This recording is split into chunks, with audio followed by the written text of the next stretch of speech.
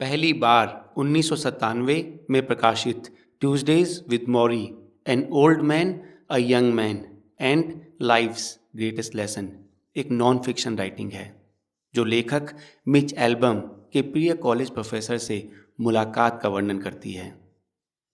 College professor जिनका नाम मॉरी swords है, वो लो गेहिंग की बीमारी से मरने ही वाले हैं और ये किताब उन सारे सबक के बारे में बात करती है जो प्रोफेसर मोरी मरते मरते अपने स्टूडेंट को देते हैं।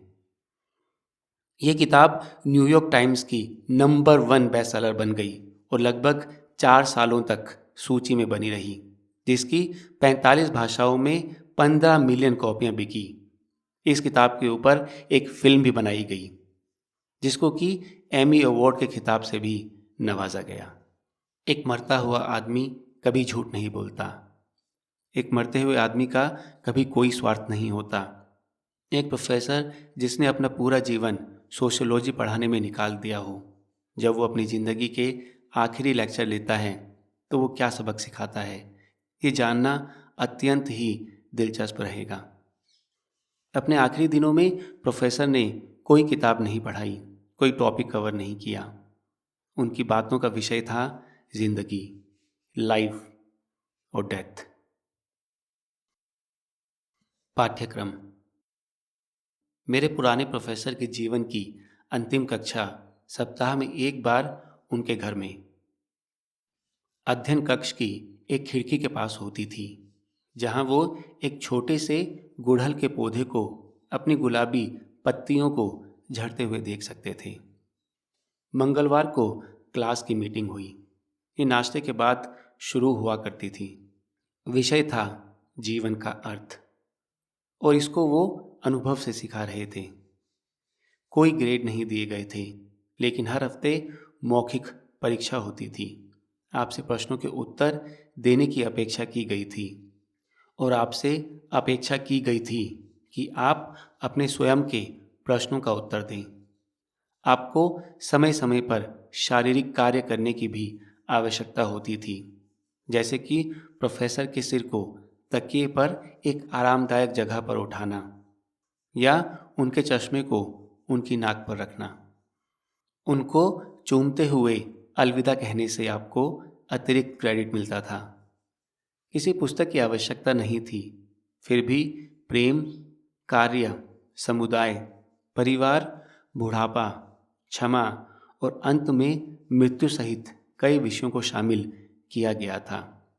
पिछला व्याख्यान संक्षिप्त था, केवल कुछ ही शब्द। ग्रेजुएशन के बदले में अंतिम संस्कार किया गया। हालांकि कोई अंतिम परीक्षा नहीं दी गई थी।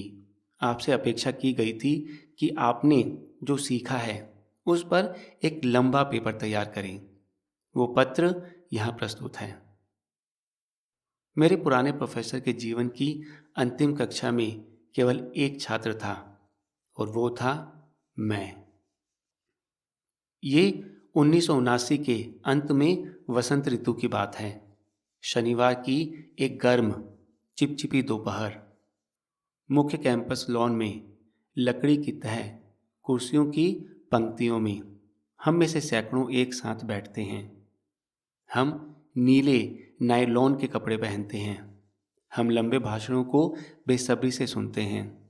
जब समारोह समाप्त हो जाता है तो हम अपनी टोपी हवा में फेंक देते हैं और हम आधिकारिक तौर पर मैसाचुसेट्स के वॉल्थम शहर में ब्रैंडिस यूनिवर्सिटी के वरिष्ठ वर्ग कॉलेज से ग्रेजुएट हो जाते हैं।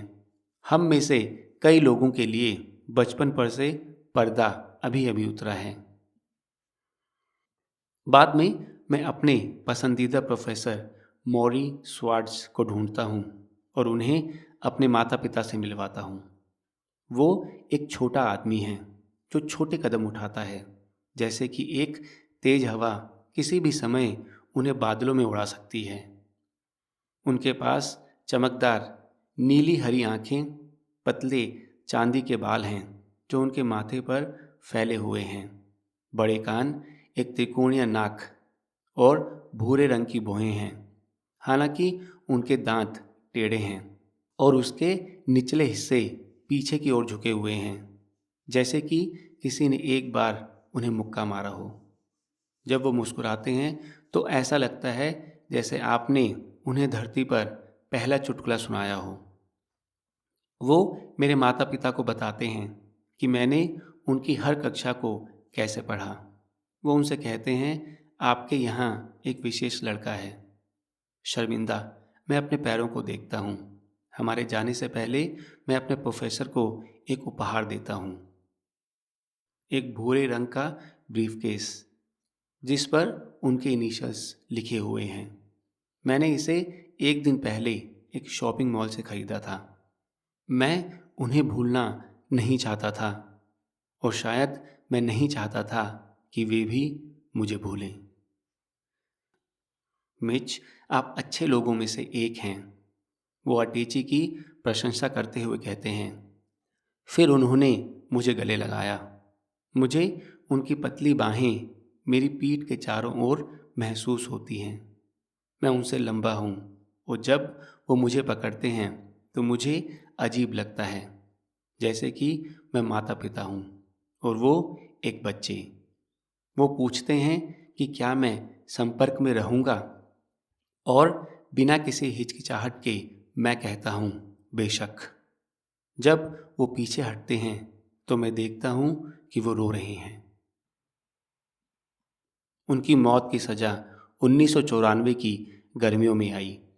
पीछे मुड़कर देखने पर मौरी को पता था कि इससे बहुत पहले कुछ बुरा होने वाला था। उन्हें उस दिन पता चला जब उन्होंने नाचना छोड़ दिया। वो हमेशा से एक डांसर रहे हैं, मेरे पुराने प्रोफेसर। संगीत कोई मायने नहीं रखता था। Rock and roll, big band, blues, वो उन सब से प्यार करते थे। वो अपनी आंखें बंद कर लेते और एक आनंददायक मुस्कान के साथ अपनी लय की ओर बढ़ने लगते। ये हमेशा सुंदर नहीं होता था, लेकिन फिर उनको साथी की चिंता नहीं थी। मौरी अकेले ही डांस करते थे। वो हार्वर्ड स्क्वायर में एक चर्च में हर बुधवार की रात को डांस फ्री नाम के कुछ प्रोग्राम के लिए जाते थे। उनके पास चमकती रोशनी और तेज स्पीकर थे और मौरी ज़्यादातर छात्र भीड़ के बीच में घुस जाते थे, एक सफ़ेद टी शर्ट और काले स्वेट पैंट और गले में एक तौलिया पहने हुए, और जो भी संगीत बज रहा हो वो उसी पर डांस करने में मग्न हो जाते थे। वो ज़बरदस्त डांस करने लगे। वो मुड़ने लगे, मरोड़ने लगे और एक कंडक्टर की तरह अपने बाहों को लहराने लगे, जब तक कि उनकी पीठ के बीच से पसीना नहीं टपकने लगा। वहाँ कोई नहीं जानता था कि वो एक सोशियोलॉजी के प्रमुख प्रोफेसर थे, जिनके पास कॉलेज के प्रोफेसर के रूप में सालों का अनुभव था और कई प्रतिष्ठित पुस्तकें लिख चुके थे। उन्हें लगा कि ये कोई सनकी छोटा बूढ़ा है। एक बार वो एक टैंगो टेप लाए और उन्हें स्पीकर के ऊपर से चलाने के लिए कहा। फिर उन्होंने फर्श पर कब्जा कर लिया, कुछ गर्म लैटिन प्रेमी की तरह आगे और पीछे शूटिंग की। जब वो समाप्त हुआ तो सभी ने तालियां बजाई। वो उस पल में हमेशा के लिए रह सकते थे। लेकिन फिर नाच बंद हो गया। उन्हें अपने 60 के दशक में अस्थमा हो गया। उनकी सांसें फूलने लगी। एक दिन वो चार्ल्स नदी के किनारे टहल रहे थे और एक ठंडी हवा के झोंके ने उन्हें घुटन में छोड़ दिया। उन्हें तुरंत अस्पताल ले जाया गया और एड्रेनालिन का इंजेक्शन लगाया गया। कुछ सालों के बाद उन्हें चलने में दिक्कत होने लगी। एक दोस्त के जन्मदिन की पार्टी में वो अकथनीय रूप से लड़खड़ा कर गिर गए। एक और रात वो गिर गए, एक थिएटर की सीढ़ियों से चलते हुए, लोगों की एक छोटी सी भीड़ को चौंकाते हुए। उन्हें हवा दो, कोई चिल्लाया। एक बिंदु तक वो अपने 70 के दशक में थे, इसलिए उन्होंने वृद्धावस्था को फुसफुसाया और उन्हें अपने पैरों पर खड़ा करने में मदद की। लेकिन मौरी, जो हमेशा हम में से बाकी लोगों की तुलना में अपने अंदर से अधिक संपर्क में थे, जानते थे कि कुछ और गलत था। ये बुढ़ापे से कुछ अलग था। वो हर समय थके हुए रहते थे। उन्हें सोने में परेशानी होती थी। उन्होंने सपने में देखा कि वो मरने वाले हैं। उन्होंने डॉक्टरों को दिखाना शुरू किया। उनमें से बहुत से डॉक्टर्स ने उनके खून की जांच की। उन्होंने उनके पेशाब की भी जांच की। उन्होंने उनके पिछले सिरे पर एक स्कोप रखा और उनकी आंतों के अंदर देखा। अंत में जब कुछ नहीं मिला तो एक डॉक्टर ने मौरी के काफ से एक छोटा सा टुकड़ा निकालकर मांसपेशी बायोप्सी का आदेश दिया। प्रयोगशाला की रिपोर्ट एक न्यूरोलॉजिकल समस्या का सुझाव देते हुए वापस आई और मौरी को परीक्षणों की एक और श्रृंखला के लिए लाया गया। उन परीक्षणों में से एक में वो एक विशेष सीट पर बैठे थे, क्योंकि उन्होंने उन्हें विद्युत प्रवाह, एक प्रकार की बिजली की कुर्सी से झटका दिया था और उनकी तंत्रिका संबंधी प्रतिक्रियाओं का अध्ययन किया था। डॉक्टरों ने उनके परिणामों को देखते हुए कहा, हमें इन्हें और जांचने की जरूरत है। क्यों? मौरी ने पूछा। ऐसा क्यों है? हमें यकीन नहीं है। आपका समय धीमा है, उसका समय धीमा था। इसका क्या मतलब था? अंत में अगस्त 1994 में एक गर्म, उमस भरे दिन मौरी और उनकी पत्नी चार्लेट न्यूरोलॉजिकल के कार्यालय गए और उन्होंने खबर देने से पहले उन्हें बैठने के लिए कहा। मौरी को एम्योट्रोफिक लेटरल स्क्लेरोसिस ALS, लू ग्रेहिंग की बीमारी थी, जो न्यूरोलॉजिकल सिस्टम की एक क्रूर अक्षम्य बीमारी थी। ये लाइलाज बीमारी थी। ये मुझे कैसे हुई? मौरी ने पूछा। कोई नहीं जानता। ये एक टर्मिनल बीमारी है। तो क्या मैं मरने जा रहा हूँ? हाँ, डॉक्टर ने कहा। I am sorry. वो मौरी और शार्लेट के साथ करीब 2 घंटे तक बैठे रहे, धैर्यपूर्वक उनके सवालों का जवाब दिया। जब वो चले गए तो डॉक्टर ने उन्हें ALS के बारे में कुछ जानकारी दी। छोटे पैम्फलेट, जैसे कि वे कोई बैंक खाता खोल रहे हों। बाहर धूप खिली हुई थी और लोग अपने अपने काम पर जा रहे थे। एक महिला पार्किंग मीटर में पैसे डालने के लिए दौड़ी। दूसरे ने किराने का सामान ले लिया। शार्लेट के दिमाग में लाखों विचार चल रहे थे। हमारे पास कितना समय बचा है? हम कैसे मैनेज करेंगे? हमें बिलों का भुगतान करना है, वो कैसे होगा? इस बीच मेरे पुराने प्रोफेसर अपने आसपास के दिन की सामान्य स्थिति को देखकर दंग रह गए। क्या दुनिया रुकनी नहीं चाहिए? क्या वे नहीं जानते कि मुझे क्या हो गया है? लेकिन दुनिया नहीं रुकी। इसने बिल्कुल भी ध्यान नहीं दिया और जैसे ही मौरी ने कार के दरवाजों को कमजोर रूप से खींचा, उन्हें लगा कि जैसे वो एक छेद में गिर रहे हों। अब क्या? उन्होंने सोचा। जैसे जैसे मेरे पुराने प्रोफेसर उत्तर खोज रहे थे, बीमारी ने उन्हें दिन ब दिन, सप्ताह दर सप्ताह अपने कब्जे में ले लिया। उन्होंने एक सुबह कार को गैराज से बाहर निकाला और मुश्किल से ब्रेक लगा सके। वो उनकी ड्राइविंग का अंत था। वो लड़खड़ा रहे थे, इसलिए उनको एक छड़ी खरीदनी पड़ी। ये उनके चलने का अंत था। वो YMCA में अपने नियमित तैरने के लिए गए, लेकिन उन्होंने पाया कि अब वे अपने कपड़े नहीं उतार सकते। इसलिए उन्होंने अपना पहला होम केयर वर्कर टोनी नाम का एक धर्मशास्त्र का छात्र नियुक्त किया, जिसने पूल के अंदर और बाहर उनकी मदद की और उनके स्विमिंग सूट के अंदर और बाहर लॉकर रूम में और तैराकों ने घूरने का नाटक किया। वे किसी तरह देखते रह गए। वो उनकी निजता का अंत था। 1994 के पतन में मौरी अपने अंतिम कॉलेज पाठ्यक्रम को पढ़ाने के लिए पहाड़ी ब्रैंडिस परिसर में आए। बेशक वो इसे छोड़ सकते थे। विश्वविद्यालय समझ गया होगा, इतने लोगों के सामने क्यों तड़पना, घर में रहना, अपने मामलों को व्यवस्थित करें। लेकिन मौरी के मन में छोड़ने का विचार नहीं आया। इसके बजाय वो 30 साल से अधिक समय तक अपने घर की कक्षा में घूमते रहे। डंडे की वजह से उन्हें कुर्सी तक पहुंचने में थोड़ी देर हो गई। अंत में वो बैठ गए। उन्होंने अपना चश्मा अपनी नाक से हटा दिया और उन युवा चेहरों की ओर देखा जो चुपचाप पीछे मुड़कर देख रहे थे। मेरे दोस्तों, मुझे लगता है कि आप सभी यहाँ सामाजिक मनोविज्ञान वर्ग के लिए हैं।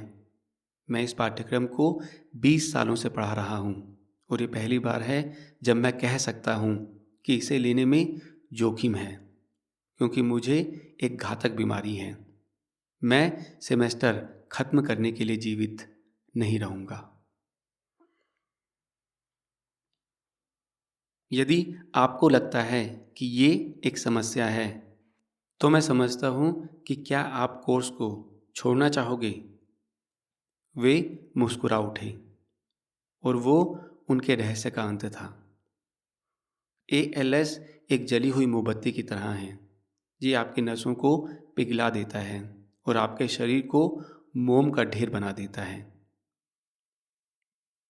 अक्सर ये पैरों से शुरू होता है और ऊपर की ओर बढ़ता है।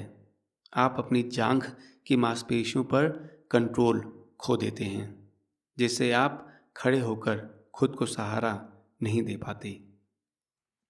आप अपनी ट्रंक मसल्स पर कंट्रोल खो देते हैं, जिससे आप सीधे नहीं बैठ सकते।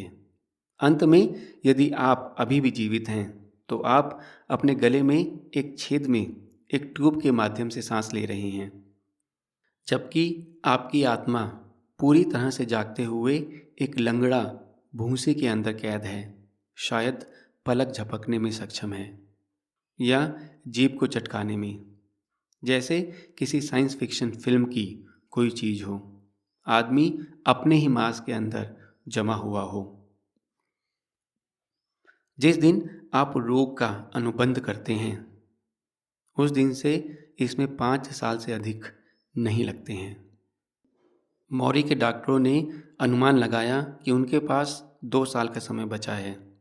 मौरी जानता था कि ये बहुत कम था, लेकिन मेरे पुराने प्रोफेसर ने एक गहरा निर्णय लिया था। एक का निर्माण उन्होंने उस दिन करना शुरू किया जब वे डॉक्टर के ऑफिस से बाहर आए और उनके सिर पर तलवार लटकी हुई थी। क्या मैं मुरझाकर मिट जाऊंगा या क्या मैं अपने बचे हुए समय का सर्वोत्तम उपयोग करूंगा? उन्होंने खुद से पूछा। वो नहीं मुरझाएंगे। उन्हें मरने में शर्म नहीं आएगी। इसके बजाय वो मृत्यु को अपनी अंतिम परियोजना, अपने दिनों का केंद्र बिंदु बना लेंगे। चूंकि हर कोई मरने वाला था, वो बहुत मूल्यवान हो सकता है ना? वो शोध कर सकता है, एक मानव पाठ्यपुस्तक। मेरे धीमे और धैर्यवान निधन में मेरा अध्ययन करें। देखो मेरे साथ क्या होता है। मेरे साथ सीखो। मौरी जीवन और मृत्यु के बीच के उस अंतिम पुल पर चलेंगे और यात्रा का वर्णन करेंगे। गोलियां बढ़ गई। थेरेपी एक नियमित दिनचर्या बन गई। मौरी की मुरझाई टांगों के साथ काम करने, मांसपेशियों को सक्रिय रखने, उन्हें आगे पीछे झुकाने, जैसे कुएं से पानी निकाल रहे हों, के लिए नर्सें उनके घर आती थी। मालिश विशेषज्ञ सप्ताह में एक बार उनके पास लगातार भारी जकड़न को शांत करने की कोशिश करते थे। उन्होंने ध्यान शिक्षकों से मुलाकात की और अपनी आंखें बंद कर ली और अपने विचारों को तब तक संकुचित कर दिया जब तक कि उनकी दुनिया अंदर और बाहर अंदर और बाहर एक सांस तक सिमट नहीं गई। एक दिन अपनी छड़ी का उपयोग करते हुए वो फुटपाथ पर चढ़ गए और सड़क पर गिर गए। एक वॉकर के लिए छड़ी का आदान प्रदान किया गया था। जैसे जैसे उनका शरीर कमज़ोर होता गया, बाथरूम में आगे पीछे करना बहुत थका देने वाला हो गया। इसलिए मौरी ने एक बड़े बीकर में पेशाब करना शुरू किया। ऐसा करने पर उन्हें खुद का समर्थन करना पड़ा। मतलब मौरी के भरते समय किसी को बीकर पकड़ना था। हम में से अधिकांश इस सबसे शर्मिंदा होंगे, खासकर मौरी की उम्र में। लेकिन मौरी हम में से अधिकांश लोगों की तरह नहीं थे। जब उनके कुछ करीबी सहयोगी आते थे तो वे उनसे कहते थे, सुनो, मुझे पेशाब करना है, क्या आप मदद करना चाहेंगे? क्या आपको वो ठीक लगता है? वास्तव में उन्होंने विजिटर्स की बढ़ती धारा का मनोरंजन किया। उनके पास मरने के बारे में चर्चा समूह थे। इसका वास्तव में क्या मतलब था? कैसे समाज हमेशा इसे समझने से डरते थे? उन्होंने अपने दोस्तों से कहा कि अगर वे वास्तव में उनकी मदद करना चाहते हैं तो वे उनके साथ सहानुभूति के साथ नहीं, बल्कि मुलाकातों, फ़ोन कॉल्स, अपनी समस्याओं को साझा करने के साथ व्यवहार करेंगे, जिस तरह से उन्होंने हमेशा अपनी समस्याओं को शेयर किया था। क्योंकि मौरी हमेशा से एक अद्भुत श्रोता थे। उनके साथ जो कुछ भी हो रहा था उसके लिए उनकी आवाज़ मजबूत और आमंत्रित करने वाली थी और उनका मन 1,00,000 विचारों से स्पंदित हो रहा था। वो ये साबित करने पर आमादा थे कि मरना शब्द बेकार का पर्यायवाची नहीं है। नया साल आया और चला गया, हालांकि उन्होंने इसे कभी किसी से नहीं कहा। मौरी जानते थे कि ये उनके जीवन का अंतिम वर्ष होगा। वो अब व्हीलचेयर का उपयोग कर रहे थे और वो उन सभी लोगों से कहने के लिए समय से लड़ रहे थे जो उन सभी लोगों से कहना चाहते थे जिन्हें वो प्यार करते थे। जब ब्रैंडिस के एक सहयोगी की अचानक दिल का दौरा पड़ने से मृत्यु हो गई तो मौरी उनके अंतिम संस्कार में गए। वो उदास होकर घर आए। क्या बर्बादी, उन्होंने कहा। वे सभी लोग, वे सभी अद्भुत बातें कर रहे हैं और मरने वाले ईरव को कभी भी इसमें से कुछ भी सुनने को नहीं मिला। मौरी के पास एक बेहतर विचार था। उन्होंने कुछ कॉल्स किए। उन्होंने एक तारीख चुनी और रविवार की एक ठंडी दोपहर में उन्होंने अपने घर में एक छोटी सी मीटिंग रखी जिसका नाम था जीवित अंत्येष्टि। उनमें से प्रत्येक ने मेरे पुराने प्रोफेसर से बात की और उन्हें श्रद्धांजलि दी। कुछ रोए, कुछ हंसे। एक महिला ने एक कविता पढ़ी। मेरे प्यारे और प्यारे चचेरे भाई, आपका अजेय दिल, जैसे जैसे आप समय के साथ आगे बढ़ते हैं, परत दर परत कोमल सी कोइयाँ। मौरी उनके साथ रोया और हंसा। और वे सभी हार्दिक बातें जो हम उनसे कभी नहीं कह पाते, जिनसे हम प्यार करते हैं, मौरी ने उस दिन कहा था। उनका जीवित अंतिम संस्कार एक शानदार सफलता थी, जबकि मौरी अभी मरा नहीं था। वास्तव में उनके जीवन का सबसे असामान्य हिस्सा सामने आने वाला था। छात्र, इस बिंदु पर मुझे ये बताना चाहिए कि उस गर्मी के दिन के बाद से मेरे साथ क्या हुआ था।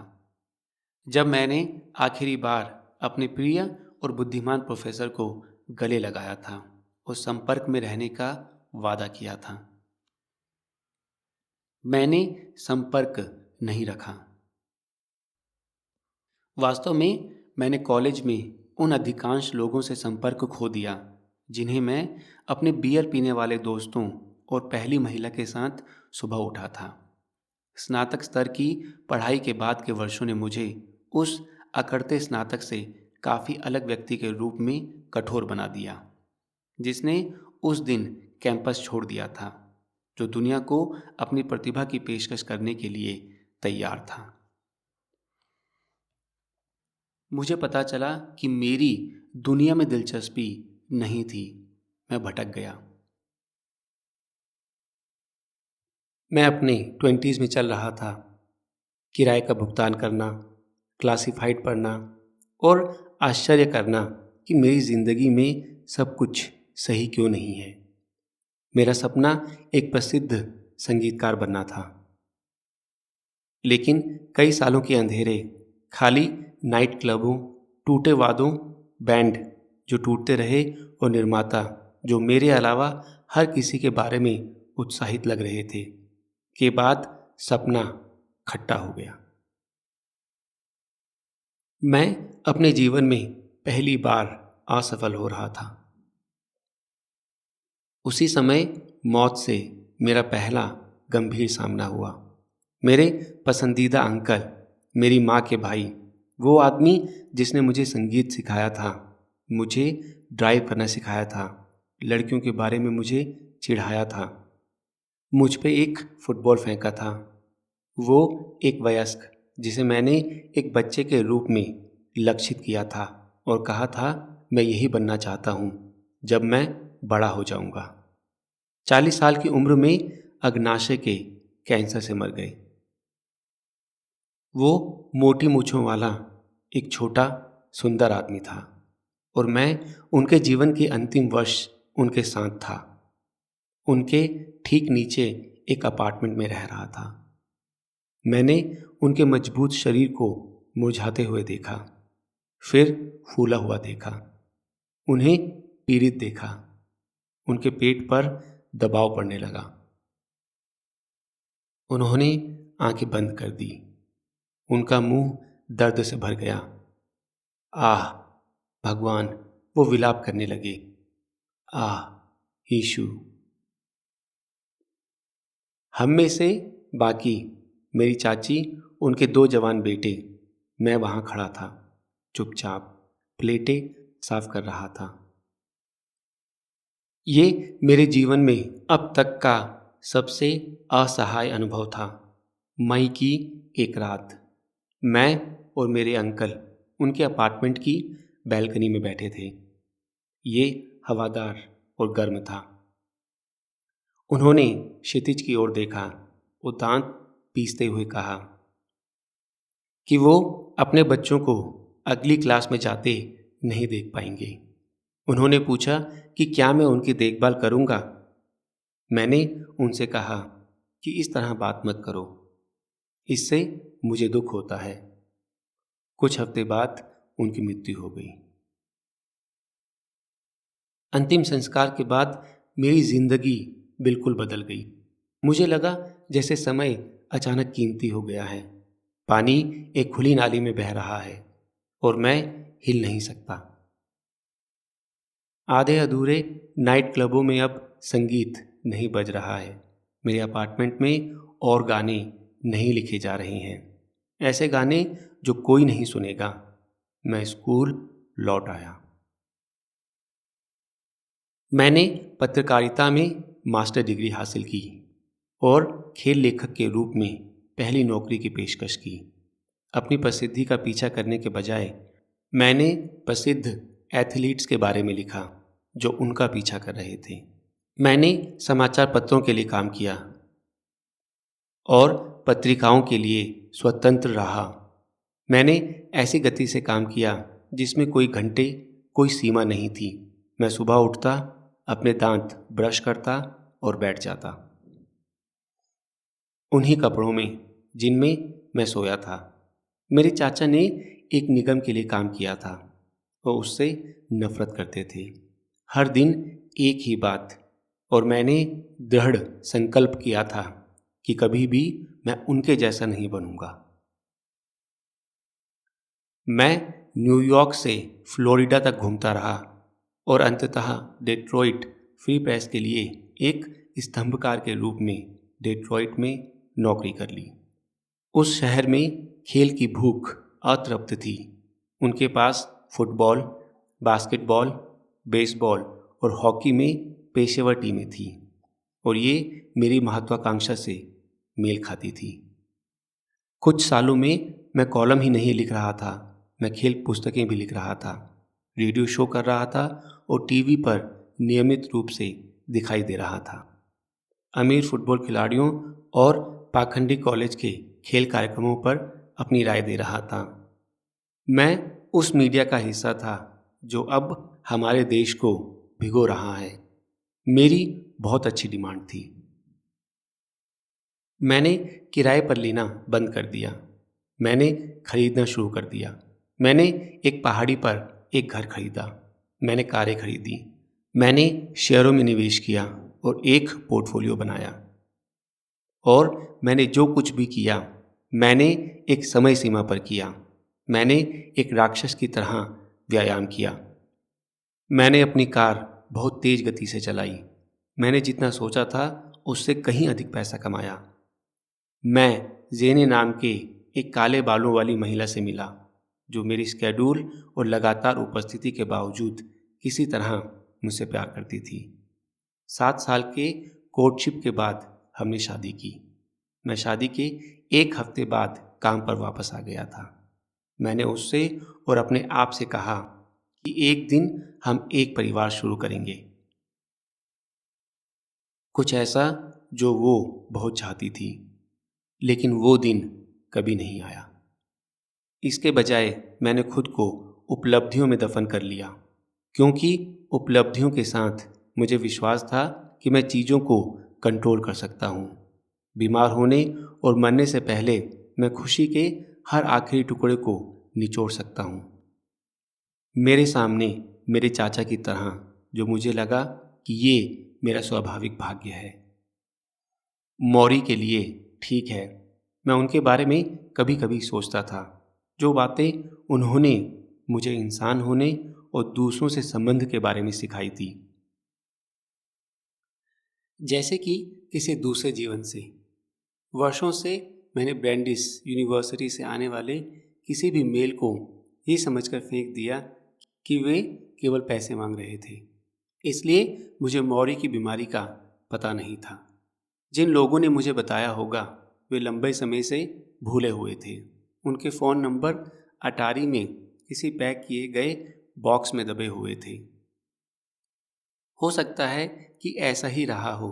अगर मैं देर रात टीवी चैनलों के माध्यम से नहीं देख रहा था तो मेरे कान में कुछ आया। Audio visual. 1995 के मार्च में एबीसी टीवी के नाइट लाइन के मेजबान टेड कोपल को ले जाने वाली एक लिमोजीन वेस्ट न्यूटन, मैसाचुसेट्स में मौरी के घर के बाहर बर्फ से ढके अंकुश तक खींची गई। मौरी अब पूरे समय व्हीलचेयर पर था। उन्हें कुर्सी से बिस्तर और बिस्तर से कुर्सी तक एक भारी बोरे की तरह उठाने में मदद करने की आदत हो गई थी।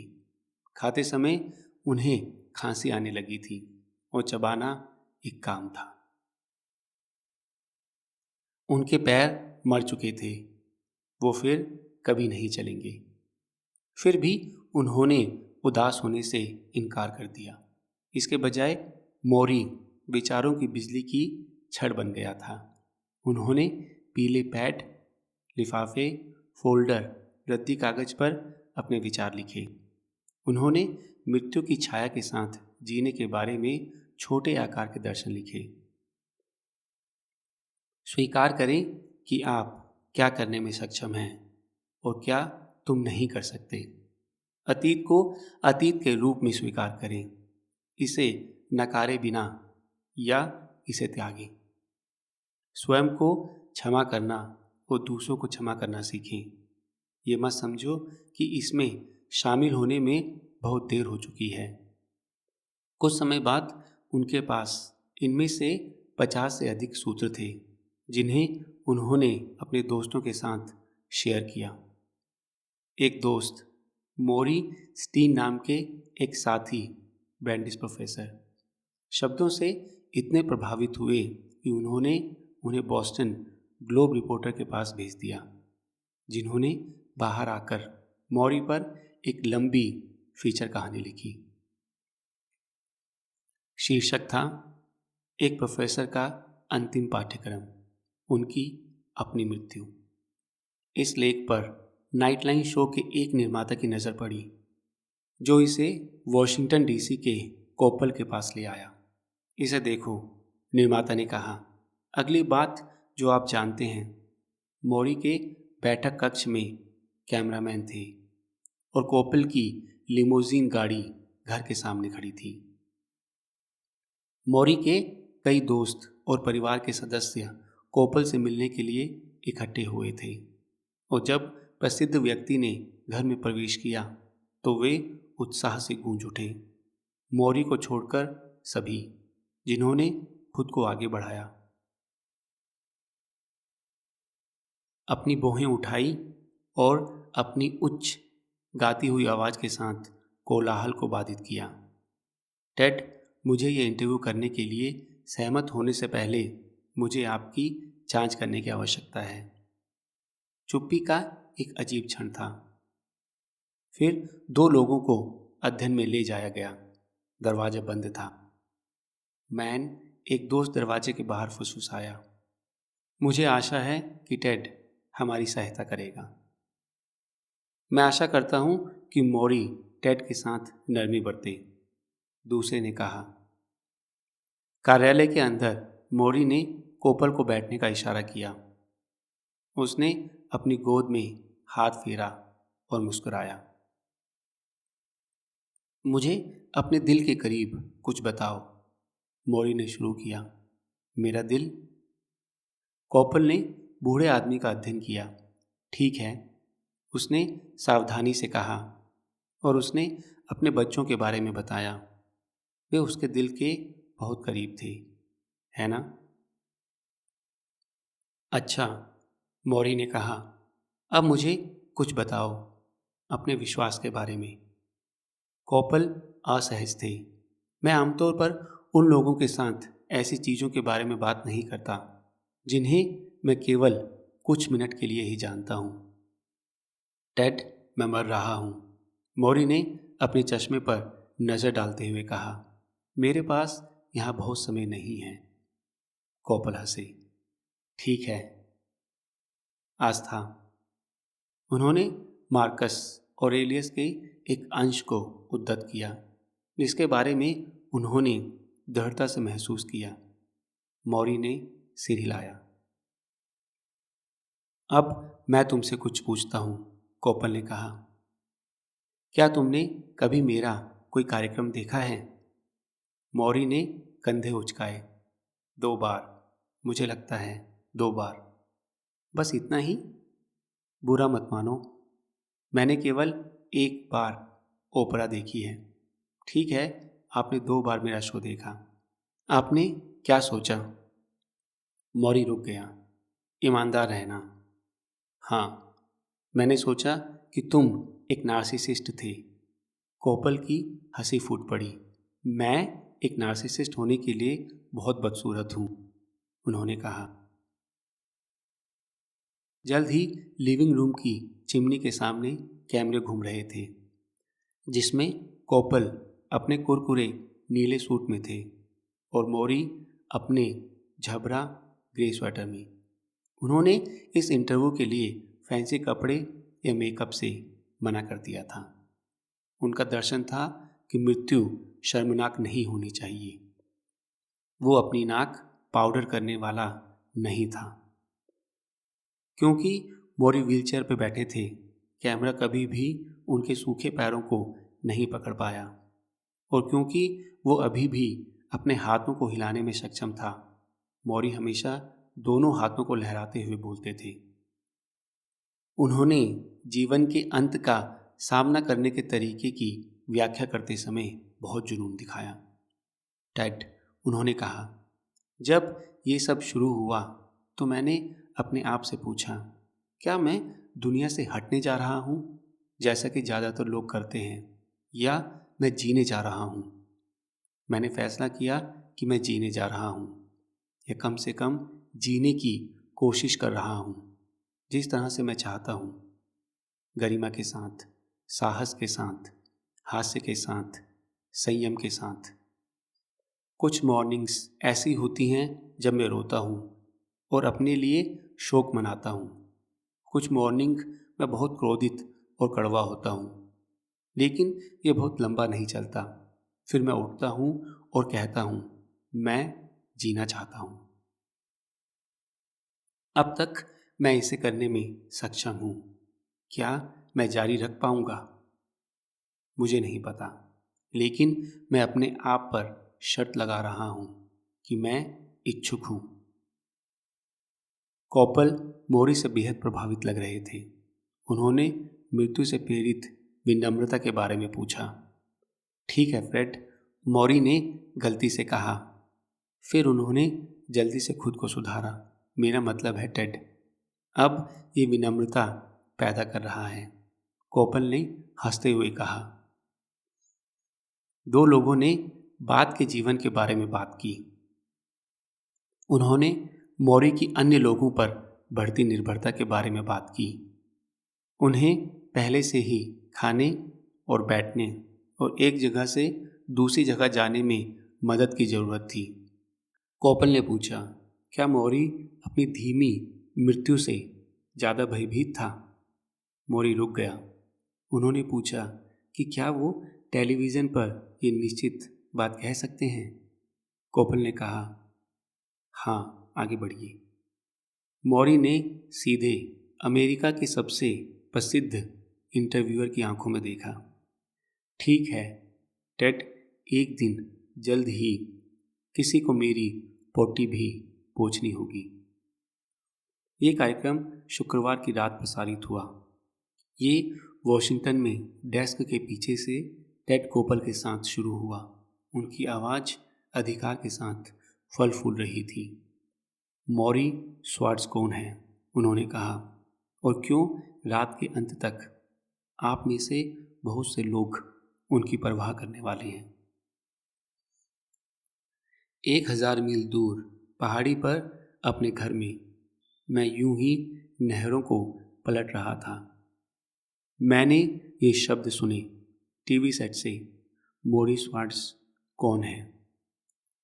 1976 के वसंत में ये हमारी एक साथ पहली कक्षा है। मैं मोरी के बड़े ऑफिस में प्रवेश करता हूँ और देखता हूँ कि दीवार शेल्फ के बाहर शेल्फ पर अनगिनत किताबें दिखाई देती हैं। समाजशास्त्र, दर्शन, धर्म, मनोविज्ञान पर पुस्तकें।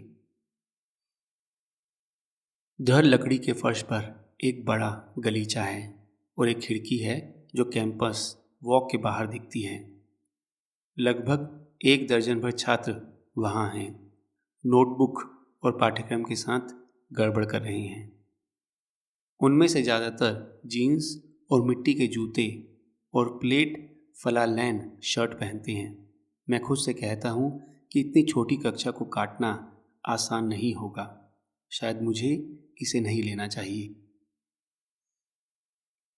मिशेल, मोरी कहते हैं, उपस्थिति सूची से पढ़ना। मैं हाथ उठाता हूँ। क्या आप मिच पसंद करते हैं या मिशेल बेहतर है? मुझसे कभी किसी शिक्षक ने ये नहीं पूछा। मैं इस लड़के को उसके पीले टर्टलनेक और हरे रंग की कॉर्डरॉय पैंट में दोहरा लेता हूँ। उसके माथे पर चांदी के बाल गिरते हैं। वो मुस्कुरा रहा है। मिच, मैं कहता हूँ। मिच वही है जो मेरे दोस्त मुझे बुलाते थे। ठीक है मिच, ये तब है, मोरी कहते हैं, जैसे कि एक सौदा बंद हो रहा है। और मिच, हाँ, मुझे उम्मीद है कि एक दिन तुम मुझे अपना दोस्त समझोगे। अभिविन्यास। जैसे ही मैंने बोस्टन के एक शांत उपनगर वेस्ट न्यूटन में मोरी की सड़क पर किराए की कार चालू की। मेरे एक हाथ में एक कप कॉफ़ी थी और मेरे कान और कंधे के बीच एक सेलुलर फ़ोन था। मैं एक टीवी प्रोड्यूसर से एक काम के बारे में बात कर रहा था जो हम कर रहे थे। मेरी नज़र डिजिटल घड़ी से उछल कर चली गई। मेरी वापसी की उड़ान कुछ ही घंटों में थी। पेड़ पंक्तिबद्ध उपनगरीय सड़क पर मेलबॉक्स नंबरों पर। कार रेडियो चालू था। All news station. इस तरह मैंने काम किया। एक साथ 5 चीज़ें। टेप वापस ले लूँ, मैंने निर्माता से कहा। मुझे वो हिस्सा फिर से सुनने दो। ठीक है, उन्होंने कहा। ये 1 सेकंड लेने वाला है। अचानक मैं घर पर था। मैंने अपनी गोद में कॉफ़ी बिखेरते हुए ब्रेक लगाया। जैसे ही कार रुकी, मैंने एक बड़े जापानी मेपल के पेड़ और ड्राइववे में उसके पास बैठे 3 आकृतियों की एक झलक देखी। एक युवक और एक अधेड़ महिला एक छोटे बूढ़े आदमी को एक छोटे से बूढ़े आदमी के साथ ले जा रही थी। व्हीलचेयर। मौरी। अपने पुराने प्रोफेसर को देखते ही मैं जम गया। नमस्ते, निर्माता ने मेरे कान में कहा। क्या मैंने तुम्हें खो दिया? मैंने उन्हें 16 साल से नहीं देखा था। उनके बाल पतले लगभग सफ़ेद थे और उनका चेहरा दुबला पतला था। मैं अचानक इस पुनर्मिलन के लिए तैयार नहीं महसूस कर रहा था। एक बात के लिए मैं फ़ोन पर अटका हुआ था और मुझे आशा थी कि उसने मेरे आगमन पर ध्यान नहीं दिया था, ताकि मैं ब्लॉक के चारों ओर कुछ और बार ड्राइव कर सकूं, अपने व्यवसाय समाप्त कर सकूं, मानसिक रूप से ठीक हो जाऊं और तैयार हो जाऊं। लेकिन मौरी, उस आदमी का ये नया मुरझाया हुआ संस्करण जिसे मैं कभी इतनी अच्छी तरह से जानता था, कार को देखकर मुस्कुरा रहा था। उसकी गोद में हाथ जोड़े हुए मेरे उभरने की प्रतीक्षा कर रहा था। अरे, निर्माता ने फिर कहा, क्या तुम वहाँ हो? जितना समय हमने एक साथ बिताया था जब मैं छोटा था, तो मौरी ने मुझे जो दया और धैर्य दिखाया था, उसके लिए मुझे फ़ोन गिरा देना चाहिए था और कार से कूदकर जाना चाहिए था, दौड़कर उन्हें पकड़ना चाहिए था और उन्हें हेलो कह के चूमना चाहिए था। इसके बजाय मैंने इंजन को बंद कर दिया और सीट से नीचे गिर गया, जैसे कि मैं कुछ ढूंढ रहा था। हाँ हाँ, मैं यहाँ हूँ, मैं फुसफुसाया और टीवी निर्माता के साथ अपनी बातचीत तब तक जारी रखी जब तक मौरी वहाँ नहीं थी। मैंने वही किया जो करने में मैं सबसे अच्छा बन गया था। मैं अपने काम में लग गया। तब भी जब मेरे मरने वाले प्रोफेसर अपने सामने के लॉन में इंतजार कर रहे थे। मुझे इस पर गर्व नहीं है, लेकिन मैंने यही किया।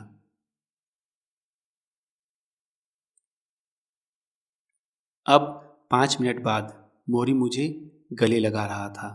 उसके पतले बाल मेरे गाल पर रगड़ रहे थे। मैंने उन्हें बताया था कि मैं अपनी चाबियां ढूंढ रहा हूँ। इसी वजह से मुझे कार में इतनी देर हो गई थी और मैंने उन्हें ज़ोर से निचोड़ा, जैसे कि मैं अपने छोटे से झूठ को कुचल सकता हूँ। हालांकि वसंत की धूप गर्म थी। उन्होंने एक विंड ब्रेकर पहन रखा था और उनके पैर एक कंबल से ढके हुए थे। उनमें से हल्की खट्टी गंध आ रही थी, जिस तरह लोग कभी कभी दवा लेते हैं। उनके चेहरे को मेरे चेहरे से सटाकर मैं अपने कान में उनकी कठिन सांसें सुन सकता था। मेरे पुराने दोस्त, वे फुसफुसाए, आखिरकार तुम वापस आ गए। उन्होंने मेरे खिलाफ पत्थरबाजी की, जाने नहीं दिया। उनके हाथ मेरी कोहनी तक पहुंच गए क्योंकि मैं उनके ऊपर झुक गया था। मैं इतने सालों के बाद इस तरह के स्नेह पर हैरान था। मैं भूल गया था कि हम कितने करीब थे। मुझे ग्रेजुएशन का दिन याद आया। अटैची, मेरे जाने पर उनके आंसू, और मैं निगल गया, क्योंकि मैं गहराई से जानता था कि मैं अब वो अच्छा उपहार देने वाला छात्र नहीं था जिसे उन्होंने याद रखा था। मुझे केवल यही उम्मीद थी कि अगले कुछ घंटों के लिए मैं उन्हें बेवकूफ़ बना सकता हूँ। घर के अंदर हम एक अखरोट खाने की मेज पर बैठे, एक खिड़की के पास जो पड़ोसी के घर को देखती थी। मौरी आराम से बैठने की कोशिश करते हुए अपनी व्हीलचेयर से उलझने लगे। जैसा कि उनका रिवाज था, वो मुझे खाना खिलाना चाहते थे और मैंने कहा, ठीक है। सहायकों में से एक, कोनी नाम की एक मोटी इतावली महिला, रोटी और टमाटर काटती है और चिकन सलाद, हम्मस और टैबोली के कंटेनर लाती है। वो कुछ गोलियां भी लाई थी। मौरी ने उन्हें देखा और आह भरी। जितना मैंने उन्हें याद किया था उससे कहीं अधिक उनकी आंखें धसी हुई थी और उनके चेकबोन्स अधिक स्पष्ट थे। इसने उन्हें एक कठोर पुराना रूप दिया, जब तक कि वो निश्चित रूप से मुस्कुराए नहीं और झुके हुए गाल पर्दे की तरह इकट्ठे हो गए। मिच, उन्होंने धीरे से कहा, तुम्हें पता है कि मैं मर रहा हूं। मैं जानता था। ठीक है। मौरी ने गोलियां निगल ली, कागज के कप को नीचे रख दिया, गहरी सांस ली, फिर उसे बाहर निकाल दिया। क्या मैं आपको बताऊं कि ये कैसा है? ये किस तरह का है? दम टूटना। हाँ, उन्होंने कहा। हालांकि मैं इससे अनजान था। हमारी अंतिम क्लास अभी शुरू ही हुई थी। ये मेरा फ्रेशमैन ईयर है। मौरी ज़्यादातर शिक्षकों से बड़े हैं और मैं ज़्यादातर विद्यार्थियों से छोटा हूँ, क्योंकि मैंने 1 साल पहले ही हाई स्कूल छोड़ दिया था। कैंपस में अपनी जवानी की भरपाई करने के लिए मैं एक स्थानीय जिम में पुराने ग्रे स्वेट शर्ट और बॉक्स पहनता हूँ और अपने मुंह में एक बिना सिगरेट के सिगरेट लेकर घूमता हूँ, भले ही मैं धूम्रपान नहीं करता। मैं एक बीटअप मरकरी कॉगर ड्राइव करता हूँ, जिसमें खिड़कियाँ नीचे और संगीत ऊपर होता है। मैं कठोरता में अपनी पहचान चाहता हूँ, लेकिन ये मौरी की कोमलता है जो मुझे खींचती है, और क्योंकि वो मुझे एक ऐसे बच्चे के रूप में नहीं देखते जो मुझसे कुछ अधिक होने की कोशिश कर रहा है, मैं आराम करता हूँ। मैं उनके साथ पहला कोर्स पूरा करता हूँ और दूसरे के लिए नामांकन करता हूँ। वो एक आसान मार्कर है। वो ग्रेड की ज़्यादा परवाह नहीं करते। मैं मौरी को कोच कहना शुरू करता हूँ, जिस तरह से मैं अपने हाई स्कूल ट्रैक कोच को संबोधित करता था। मौरी को उपनाम पसंद है। कोच, वे कहते हैं, ठीक है, मैं तुम्हारा कोच बनूंगा और तुम मेरे खिलाड़ी हो सकते हो। कभी कभी हम कैफेटेरिया में एक साथ खाना खाते हैं। वो चबाने के बजाय बात करता है, खुले मुंह से हंसता है, एक मुंह भर अंडे के सलाद के माध्यम से एक भावुक विचार देता है। उसके दांतों से छोटे पीले टुकड़े निकलते हैं। ये मुझे तोड़ देता है। पूरे समय मैं उसे जानता हूँ। मेरी 2 ज़बरदस्त इच्छाएं हैं, उसे गले लगाना और उसे एक रुमाल देना। क्लास। भोजन कक्ष की खिड़की से सूरज की किरणें अंदर आती हैं, दृढ़ लकड़ी के फर्श को रोशन करती हैं। हम वहाँ करीब 2 घंटे से बात कर रहे थे। फ़ोन फिर से बज उठा और मौरी ने अपने सहायक कोनी से इसे लाने के लिए कहा। वो मौरी की छोटी काली अपॉइंटमेंट बुक में कॉल करने वालों के नाम लिख रही थी। कोई है जो एक पत्रिका के लिए उसकी तस्वीर लगाना चाहता था। ये स्पष्ट था कि मैं अपने पुराने प्रोफेसर से मिलने में दिलचस्पी रखने वाला अकेला नहीं था। नाइट लाइन की उपस्थिति ने उन्हें कुछ सेलिब्रिटी बना दिया था, लेकिन मैं उन सभी दोस्तों से प्रभावित था, शायद थोड़ा ईर्ष्या भी, जो मौरी को लगता था। मैंने उन दोस्तों के बारे में सोचा जो कॉलेज में मेरी कक्षा में चक्कर लगाते थे। वे कहाँ गए थे? आप जानते हैं मिच, अब जब मैं मर रहा हूँ, मैं लोगों के लिए और अधिक दिलचस्प हो गया हूँ। आप हमेशा से दिलचस्प थे और हो। मौरी मुस्कुराया। आप दयालु हो। नहीं, मैं नहीं हूँ, मैंने सोचा। यहाँ बात है, उन्होंने कहा। लोग मुझे एक पुल के रूप में देखते हैं। मैं पहले की तरह जीवित नहीं हूँ, लेकिन मैं अभी मरा नहीं हूँ। मैं एक तरह से बीच में हूँ। वो खांसे, फिर अपनी मुस्कान वापस पा ली। मैं यहाँ अंतिम महान यात्रा पर हूँ और लोग चाहते हैं कि मैं उन्हें बताऊँ कि क्या पैक करना है। फ़ोन फिर बज उठा।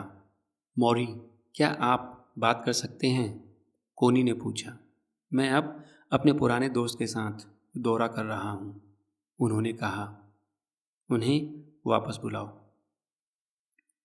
मैं आपको नहीं बता सकता कि उन्होंने मेरा इतना गर्मजोशी से स्वागत क्यों किया। मैं शायद ही वो होनहार छात्र था जो 16 साल पहले उन्हें छोड़कर चला गया था। अगर ये नाइट लाइन के लिए नहीं होता तो मौरी शायद मुझे फिर कभी देखे बिना ही मर जाते। मेरे पास इसके लिए कोई अच्छा बहाना नहीं था, सिवाय इसके कि आज हर किसी के पास ऐसा लगता है। मैं बहुत व्यस्त था। मुझे क्या हुआ है? मैंने अपने आप से पूछा। मौरी की ऊंची धुंधली आवाज़ मुझे मेरे यूनिवर्सिटी के सालों में वापस ले गई। जब मैंने सोचा था कि अमीर लोग बुरे होते हैं, एक शर्ट और टाई जेल के कपड़े होते हैं, और बिना आज़ादी के जीवन, और आपके नीचे मोटरसाइकिल, आपके चेहरे पर हवा, सड़कों पर पेरिस का, तिब्बत के पहाड़ों में बिल्कुल अच्छा जीवन नहीं था। मुझे क्या हुआ है? 80 का दशक हुआ, 90 का दशक हुआ, मृत्यु और बीमारी और मोटा होना और गंजा होना हुआ। मैंने एक बड़ी तनख्वाह के लिए बहुत सारे सपनों का व्यापार किया और मुझे कभी एहसास भी नहीं हुआ कि मैं ये क्या कर रहा था। फिर भी यहाँ मौरी हमारे कॉलेज के सालों के आश्चर्य के साथ बात कर रहे थे, जैसे कि मैं बस लंबे समय से छुट्टी पर था। क्या आपने किसी को अपने दिल की बात शेयर करने के लिए पाया है? उन्होंने पूछा। क्या आप अपने समुदाय को कुछ दे रहे हैं? क्या आप अपने आप से शांत हैं? क्या आप इंसान बनने की कोशिश कर रहे हैं जैसा आप हो सकते हैं? मैं फुसफुसाया। ये दिखाना चाहता था कि मैं इस तरह के सवालों से गहराई से जूझ रहा था। मुझे क्या हुआ है? मैंने एक बार खुद से वादा किया था कि मैं पैसे के लिए कभी काम नहीं करूँगा, कि मैं पीस कॉर्प्स में शामिल हो जाऊँगा, कि मैं सुंदर प्रेरणादायक जगहों पर रहूँगा। इसके बजाय मैं 10 साल से डेट्रॉइट में था, उसी ऑफिस पर, उसी बैंक का इस्तेमाल करते हुए, उसी नाई से मिलने। मैं 37 का था, कॉलेज की तुलना में अधिक कुशल, कंप्यूटर और मॉडेम और सेल फोन से बंधा हुआ। मैंने अमीर एथलीटों के बारे में लेख लिखे जो अधिकांश भाग के लिए मेरे जैसे लोगों की कम परवाह नहीं कर सकते थे। मैं अब अपने साथियों के लिए जवान नहीं था, ना ही मैं भूरे रंग की स्वेटशर्ट में अपने मुंह में बिना सिगरेट लिए घूमता था। मैंने जीवन के अर्थ के बारे में अंडे के सलाद सैंडविच पर लंबी चर्चा नहीं की। मेरे दिन भरे हुए थे, फिर भी मैं ज़्यादातर समय असंतुष्ट ही रहता था। मुझे क्या हुआ है? कोच, मैंने अचानक उपनाम याद करते हुए कहा। मोरी मुस्कुराए। वो मैं हूँ। मैं अभी भी आपका कोच हूँ। वो हंसे और अपना खाना फिर से शुरू कर दिया।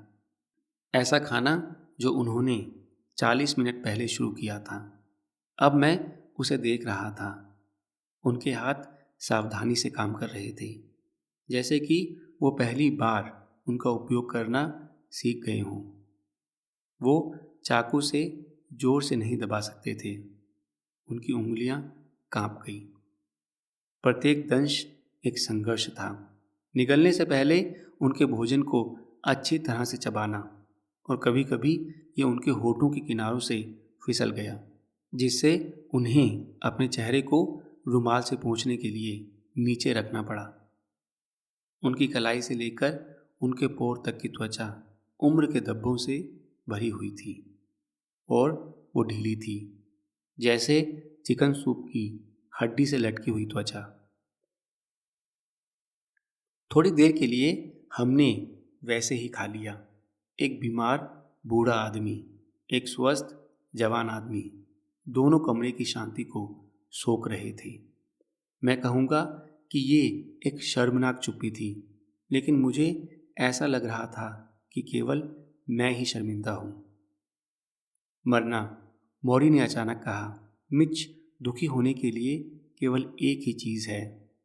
दुखी होकर जीने की बात ही कुछ और है। मुझसे मिलने आने वाले बहुत से लोग नाखुश हैं। क्यों? ठीक है, एक बात के लिए। हमारे पास जो संस्कृति है वो लोगों को अपने बारे में अच्छा महसूस नहीं कराती है। हम गलत चीज़ें सीख रहे हैं। हम गलत चीज़ें सिखा रहे हैं, और आपको ये कहने के लिए काफ़ी मजबूत होना होगा कि अगर संस्कृति काम नहीं करती है तो इसे ना खरीदें। अपनी स्वयं की संस्कृति बनाएं। ज़्यादातर लोग इसे नहीं कर सकते। वे मुझसे ज़्यादा दुखी हैं। मेरी वर्तमान स्थिति में भी मैं मर रहा हो सकता हूँ, लेकिन मैं प्यार करने वाली, देखभाल करने वाली आत्माओं से घिरा हुआ हूँ। कितने लोग ऐसा कह सकते हैं? मैं उनके आत्मदया के पूर्ण अभाव से चकित था। मोरी, जो अब ना तो नाच सकते थे, ना तैर सकते थे, ना नहा सकते थे, ना चल सकते थे। मोरी, जो अब अपने दरवाजे का जवाब नहीं दे सकते थे। नहाने के बाद खुद को सुखाना, यहाँ तक कि बिस्तर पर करवट लेना भी मुश्किल था। वो इतना स्वीकार कैसे कर सकते थे? मैंने उन्हें अपने कांटे के साथ संघर्ष करते देखा, टमाटर का एक टुकड़ा उठाते हुए। पहले 2 बार उसे याद किया, एक दयनीय दृश्य, और फिर भी मैं इनकार नहीं कर सकता था कि उनकी उपस्थिति में बैठना लगभग जादुई रूप से शांत था। वही शांत हवा जिसने मुझे फिर से शांत कर दिया। मैंने अपनी घड़ी पर एक नज़र डाली। आदत के बल देर हो रही थी, और मैंने अपना विमान आरक्षण घर बदलने के बारे में सोचा।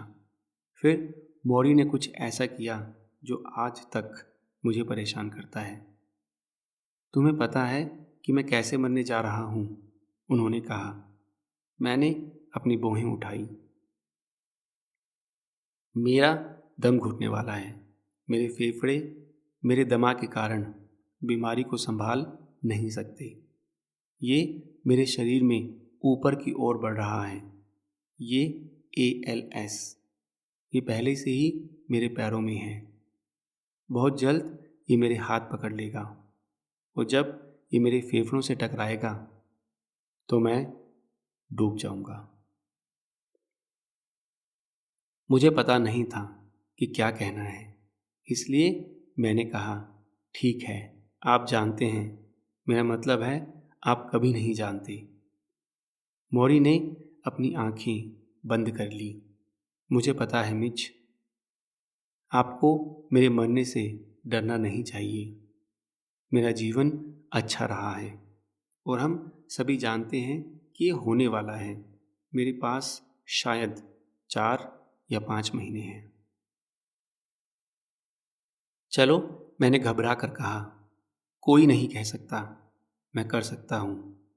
उन्होंने धीरे से कहा, थोड़ा परीक्षण भी है। एक डॉक्टर ने मुझे दिखाया। कुछ बार श्वास लें।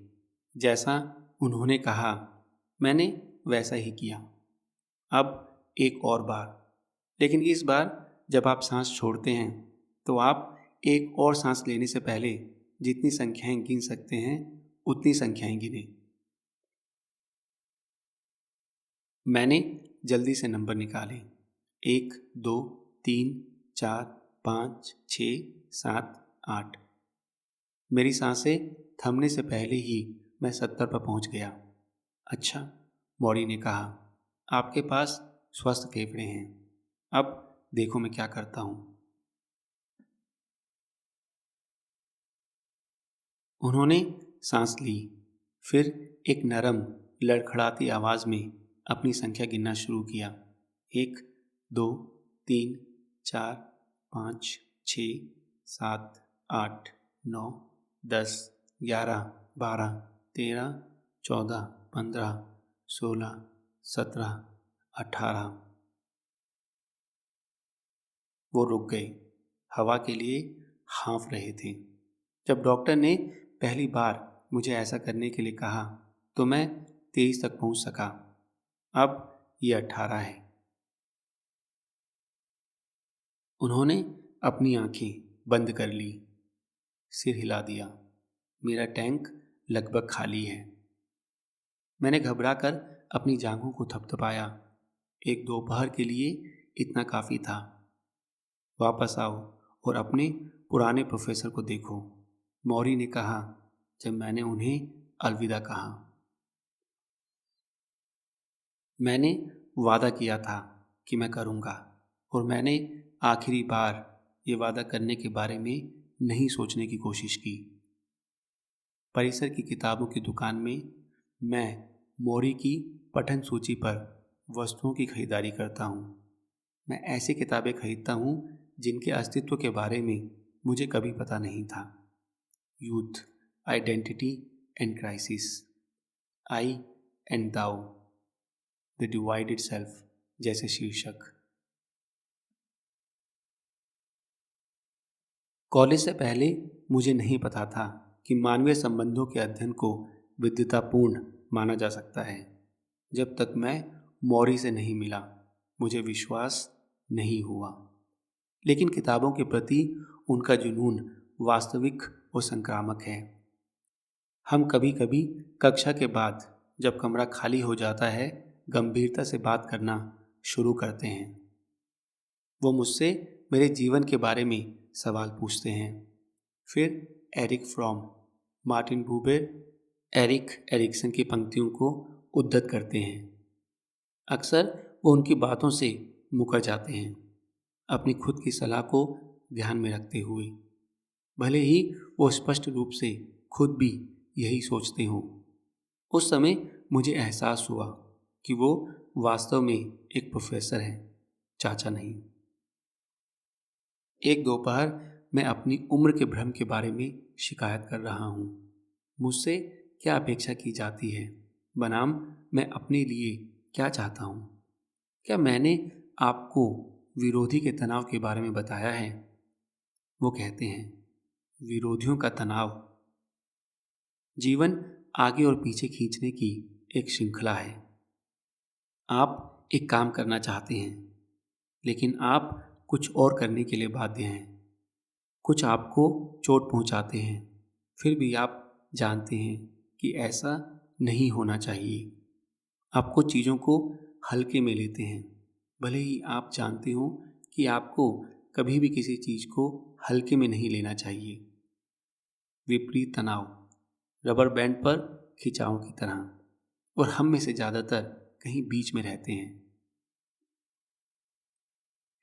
एक कुश्ती मैच की तरह लगता है।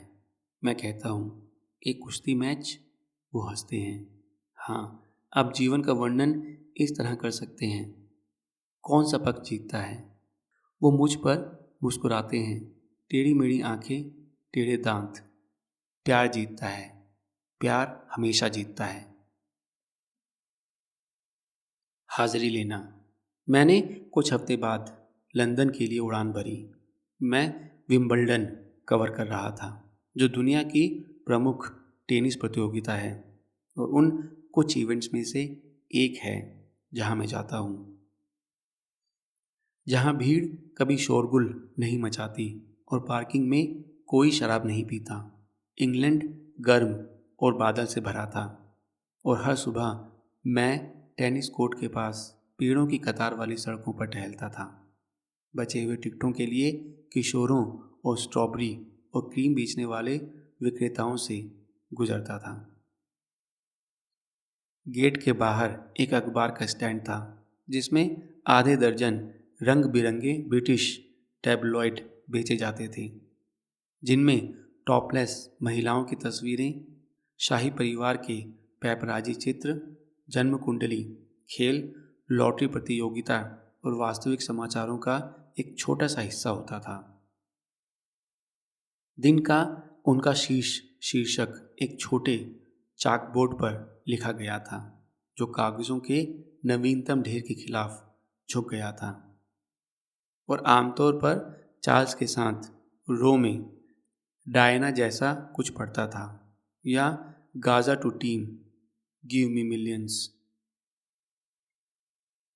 लोगों ने इन टैबलेट्स को खंगाला, उनकी गपशप की, और इंग्लैंड की पिछली यात्राओं में मैंने हमेशा ऐसा ही किया था। लेकिन अब किसी कारण से जब भी मैं कुछ मूर्खतापूर्ण या नासमझ पढ़ता हूँ, तो मैं खुद को मौरी के बारे में सोचता हुआ पाता हूँ। मैं उन्हें वहाँ चित्रित करता रहा, घर में जापानी मेपल और दृढ़ लकड़ी के फर्श के साथ, अपनी सांसें गिनते हुए, अपने प्रियजनों के साथ हर पल निचोड़ते हुए। जबकि मैंने इतने घंटे उन चीज़ों पर बिताए जो मेरे लिए व्यक्तिगत रूप से बिल्कुल भी मायने नहीं रखती थी। फिल्मी सितारे, सुपर मॉडल्स, प्रिंसेस डी या मैडोना या जॉन एफ कैनेडी जूनियर का नवीनतम शोर। एक अजीब तरीके से मैंने मौरी के समय की गुणवत्ता की कल्पना की, यहाँ तक कि मैंने इनकी घटती आपूर्ति पर भी अफसोस जताया। हम सभी विकर्षणों से परेशान क्यों हुए? घर वापस ओजे सिम्पसन का परीक्षण पूरे जोरों पर था, और ऐसे लोग थे जिन्होंने अपने पूरे दोपहर के भोजन को देखते हुए आत्मसमर्पण कर दिया, फिर बाकी को टेप कर दिया ताकि वे रात में और अधिक देख सकें। वे ओजे सिम्पसन को नहीं जानते थे, वे इस मामले में शामिल किसी को नहीं जानते थे, फिर भी उन्होंने अपने जीवन के दिनों और हफ्तों को त्याग दिया किसी और के नाटक के आदि। मुझे याद आया कि मौरी ने हमारी यात्रा के दौरान क्या कहा था। हमारी संस्कृति लोगों को अपने बारे में अच्छा महसूस नहीं कराती है, और आपको ये कहने के लिए काफ़ी मजबूत होना होगा कि अगर संस्कृति काम नहीं करती है तो इसे मत खरीदिए। मौरी इन शब्दों के अनुसार बीमार होने से बहुत पहले ही अपनी संस्कृति विकसित कर चुका था। चर्चा समूह दोस्तों के साथ चलता है, हार्वर्ड स्क्वायर चर्च में उनके संगीत पर नाचता है। उन्होंने ग्रीन हाउस नामक एक परियोजना शुरू की, जहां गरीब लोग मानसिक स्वास्थ्य सेवाएं प्राप्त कर सकते थे। उन्होंने अपनी कक्षाओं के लिए नए विचार खोजने के लिए किताबें पढ़ी, सहकर्मियों के साथ मुलाकात की, पुराने छात्रों के साथ रहे, दूर के दोस्तों को पत्र लिखे। उन्होंने खाने और प्रकृति को देखने में अधिक समय लिया, और टीवी सिटकॉम या वीक की फिल्में के सामने कोई समय बर्बाद नहीं किया। उन्होंने मानवीय गतिविधियों, वार्तालाप, बातचीत, स्नेह का एक कोकून बनाया था और इसने उनके जीवन को एक बहते हुए सूप के कटोरे की तरह भर दिया। मैंने अपनी संस्कृति भी विकसित की थी। मैंने इंग्लैंड में 4 या 5 मीटर जॉब किए, एक विदूषक की तरह उनका मजाक उड़ाया।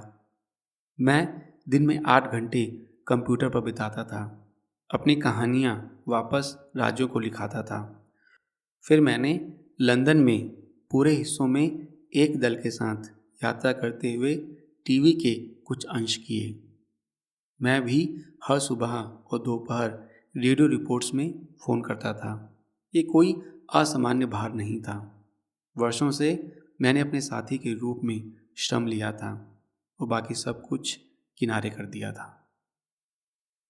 विंबलडन में मैंने अपने छोटे से लकड़ी के वर्क क्यूबिकल में खाना खाया और इसके बारे में कुछ नहीं सोचा। एक विशेष रूप से पागल दिन पर पत्रकारों के एक क्रश ने आंद्रे अगासी और उनकी प्रसिद्ध प्रेमिका ब्रुक शील्ड्स का पीछा करने की कोशिश की थी और मुझे एक ब्रिटिश फोटोग्राफर ने खटखटाया था जिसने बमुश्किल सॉरी कहा था। उसके विशाल धातु के लेंस बंधे हुए थे उसकी गर्दन के आसपास। मैंने कुछ और सोचा जो मौरी ने मुझसे कहा था। इतने सारे लोग अर्थहीन जीवन लेकर घूमते हैं, वे अर्ध सोए हुए प्रतीत होते हैं, तब भी जब वे उन कामों में व्यस्त होते हैं जो उन्हें लगता है कि महत्वपूर्ण है। ऐसा इसलिए है क्योंकि वे गलत चीज़ों का पीछा कर रहे हैं।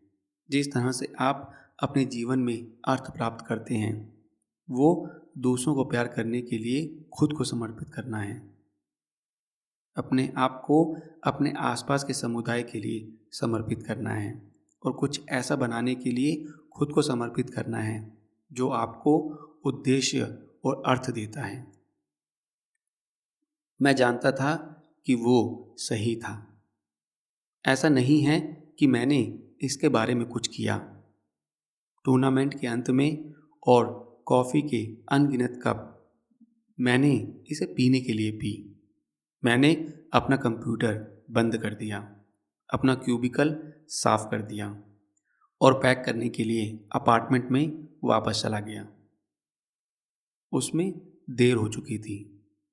टीवी कुछ और नहीं बल्कि फर्श था। मैं डेट्रॉइट के लिए उड़ गया। दोपहर में देर से पहुंचा, अपने आप को घसीटकर घर ले गया और सो गया।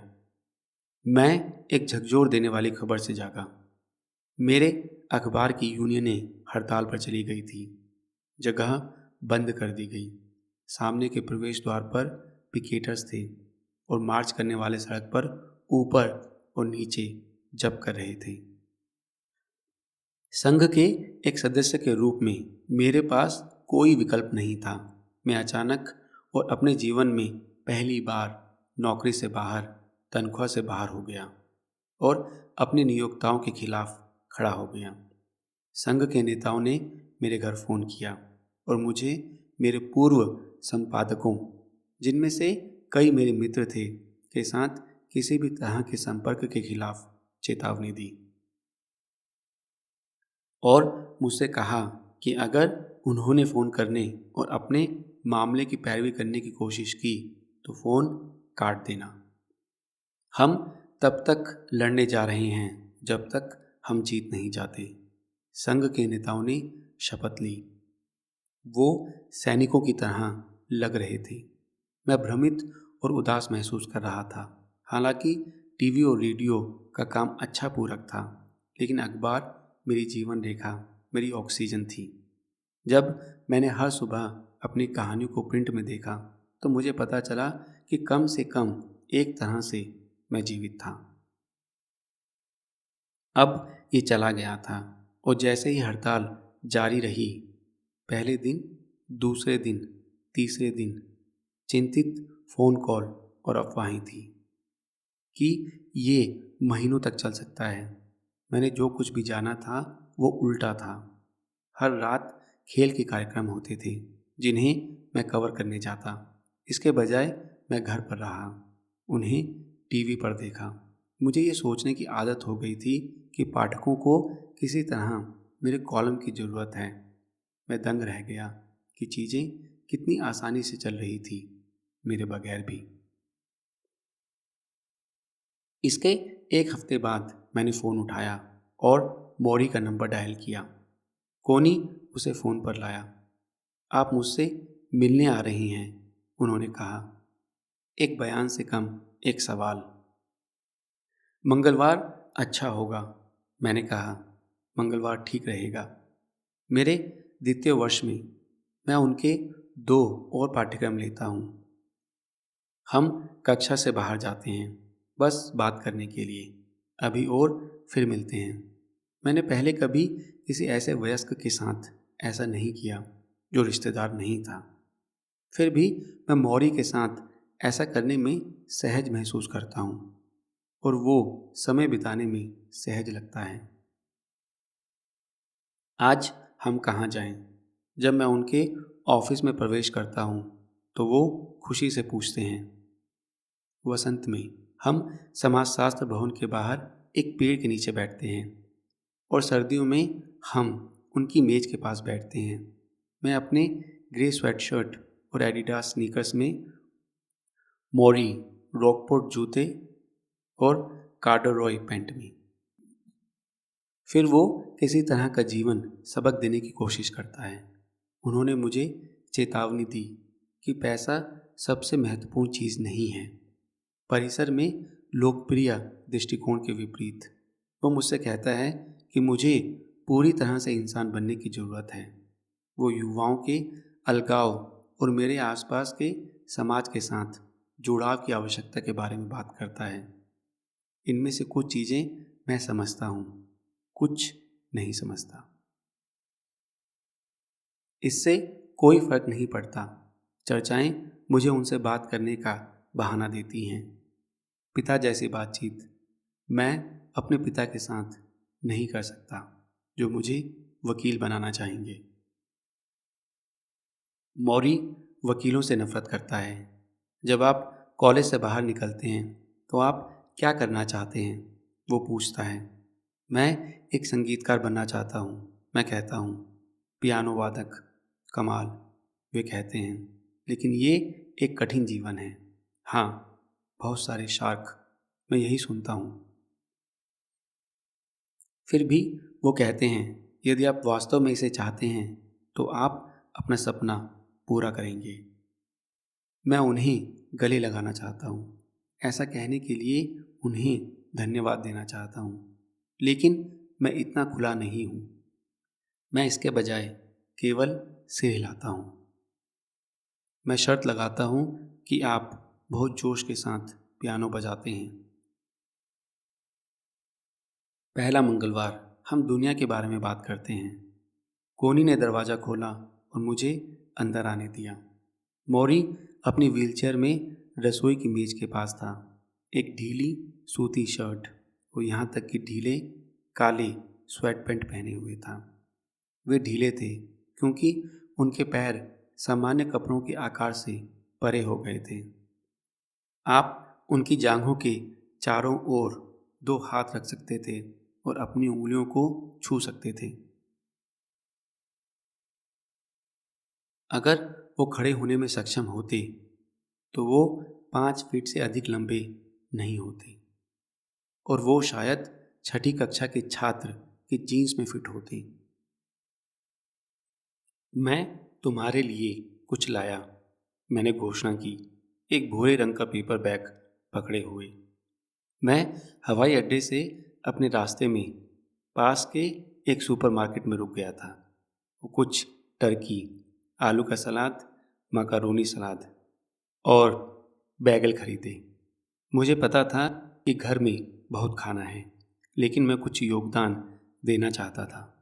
अन्यथा मौरी की सहायता करने के लिए मैं इतना शक्तिहीन था और मुझे उनका खाने का शौक याद आ गया।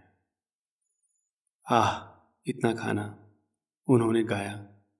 कुआं, अब तुम्हें इसे मेरे साथ खाना है। हम रसोई की मेज पर बैठ गए, विकर कुर्सियों से घिरे। इस समय 16 साल की जानकारी बनाने की आवश्यकता के बिना हम अपने पुराने कॉलेज संवाद के परिचित पानी में जल्दी से फिसल गए। मौरी सवाल पूछ रहा था, मेरे जवाब सुन रहा था। एक रसोइया की तरह रुक कर कुछ ऐसा छिड़क रहा था जिसे मैं भूल गया था या महसूस नहीं किया था। उन्होंने अखबारों की हड़ताल के बारे में पूछा और सही रूप में वो समझ नहीं पाए कि दोनों पक्षों ने एक दूसरे के साथ संवाद क्यों नहीं किया और उनकी समस्याओं का समाधान क्यों नहीं निकाला। मैंने उनसे कहा कि हर कोई उनके जैसा स्मार्ट नहीं होता। कभी कभी उन्हें बाथरूम का उपयोग करने के लिए रुकना पड़ता था। इस प्रक्रिया में कुछ समय लगता था। कोनी उन्हें शौचालय में घुमाएगा, फिर उन्हें कुर्सी से उठाएगा और बीकर में पेशाब करने पर उन्हें सहारा देगा। हर बार जब वो वापस आता तो वो थका हुआ दिखता। क्या आपको याद है जब मैंने टेड कोपेल से कहा था कि जल्द ही किसी को मेरी पोटी पोंछनी होगी? उन्होंने कहा। मैं हंसा। आप उस तरह के एक पल को नहीं भूलते। ठीक है, मुझे लगता है कि वो दिन आ रहा है। वो मुझे परेशान करता है। क्यों? क्योंकि ये निर्भरता का अंतिम संकेत है। कोई तुम्हारा तल पोंछ रहा है, लेकिन मैं इस पर काम कर रहा हूँ। मैं इस प्रक्रिया का लुत्फ़ उठाने की कोशिश कर रहा हूँ। इसका आनंद ले। हाँ, आखिरकार मुझे एक बार और बच्चा बनना है। इसे देखने का ये एक अनूठा तरीका है। ठीक है, मुझे अब जीवन को विशिष्ट रूप से देखना है। चलो सामना करते हैं। मैं खरीदारी करने नहीं जा सकता। मैं बैंक खातों की देखभाल नहीं कर सकता। मैं कचरा नहीं निकाल सकता।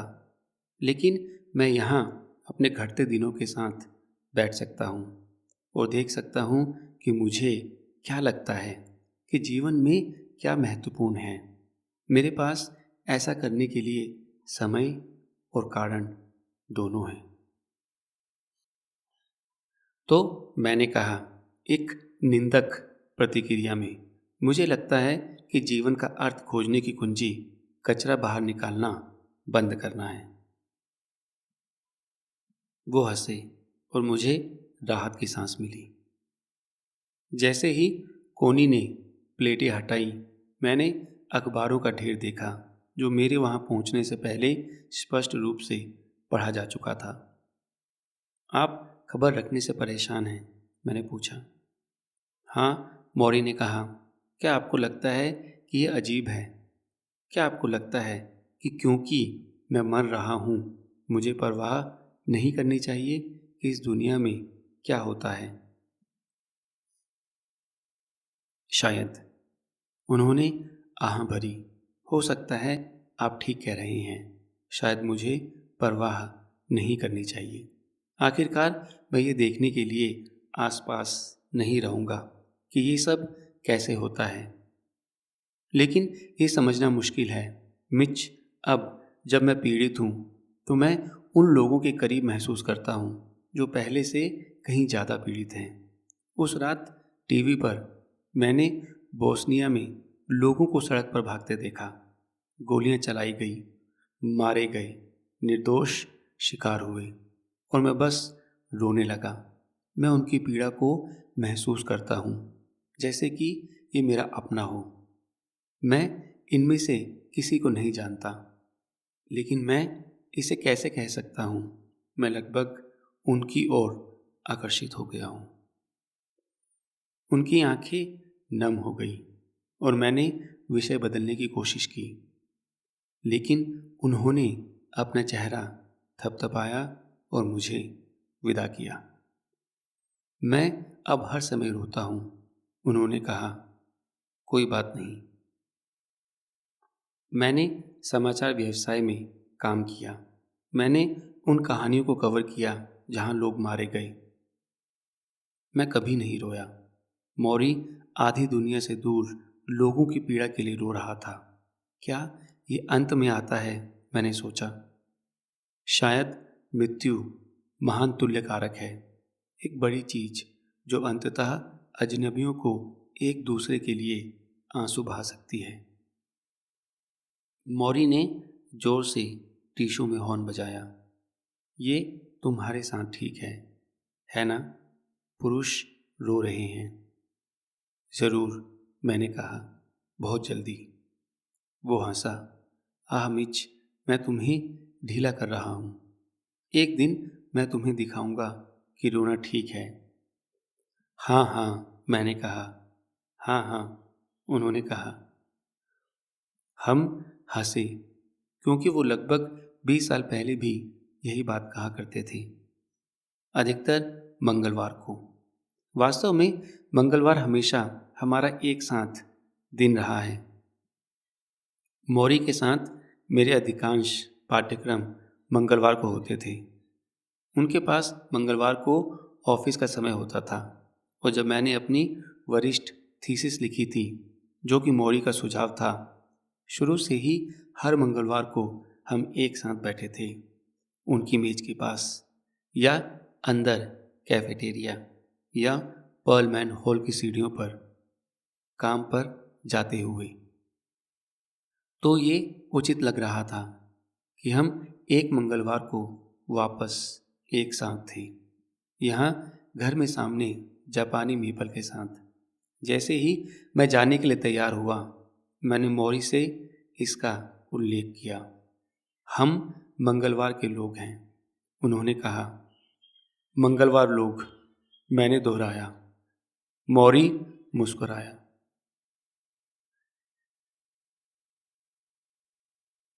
मिच, आपने उन लोगों की देखभाल करने के बारे में पूछा जिन्हें मैं जानता तक नहीं, लेकिन क्या मैं आपको बता सकता हूँ कि मैं इस बीमारी से सबसे ज़्यादा क्या सीख रहा हूँ? वो क्या है? जीवन में सबसे महत्वपूर्ण बात ये सीखना है कि प्यार को कैसे बांटना है और इसे अंदर आने देना है। उनकी आवाज़ कानाफूसी में गिर गई। इसे अंदर आने दो। हमें लगता है कि हम प्यार के लायक नहीं हैं। हमें लगता है कि अगर हम इसे अंदर आने देंगे तो हम बहुत नरम हो जाएंगे। लेकिन लेविन नाम के एक बुद्धिमान व्यक्ति ने ठीक ही कहा है। उन्होंने कहा, प्रेम ही एकमात्र तर्कसंगत कार्य है। प्रभाव के लिए रुकते हुए उन्होंने इसे सावधानी से दोहराया, प्रेम ही एकमात्र तर्कसंगत कार्य है। मैंने एक अच्छे छात्र की तरह सिर हिलाया और उन्होंने कमजोर रूप से सांस छोड़ी। मैं उन्हें गले लगाने के लिए झुका और फिर, हालांकि ये वास्तव में मेरे जैसा नहीं है, मैंने चूमा। मैंने उनके गाल को चूमा। मैंने उनके कमजोर हाथों को अपनी बाहों पर महसूस किया। उनके मूंछों की पतली ठुड्डी मेरे चेहरे को छू रही थी। तो तुम अगले मंगलवार को वापस आओगे? वो फुसफुसाए। वो कक्षा में प्रवेश करता है, बैठ जाता है, कुछ नहीं करता। वो इसे देखता है, हम उसे देखते हैं। सबसे पहले कुछ हंसी आती है, लेकिन मौरी केवल सिकुड़ जाता है और अंत में एक गहरी चुप्पी छा जाती है और हमें छोटी छोटी आवाज़ें दिखाई देने लगती हैं। कमरे के कोने में रेडिएटर गुनगुनाता है। मोटे छात्रों में से एक की नाक से सांस लेना। हम में से कुछ उत्तेजित हैं। झूठ कब कुछ कहने वाला है। हम फुसफुसाते हैं। अपनी घड़ियों की जांच करें। कुछ छात्र खिड़की से बाहर देखते हैं। इस सबसे ऊपर होने की कोशिश कर रहे हैं। ये 15 मिनट तक चलता है, इससे पहले कि मौरी अंत में फुसफुसाते हैं। ये क्या हो रहा है? वो पूछते हैं और धीरे धीरे एक चर्चा शुरू हो जाती है, जैसा कि मौरी शुरू से चाहते थे। मानवीय संबंधों पर मौन के प्रभाव के बारे में। क्या हम चुप्पी से शर्मिंदा हैं? सारे शोर में हमें क्या सुकून मिलता है? मैं चुप्पी से परेशान नहीं हूँ। मैं अपने दोस्तों के साथ जितना शोर मचाता हूँ, उसके बावजूद भी मैं दूसरों के सामने अपनी भावनाओं के बारे में बात करने में सहज नहीं हूँ, खासकर सहपाठियों के सामने नहीं। अगर कक्षा यही मांग करती है तो मैं घंटों चुपचाप बैठ सकता था। मेरे बाहर जाते समय मौरी ने मुझे रोक लिया। आपने आज बहुत कुछ नहीं कहा, उन्होंने टिप्पणी की। मुझे नहीं पता, मेरे पास जोड़ने के लिए कुछ भी नहीं था। मुझे लगता है कि आपके पास जोड़ने के लिए बहुत कुछ है। वास्तव में मिच, आप मुझे किसी ऐसे व्यक्ति की याद दिलाते हैं जिसे मैं जानता था, जो जब छोटा था तो चीज़ों को अपने तक ही रखना पसंद करता था। कौन? मैं? दूसरे मंगलवार हम बात करते हैं अपने लिए खेद महसूस करने के बारे में। मैं अगले मंगलवार को वापस आया और उसके बाद आने वाले कई मंगलवारों के लिए मैं इन यात्राओं के लिए बहुत उत्सुक था। कोई सोच भी नहीं सकता था ये विचार करते हुए कि मैं मरते हुए आदमी के साथ बैठने के लिए 700 मील की उड़ान भर रहा था। लेकिन जब मैं मौरी से मिलने गया तो ऐसा लगा कि मैं समय के ताने बाने में फंस गया हूँ, और जब मैं वहाँ था तो मुझे खुद को अच्छा लगा। डेट्रॉइट में अखबार की स्थिति में सुधार नहीं हुआ था। भयानक टकराव के साथ ये तेजी से पागल हो गया था। लोगों को गिरफ्तार किया गया। इसके आलोक में मौरी के साथ मेरी मुलाकातों को मानवीय दवा की सफाई करने वाले कुल्लों की तरह महसूस हुआ। हमने जीवन के बारे में बात की और हमने प्यार के बारे में बात की। हमने मौरी के पसंदीदा विषयों में से एक, करुणा और हमारे समाज में इसकी इतनी कमी क्यों है, के बारे में बात की। अपनी तीसरी यात्रा से पहले मैं ब्रेड और सर्कस नामक एक बाजार में रुका था। मैंने मौरी के घर में उनके बैग देखे थे और सोचा था कि उन्हें वहाँ का खाना पसंद आया होगा, और मैंने उनके ताज़ा भोजन से प्लास्टिक के कंटेनरों को भर दिया, सेवई जैसी चीज़ें, सब्जियों और गाजर के सूप के साथ। जब मैंने मौरी के अध्ययन कक्ष में प्रवेश किया तो मैंने बैग ऐसे उठा लिया जैसे मैंने अभी अभी कोई बैंक लूटा हो। खाद्य आदमी, मैं चिल्लाया। मौरी ने अपनी आंखें घुमाई और मुस्कुराई। इस बीच मैंने बीमारी के बढ़ने के संकेतों की तलाश की। उनकी उंगलियां पेंसिल से लिखने या उनके चश्मे को पकड़ने के लिए काफ़ी अच्छी तरह से काम करती थी, लेकिन वो अपनी बाहों को अपनी छाती से ज़्यादा ऊपर नहीं उठा सकते थे। वो रसोई या लिविंग रूम में कम और अपने अध्ययन में अधिक समय बिता रहे थे, जहाँ उनके पास तकिए, कंबल और विशेष रूप से फोम रबर के कटे हुए टुकड़े थे जो उनके पैरों को पकड़ते थे और उनके मुरझाए हुए शरीर को सहारा देते थे। उन्होंने अपनी तरफ एक घंटी रखी और जब उनके सिर को समायोजित करने की आवश्यकता होती थी या उन्हें कमोड पर जाना पड़ता था, जैसा कि उन्होंने कहा था, वो घंटी और कोनी, टोनी, बर्था या एमी उनकी छोटी सेना को हिलाएगा। होम केयर वर्कर अंदर आएंगे। उनके लिए घंटी उठाना हमेशा आसान नहीं होता था, और जब वो ये काम नहीं कर पाते थे तो वो निराश हो जाते थे। मैंने मौरी से पूछा कि क्या उन्हें खुद पर दया आती है। कभी कभी सुबह में, उन्होंने कहा, तभी मैं शोक मनाता हूँ। मैं अपने शरीर के चारों ओर महसूस करता हूँ। मैं अपनी उंगलियों और अपने हाथों को हिलाता हूँ। जो भी, मैं अभी भी चल सकता हूँ और मैंने जो खो दिया है उसका शोक करता हूँ। मैं धीमे, कपटपूर्ण तरीके से शोक मनाता हूँ जिसमें मैं मर रहा हूँ, लेकिन तब मैं शोक करना बंद कर देता हूँ। अगर मुझे इसकी ज़रूरत है तो मैं खुद को अच्छी तरह से रोता हूँ, लेकिन तब मैं अपने जीवन में अभी भी सभी अच्छी चीज़ों पर ध्यान केंद्रित करता हूँ। उन लोगों पर जो मुझसे मिलने आ रहे हैं, कहानियों पर मैं सुनने जा रहा हूँ, आप पर, अगर मंगलवार है, क्योंकि हम मंगलवार के लोग हैं। मैं मुस्कुराया। मंगलवार के लोग। मिच, मैं अपने आप को इससे अधिक आत्मदया की अनुमति नहीं देता। हर सुबह थोड़ा सा, कुछ आंसू, और बस इतना ही। मैंने उन सभी लोगों के बारे में सोचा जिन्हें मैं जानता था, जिन्होंने अपने जागने के कई घंटे खुद के लिए खेद महसूस करते हुए बिताए। बस कुछ अश्रुपूर्ण मिनट, फिर दिन के साथ।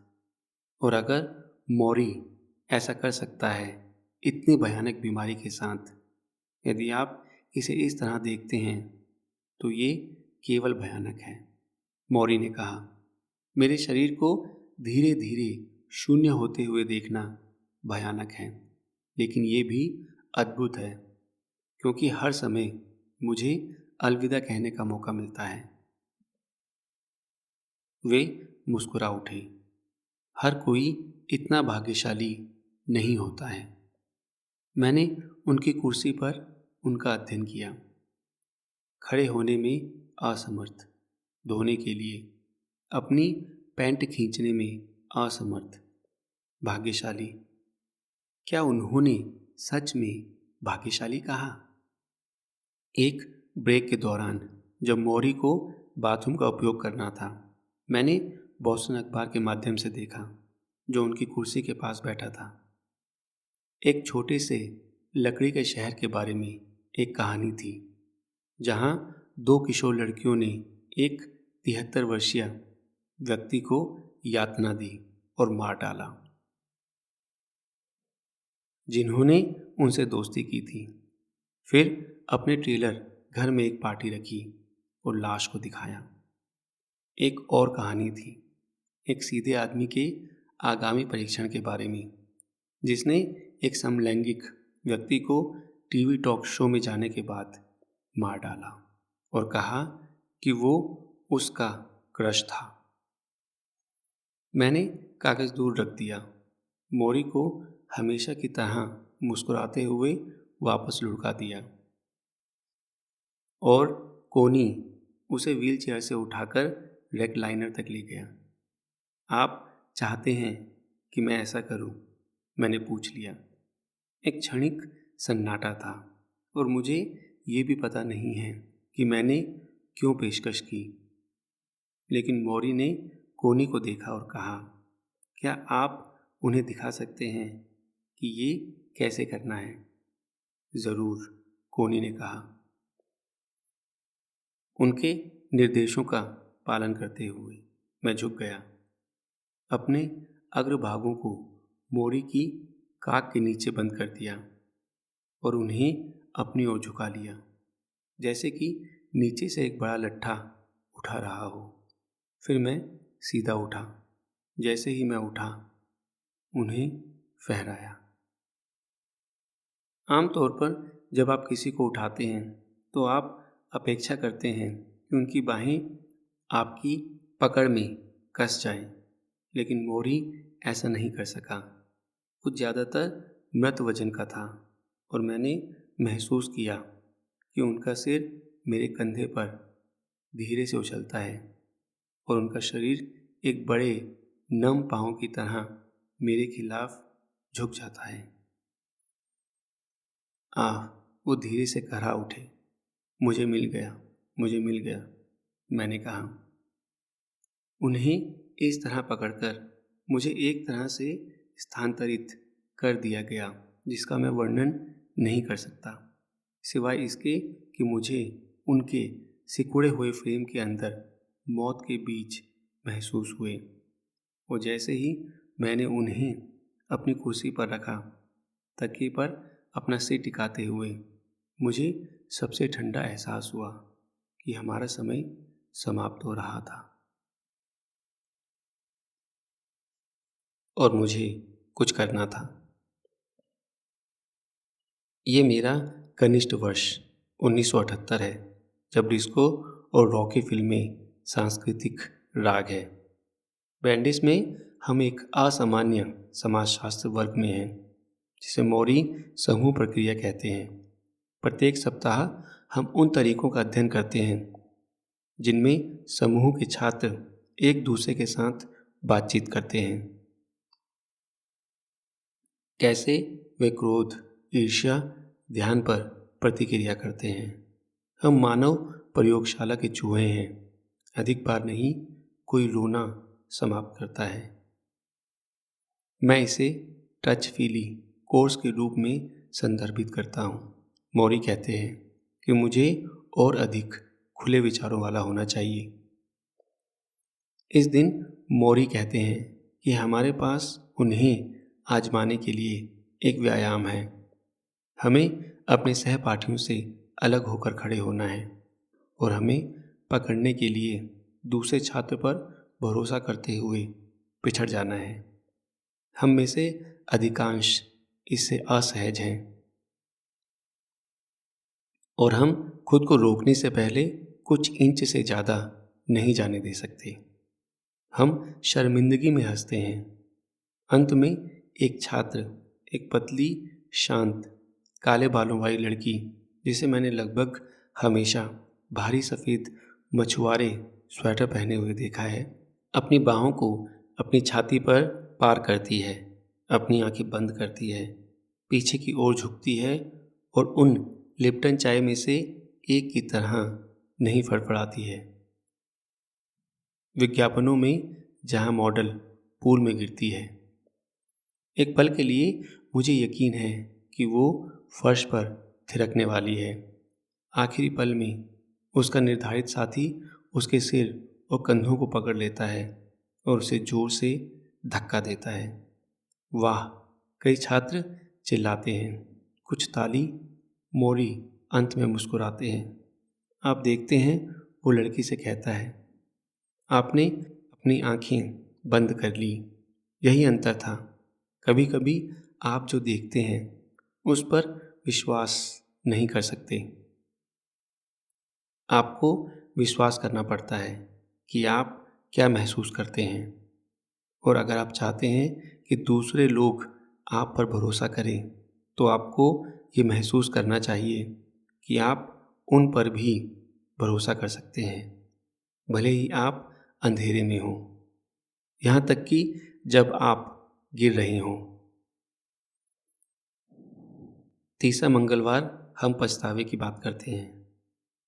अगले मंगलवार मैं खाने के सामान्य बैग के साथ पहुंचा। मकई के साथ पास्ता, आलू का सलाद और एक सोनी टेप रिकॉर्डर। मैं याद रखना चाहता हूँ कि हम किस बारे में बात करते हैं, मैंने मौरी से कहा। मैं आपकी आवाज़ रिकॉर्ड करना चाहता हूँ ताकि मैं इसे सुन सकूँ बाद में भी, जब मैं मर रहा हूँ। ऐसा मत कहो। वो हंसा। मिच, मैं मरने जा रहा हूँ और जल्दी, बाद में नहीं। उन्होंने नई मशीन पर विचार किया। इतना बड़ा, उन्होंने कहा। मुझे दखलंदाजी महसूस हुई, जैसा कि पत्रकार अक्सर करते हैं, और मैं सोचने लगा कि दो लोगों के बीच एक टेप मशीन, जो कथित तौर पर दोस्त थे, एक विदेशी वस्तु थी, एक कृत्रिम कान। सभी लोग उनके समय के लिए संघर्ष कर रहे थे। शायद मैं इन मंगलवारों से बहुत अधिक लेने की कोशिश कर रहा था। सुनिए, मैंने रिकॉर्डर उठाते हुए कहा, हमें इसका उपयोग नहीं करना है अगर ये आपको असहज लगता है। उन्होंने मुझे रोका, एक उंगली हिलाई, फिर अपने चश्मे को अपनी नाक से लटका दिया, जिससे वो उनकी गर्दन के चारों ओर डोरी पर लटक गया। इसे नीचे रखो, उन्होंने कहा। मैंने इसे नीचे रख दिया। मिच, उन्होंने जारी रखा, धीरे से। आप नहीं समझते, मैं आपको जीवन के बारे में बताना चाहता हूँ। मैं आपको बताना चाहता हूँ इससे पहले कि मैं आपको और नहीं बता सकूं। उनकी आवाज़ कानाफूसी में गिर गई। मैं चाहता हूँ कि कोई मेरी कहानी सुने। क्या आप? मैंने सिर हिलाया। हम एक पल के लिए चुपचाप बैठे रहे। तो उन्होंने कहा, क्या ये चालू है? अब सच्चाई ये है कि वो टेप रिकॉर्डर पुरानी यादों से कहीं अधिक था। मैं मौरी को खो रहा था। हम सभी मौरी को खो रहे थे। उनका परिवार, उनके दोस्त, उनके पूर्व छात्र, उनके साथी प्रोफेसर, राजनीतिक चर्चा समूह के उनके दोस्त, जिन्हें वो बहुत प्यार करते थे, उनके पूर्व डांस पार्टनर, हम सभी। और मुझे लगता है कि टेप तस्वीरों और वीडियो की तरह मौत के सूटकेस से कुछ चुराने का एक बेताब प्रयास है।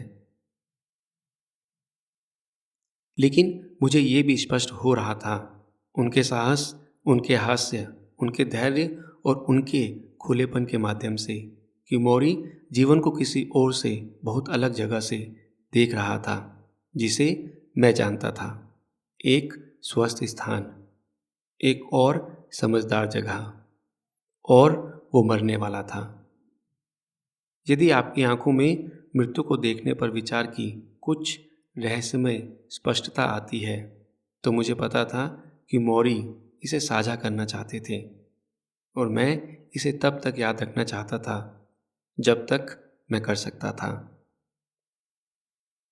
पहली बार जब मैंने मौरी को नाइट लाइन पर देखा, तो मुझे आश्चर्य हुआ कि एक बार जब वो जान गए कि उनकी मृत्यु निकट है, तो उन्हें किस बात का पछतावा है।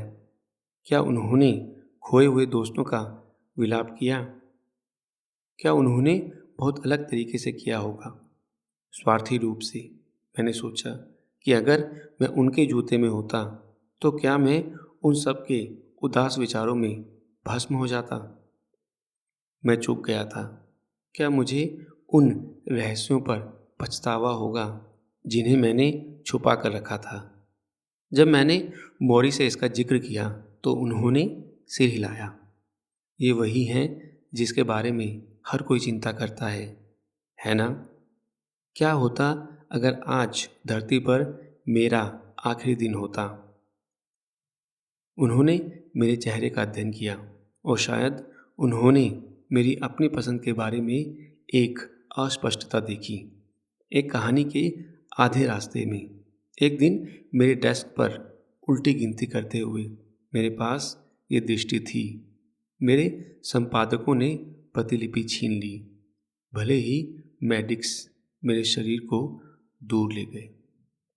मिच, मौरी ने कहा। मैंने सिर हिलाया और कुछ नहीं कहा, लेकिन मौरी ने मुझे उठा लिया।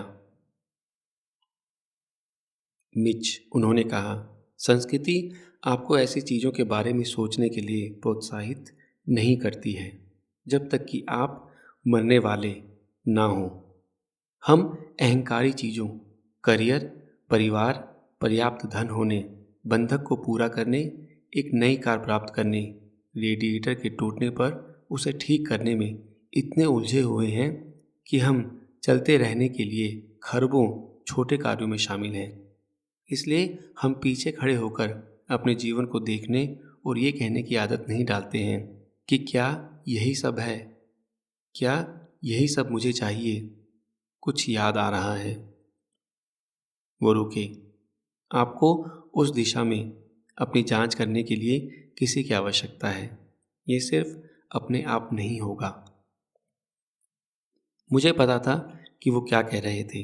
हम सभी को अपने जीवन में शिक्षकों की आवश्यकता है और मेरा शिक्षक मेरे सामने बैठा था। ठीक है, मुझे लगा अगर मुझे छात्र बनना होता तो मैं उतना ही अच्छा छात्र होता जितना मैं हो सकता था। उस दिन हवाई जहाज से घर जाते समय मैंने पीले कानूनी पैड पर एक छोटी सी सूची बनाई, ऐसे मुद्दे और प्रश्न जिनसे हम सभी जूझते हैं, खुशी से लेकर बुढ़ापा, बच्चे पैदा करने से लेकर मृत्यु तक।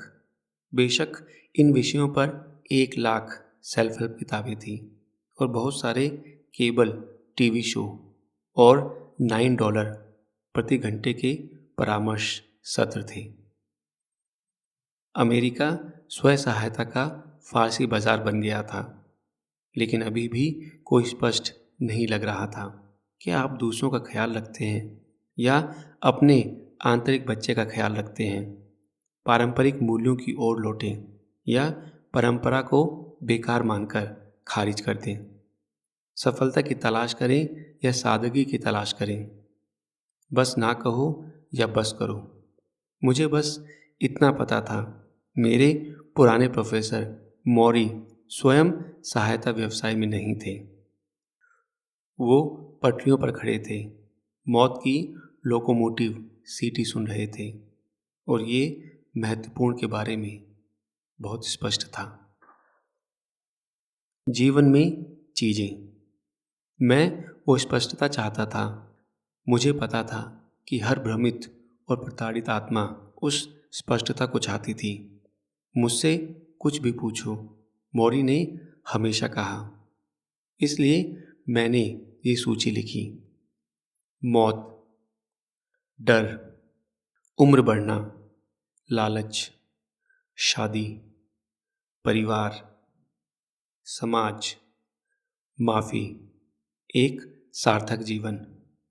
सूची मेरे बैग में थी जब मैं चौथी बार वेस्ट न्यूटन लौटा, अगस्त के अंत में एक मंगलवार को, जब लोगन एयरपोर्ट टर्मिनल पर एयर कंडीशनिंग काम नहीं कर रहा था और लोगों ने खुद को हवा दी और अपने माथे से गुस्से से पसीना पोंछा। और हर चेहरा जो मैंने देखा वो किसी को मारने के लिए तैयार लग रहा था। मेरे वरिष्ठ वर्ष की शुरुआत तक मैंने समाजशास्त्र की इतनी सारी कक्षाएं ले ली हैं, मैं कुछ क्रेडिट डिग्री के लिए शर्मीला हूँ। मौरी का सुझाव है कि मैं एक ऑनर्स थीसिस की कोशिश करूँ। मैं किस बारे में लिखूँगा? आपकी रुचि किस में है? वो कहते हैं। हम इसे आगे और पीछे बल्लेबाजी करते हैं जब तक कि हम अंत में सभी चीज़ों खेलों पर व्यवस्थित नहीं हो जाते। मैं 1 साल लंबी परियोजना शुरू करता हूँ कि अमेरिका में फुटबॉल कैसे कर्मकांड बन गया है, लगभग एक धर्म, जनता के लिए एक अफीम। मुझे नहीं पता कि ये मेरे भविष्य के करियर के लिए प्रशिक्षण है। मुझे केवल इतना पता है कि ये मुझे सप्ताह में एक बार एक और सत्र देता है और उनकी मदद से वसंत तक मेरे पास 112 पेज की थीसिस है। मैं इसे मौरी को गर्व के साथ दिखाता हूँ। बधाई हो, मौरी कहते हैं। मैं मुस्कुराता हूँ क्योंकि ये उन्हीं की मदद से हुआ है और मैं उनके कार्यालय को चारों ओर देखता हूँ। किताबों की अलमारियाँ, दृढ़ लकड़ी का फर्श, गलीचा, सोफे। मैं अपने बारे में सोचता हूँ कि मैं इस कमरे में बैठने के लिए लगभग हर जगह बैठ गया हूँ। मुझे नहीं पता, मिच, मौरी सोचता है, अपने चश्मे को समायोजित करते हुए पढ़ता है। इस तरह के काम के साथ हमें आपको यहाँ ग्रेड स्कूल के लिए वापस लाना पड़ सकता है। हाँ, ठीक है, मैं कहता हूँ। मुझे हंसी आती है, लेकिन ये विचार क्षण भर के लिए आकर्षक है। मेरा एक हिस्सा स्कूल छोड़ने से डरता है। मैं मौरी को देखता हूँ जब वो मेरी थीसिस पढ़ता है और सोचता हूँ कि वो बड़ी दुनिया कैसी होगी। ऑडियो विजुअल भाग 2। नाइटलाइन शो ने आंशिक रूप से मौरी पर एक अनुवर्ती कहानी की थी, क्योंकि पहले शो के लिए स्वागत इतना मजबूत था। इस बार जब कैमरामैन और निर्माता दरवाजे से आए तो वो पहले से ही परिवार की तरह महसूस कर रहे थे और खुद कोपल काफ़ी गर्म थे। कोई फीलिंग आउट प्रक्रिया नहीं थी। इंटरव्यू से पहले कोई इंटरव्यू नहीं था। वार्म अप के रूप में कोपल और मौरी ने अपने बचपन की पृष्ठभूमि के बारे में कहानियों का आदान प्रदान किया। कोपल ने इंग्लैंड में बड़े होने की बात की और मौरी ने ब्रॉक्स में बड़े होने की बात कही। मौरी ने एक लंबी बाह की नीली शर्ट पहनी थी। वे लगभग हमेशा ठंडे रहते थे, तब भी जब बाहर 90 डिग्री तापमान था। लेकिन कोपल ने अपनी जैकेट उतार दी और शर्ट और टाई में इंटरव्यू किया। आप ठीक लग रहे हैं, कोपल ने कहा। हर कोई मुझसे यही कहता है, मौरी ने कहा। आप ठीक लग रहे हैं, यही तो हर कोई मुझे बताता है। तो आप कैसे जानते हैं कि चीज़ें नीचे जा रही हैं? मौरी ने आह भरी। इसे मेरे अलावा कोई नहीं जान सकता टेड, लेकिन मुझे पता है। और जैसे ही वो बोला, ये स्पष्ट हो गया। वो कोई बात कहने के लिए अपने हाथ नहीं हिला रहा था, जैसा कि उसने अपनी पहली बातचीत में किया था। उसे कुछ शब्दों का उच्चारण करने में परेशानी होती थी। ल ध्वनि उनके गले में फंस जाती थी। मौरी ने कोपल से कहा, यहाँ बताया गया है कि मेरी भावनाएं कैसी हैं। जब मेरे यहाँ लोग और दोस्त होते हैं तो मैं बहुत उत्साहित हो जाता हूँ। प्यार भरे रिश्ते मुझे बनाए रखते हैं। लेकिन ऐसे दिन होते हैं जब मैं उदास होता हूँ। मुझे आपको धोखा नहीं देना चाहिए। मैं कुछ चीज़ों को जाते देखता हूँ और मुझे डर का एहसास होता है। मैं अपने हाथों के बिना क्या करने जा रहा हूँ? क्या होता है जब मैं बोल नहीं सकता? निगलने के बारे में मुझे इतनी परवाह नहीं है, तो वे मुझे एक ट्यूब के माध्यम से खिलाते हैं, तो क्या? लेकिन मेरी आवाज़, मेरे हाथ, ये मेरा इतना आवश्यक हिस्सा है। मैं अपनी आवाज़ से बात करता हूँ। मैं अपने हाथों से इशारा करता हूँ। इस तरह मैं लोगों को देता हूँ। जब आप बोल नहीं सकते तो आप कैसे देंगे? कोपल ने पूछा। मौरी ने कंधे उचकाए। हो सकता है कि मैं हर किसी से हाँ या ना में सवाल पूछूं। ये इतना सरल उत्तर था कि कोपल को मुस्कुराना पड़ा। उसने मौरी से चुप्पी के बारे में पूछा। उन्होंने मौरी के एक प्रिय मित्र मौरी स्टीन का उल्लेख किया, जिन्होंने सबसे पहले मौरी के सूक्तियों को बोस्टन ग्लोब में भेजा था। वे 60 के दशक की शुरुआत से बैंडिस में एक साथ थे। अब स्टीन बहरा हो रहा था। कोपल ने एक दिन एक साथ दो व्यक्तियों की कल्पना की, बोलने में असमर्थ, दूसरा सुनने में असमर्थ। ये किस तरह का होगा? हम हाथ थामेंगे, मौरी ने कहा, और हमारे बीच बहुत प्यार होगा। टेड हमारी 35 साल की दोस्ती है। आपको इसे महसूस करने के लिए बोलने या सुनने की ज़रूरत नहीं है। शो समाप्त होने से पहले मौरी ने कोपल को प्राप्त पत्रों में से एक पत्र को पढ़ा। पहले नाइटलाइन कार्यक्रम के बाद से मेल का एक बड़ा सौदा हुआ है। एक विशेष पत्र पेंसिल्वेनिया के एक स्कूली शिक्षक का आया, जिसने 9 बच्चों की एक विशेष कक्षा को पढ़ाया। कक्षा के प्रत्येक बच्चे ने माता पिता की मृत्यु का सामना किया था। मैंने उसे वापस भेज दिया, मौरी ने कोपल से कहा, अपने चश्मे को अपनी नाक और कान पर धीरे से लगाते हुए। प्रिय बैरबरा, मैं आपके पत्र से बहुत प्रभावित हुआ। मुझे लगता है कि आपने अपने माता पिता को खोने वाले बच्चों के साथ जो काम किया है वो बहुत महत्वपूर्ण है। मैंने भी कम उम्र में ही एक माता पिता को खो दिया। अचानक जब कैमरे अभी भी गुनगुना रहे थे, मौरी ने चश्मा ठीक किया।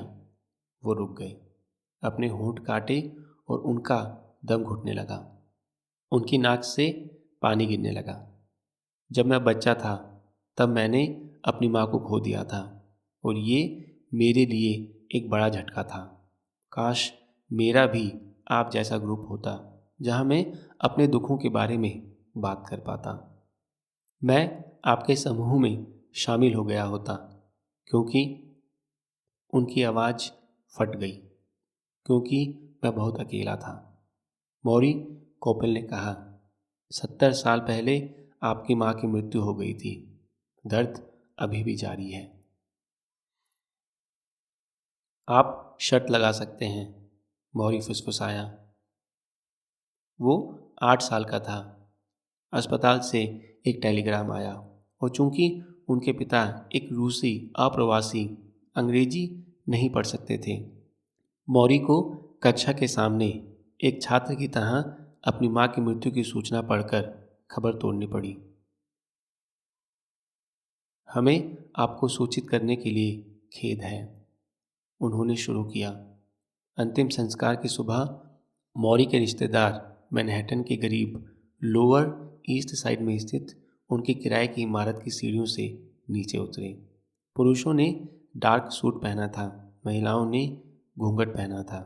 पड़ोस के बच्चे स्कूल जा रहे थे और जैसे ही वे गुजरे, मौरी ने नीचे देखा। शर्म से देखा कि उनके सहपाठी इसे इस तरह देखेंगे। उनकी एक चाची, एक भारी भरकम महिला, ने मौरी को पकड़ लिया और विलाप करने लगी। तुम अपनी माँ के बिना क्या करोगे? तुम्हारा क्या होगा? मौरी फूट फूट कर रोने लगा। उनके सहपाठी भाग गए। कब्रिस्तान में मौरी देखता था कि वे उनकी माँ की कब्र में मिट्टी डाल रहे हैं। उसने उन कोमल पलों को याद करने की कोशिश की जो उन्होंने तब साझा किए थे जब वो जीवित थी। जब तक वो बीमार नहीं हुई तब तक उसने एक कैंडी स्टोर चलाया था, जिसके बाद वो कमज़ोर और कमज़ोर दिखने के लिए ज़्यादातर सोती थी या खिड़की के पास बैठी रहती थी। कभी कभी वो अपने बेटे के लिए कुछ दवा लाने के लिए चिल्लाती थी और युवा मौरी गली में स्टिक बॉल खेलते हुए नाटक करता था कि उसने नहीं सुना।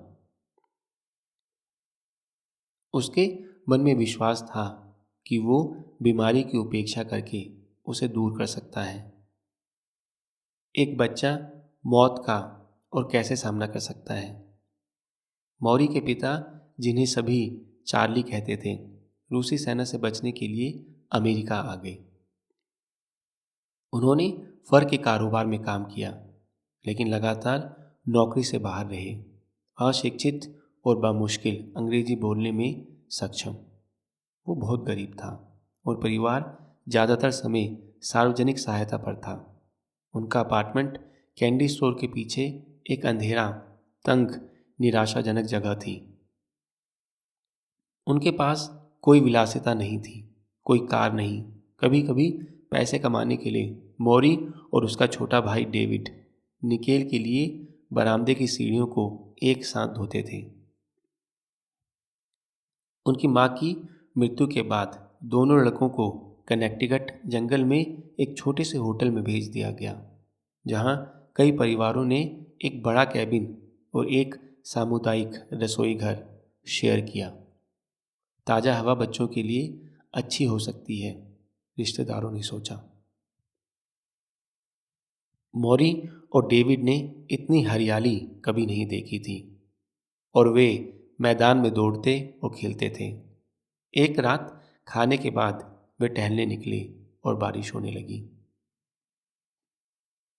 अंदर आने के बजाय वे घंटों इधर उधर छटपटाते रहे। अगली सुबह जब वो जागे, मौरी बिस्तर से उछल पड़ा। चलो, उसने अपने भाई से कहा। मैं नहीं उठ सकता। इसका क्या मतलब है? डेविड के चेहरे पर घबराहट थी। मैं नहीं कर सकता। हटो। उन्हें पोलियो था। बेशक बारिश के कारण ऐसा नहीं हुआ, लेकिन मोरी की उम्र का बच्चा ये बात नहीं समझ सका।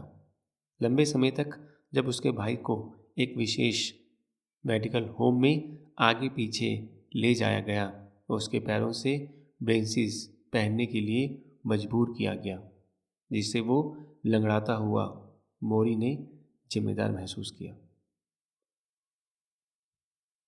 इसलिए सुबह में वो आराधनालय में गया अकेले, क्योंकि उसके पिता एक धार्मिक व्यक्ति नहीं थे और वो अपने लंबे काले कोट में लहराते हुए पुरुषों के बीच खड़ा था और उसने भगवान से अपनी मृत माँ और उसके बीमार भाई की देखभाल करने के लिए कहा। और दोपहर में वो सबवे की सीढ़ियों के नीचे खड़ा होता था और पत्रिकाएं बेचता था। जो कुछ भी पैसा वो अपने परिवार को भोजन खरीदने के लिए देता था। शाम को उसने अपने पिता को चुपचाप भोजन करते हुए देखा, इस उम्मीद में कि उसके पिता उससे गर्मजोशी से मिलेंगे और प्यार और स्नेह का प्रदर्शन करेंगे, लेकिन ऐसा कभी नहीं हुआ। 9 साल की उम्र में उन्हें ऐसा लगा जैसे उनके कंधों पर पहाड़ का बोझ हो। लेकिन अगले साल मोरी के जीवन में एक बचत आलिंगन आया, उनकी नई सौतेली माँ ईवा। वो सादे चेहरे, घुंघराले भूरे बाल और 2 महिलाओं की ऊर्जा के साथ एक छोटी रोमानियाई अप्रवासी थी। उसके पास एक चमक थी जो उसके पिता द्वारा बनाए गए अन्यथा धुंधले वातावरण को गर्म कर देती थी। उन्होंने तब भी बात की जब उनका पति चुप था। उन्होंने रात में बच्चों को गाने सुनाए। मौरी ने उनकी मधुर आवाज़, उनके स्कूल के पाठों, उनके मजबूत चरित्र से आराम पाया। जब उनका भाई मेडिकल होम से लौटा, अभी भी पोलियो से उसने अभी भी पोलियो से लेग ब्रेसेस पहने हुए थे। उन दोनों ने अपने अपार्टमेंट की रसोई में एक रोल अवे बिस्तर शेयर किया और ईवा उन्हें गुड नाइट किस देती थी। मौरी ने उन किसेस की ऐसे प्रतीक्षा की जैसे एक पिल्ला दूध की प्रतीक्षा करता है, और उन्होंने महसूस किया गहरे में कि उनके पास फिर से एक माँ थी। हालांकि उनकी गरीबी से कोई बचा नहीं था। वे अब ब्रॉक्स में रहते थे, ट्रेमोट एवेन्यू पर एक रेड ब्रिक बिल्डिंग में एक बेडरूम के अपार्टमेंट में, एक इतावली बियर गार्डन के बगल में, जहां बूढ़े लोग गर्मियों की शाम को बोकी खेलते थे। डिप्रेशन के कारण मौरी के पिता को फर के कारोबार में और भी कम काम मिला। कभी कभी जब परिवार खाने की मेज पर बैठता था तो ईवा के पास सिर्फ रोटी बची होती थी। खाने के लिए कुछ है? डेविड पूछेगा। नहीं, कुछ नहीं, वो जवाब देगी। जब वो मौरी और डेविड को बिस्तर पर लिटाती थी तो वो उनके लिए यीडिश में गाती थी। गाने भी उदास और घटिया थे। एक लड़की अपनी सिगरेट बेचने की कोशिश कर रही थी। कृपया मेरी सिगरेट खरीद लें।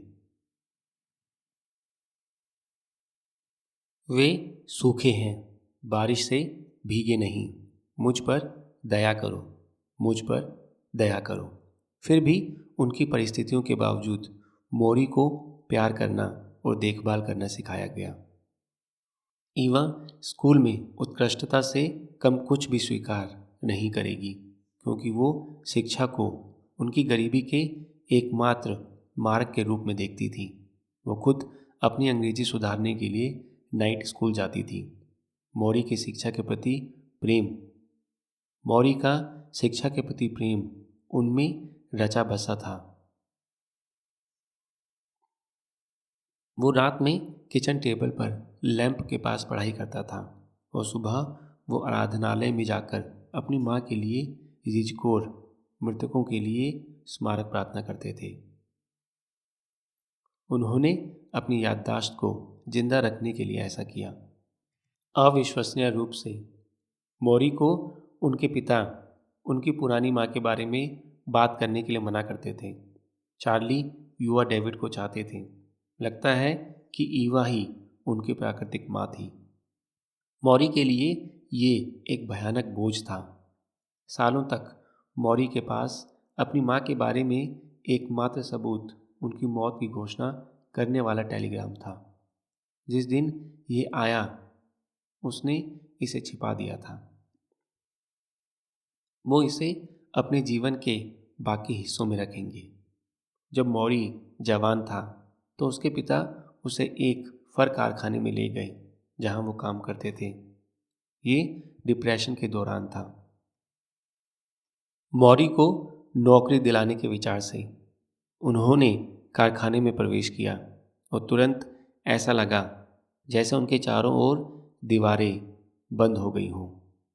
कमरे में अंधेरा था और वो गर्म था। खिड़कियां गंदगी से ढकी हुई थीं। फर बाल उड़ रहे थे, एक मोटी हवा बना रहे थे और कार्यकर्ता पट्टियों को एक साथ सिलाई कर रहे थे। उनकी सुइयों पर झुक रहे थे क्योंकि बॉस ने पंक्तियों को ऊपर और नीचे किया। उन्हें तेजी से जाने के लिए चिल्लाया। मौरी मुश्किल से सांस ले पा रहा था। वो डर के मारे अपने पिता के पास खड़ा हो गया, इस उम्मीद में कि बॉस कहीं उसके ऊपर भी ना चिल्लाए। लंच ब्रेक के दौरान उसके पिता मौरी को बॉस के पास ले गए और उनके सामने धक्का देकर पूछा कि क्या उनके बेटे के लिए कोई काम है। लेकिन और लोगों के लिए ही बड़ी मुश्किल से पूरा काम था और कोई दूसरा काम नहीं दे रहा था। मौरी के लिए ये एक वरदान था। उसे उस जगह से नफरत थी। उसने एक और प्रतिज्ञा की जिसे उसने अपने जीवन के अंत तक निभाया। वो कभी भी ऐसा काम नहीं करेगा जिससे किसी और का शोषण हो, और वो कभी भी खुद को दूसरों के पसीने से पैसे कमाने की अनुमति नहीं देगा। आप क्या करेंगे? ईवा उससे पूछेगी। मुझे नहीं पता, वो कहेंगे। उन्होंने कानून को खारिज कर दिया क्योंकि उन्हें वकील पसंद नहीं थे, और उन्होंने दवा को खारिज कर दिया क्योंकि वो खून की दृष्टि नहीं ले सकता था। अब आप क्या करेंगे? ये डिफ़ॉल्ट रूप से ही था कि मैं अब तक का सबसे अच्छा प्रोफेसर शिक्षक बन गया था। एक शिक्षक अनंत काल को प्रभावित करता है। वो कभी नहीं बता सकता कि उसका प्रभाव कहाँ रुकता है। चौथा मंगलवार हम मौत के बारे में बात करते हैं। आइए इस विचार से शुरू करते हैं। मौरी ने कहा, हर कोई जानता है कि वे मरने जा रहे हैं, लेकिन कोई भी इस पर विश्वास नहीं करता है। वो इस मंगलवार को व्यावसायिक मूड में था। विषय था मृत्यु। मेरी सूची की पहली वस्तु। मेरे आने से पहले मौरी ने कागज के छोटे छोटे सफ़ेद टुकड़ों पर कुछ नोट लिख दिए थे ताकि वो भूल न जाए। उनकी अस्थिर लिखावट अब उनके सिवा हर किसी के लिए समझ से परे थी। ये लगभग मजदूर दिवस था और कार्यालय की खिड़की के माध्यम से मैं पिछवाड़े के पालक रंग की हेजेस देख सकता था और सड़क पर खेल रहे बच्चों की चीखें सुन सकता था। स्कूल शुरू होने से पहले उनकी आज़ादी का आखिरी सप्ताह। डेट्रॉइट में वापस। अखबार के स्ट्राइकर प्रबंधन के खिलाफ यूनियनों की एकजुटता दिखाने के लिए एक विशाल अवकाश प्रदर्शन की तैयारी कर रहे थे। विमान की सवारी में मैंने एक महिला के बारे में पढ़ा था जिसने अपने पति और 2 बेटियों को सोते समय गोली मार दी थी, ये दावा करते हुए कि वो उन्हें बुरे लोगों से बचा रही थी। यहाँ मौरी के ऑफिस में जीवन का एक एक कीमती दिन बीतता गया। कुछ रातों में जब उसे निगलने के लिए पर्याप्त हवा नहीं मिल पाती थी तो मौरी ने लंबी प्लास्टिक ट्यूबिंग को उनकी नाक से जोड़ दिया, जो कि जौ की तरह उनके नथुनों पर चिपक गया। मुझे किसी भी तरह की मशीन से जुड़े मौरी के विचार से नफरत थी और मैंने कोशिश की कि मौरी के बोलने के तरीके को ना देखें। हर कोई जानता है कि वो मरने जा रहे हैं, उन्होंने फिर कहा, लेकिन कोई भी इस पर विश्वास नहीं करता। अगर हमने किया तो हम चीज़ों को अलग तरह से करेंगे। तो हम मौत के बारे में मजाक करते हैं, मैंने कहा। हाँ, लेकिन एक बेहतरीन तरीका है, ये जानने के लिए कि आप मरने वाले हैं और किसी भी समय इसके लिए तैयार रहना, वो बेहतर है। इस तरह आप वास्तव में अपने जीवन के दौरान अपने जीवन में अधिक शामिल हो सकते हैं। आप कभी मरने के लिए कैसे तैयार हो सकते हैं? वो करो जो बौद्ध करते हैं। हर दिन अपने कंधे पर एक छोटी सी चिड़िया है जो पूछती है। आपके कंधे पर एक छोटी सी चिड़िया है जो पूछती है, क्या आज का दिन है? क्या मैं तैयार हूँ? क्या मैं वो सब कर रहा हूँ जो मुझे करने की आवश्यकता है? क्या मैं वो व्यक्ति हूँ जो मैं बनना चाहता हूँ? उसने अपना सिर कंधे पर इस तरह फेर लिया जैसे अब चिड़िया आ गई हो। क्या आज का दिन मेरी मृत्यु है? उन्होंने कहा। मौरी ने सभी धर्मों से स्वतंत्र रूप से उधार लिया। वो यहूदी पैदा हुए थे, लेकिन किशोरावस्था में अज्ञेय बन गए, आंशिक रूप से उन सब के कारण जो एक बच्चे के रूप में उनके साथ हुआ था। उन्होंने बौद्ध धर्म और ईसाई धर्म के कुछ दर्शनों का आनंद लिया और वो अभी भी यहूदी धर्म में घर जैसा सांस्कृतिक रूप से महसूस करते थे। वो एक धार्मिक मठ था जिसने उन्हें वर्षों तक पढ़ाने वाले छात्रों के लिए और भी खुला बना दिया। और पृथ्वी पर अपने अंतिम महीनों में वो जो बातें कह रहा था वो सभी धार्मिक मतभेदों से परे लग रही थी। मृत्यु के पास ऐसा करने का एक तरीका है। सच्चाई ये है मिच, उन्होंने कहा, एक बार जब आप मरना सीख जाते हैं तो आप जीना सीख जाते हैं। मैंने सिर हिलाया। मैं इसे फिर से कहने जा रहा हूँ, उन्होंने कहा, एक बार जब आप मरना सीख जाते हैं तो आप जीना सीख जाते हैं। वो मुस्कुराया और मुझे एहसास हुआ कि वो क्या कह रहे थे। वो सुनिश्चित कर रहे थे कि मैं इस बिंदु को आत्मसात कर लूं, मुझसे पूछे बिना। ये उसी का हिस्सा था जिसने उन्हें एक अच्छा शिक्षक बनाया। मैंने पूछा कि बीमार होने से पहले क्या तुमने मौत के बारे में ज़्यादा सोचा था? नहीं, मौरी मुस्कुराया। मैं हर किसी की तरह था।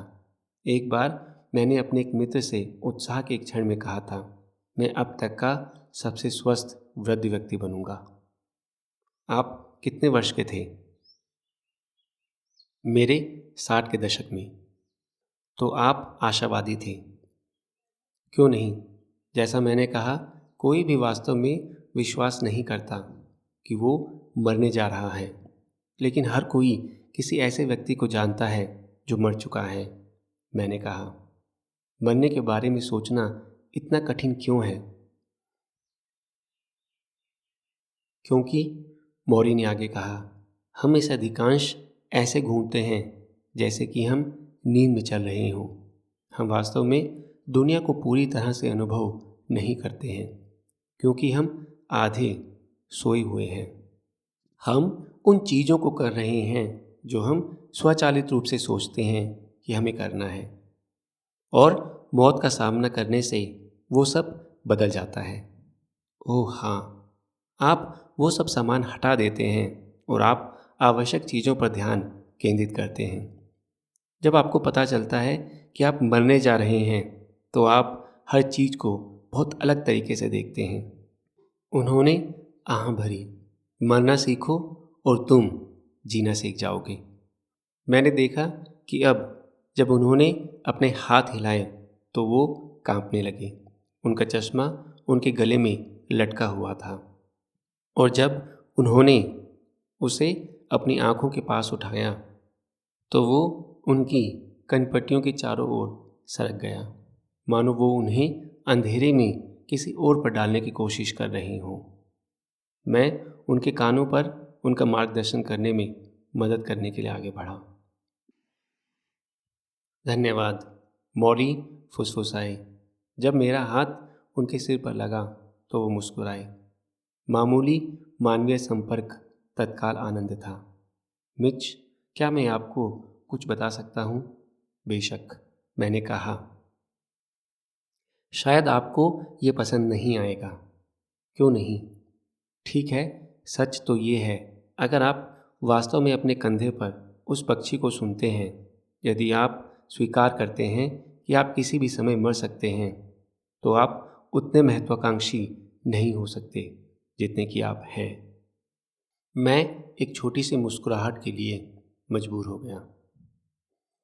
जिन चीज़ों पर आप इतना समय बिताते हैं, ये सब काम जो आप करते हैं, हो सकता है कि ये उतना महत्वपूर्ण ना लगे।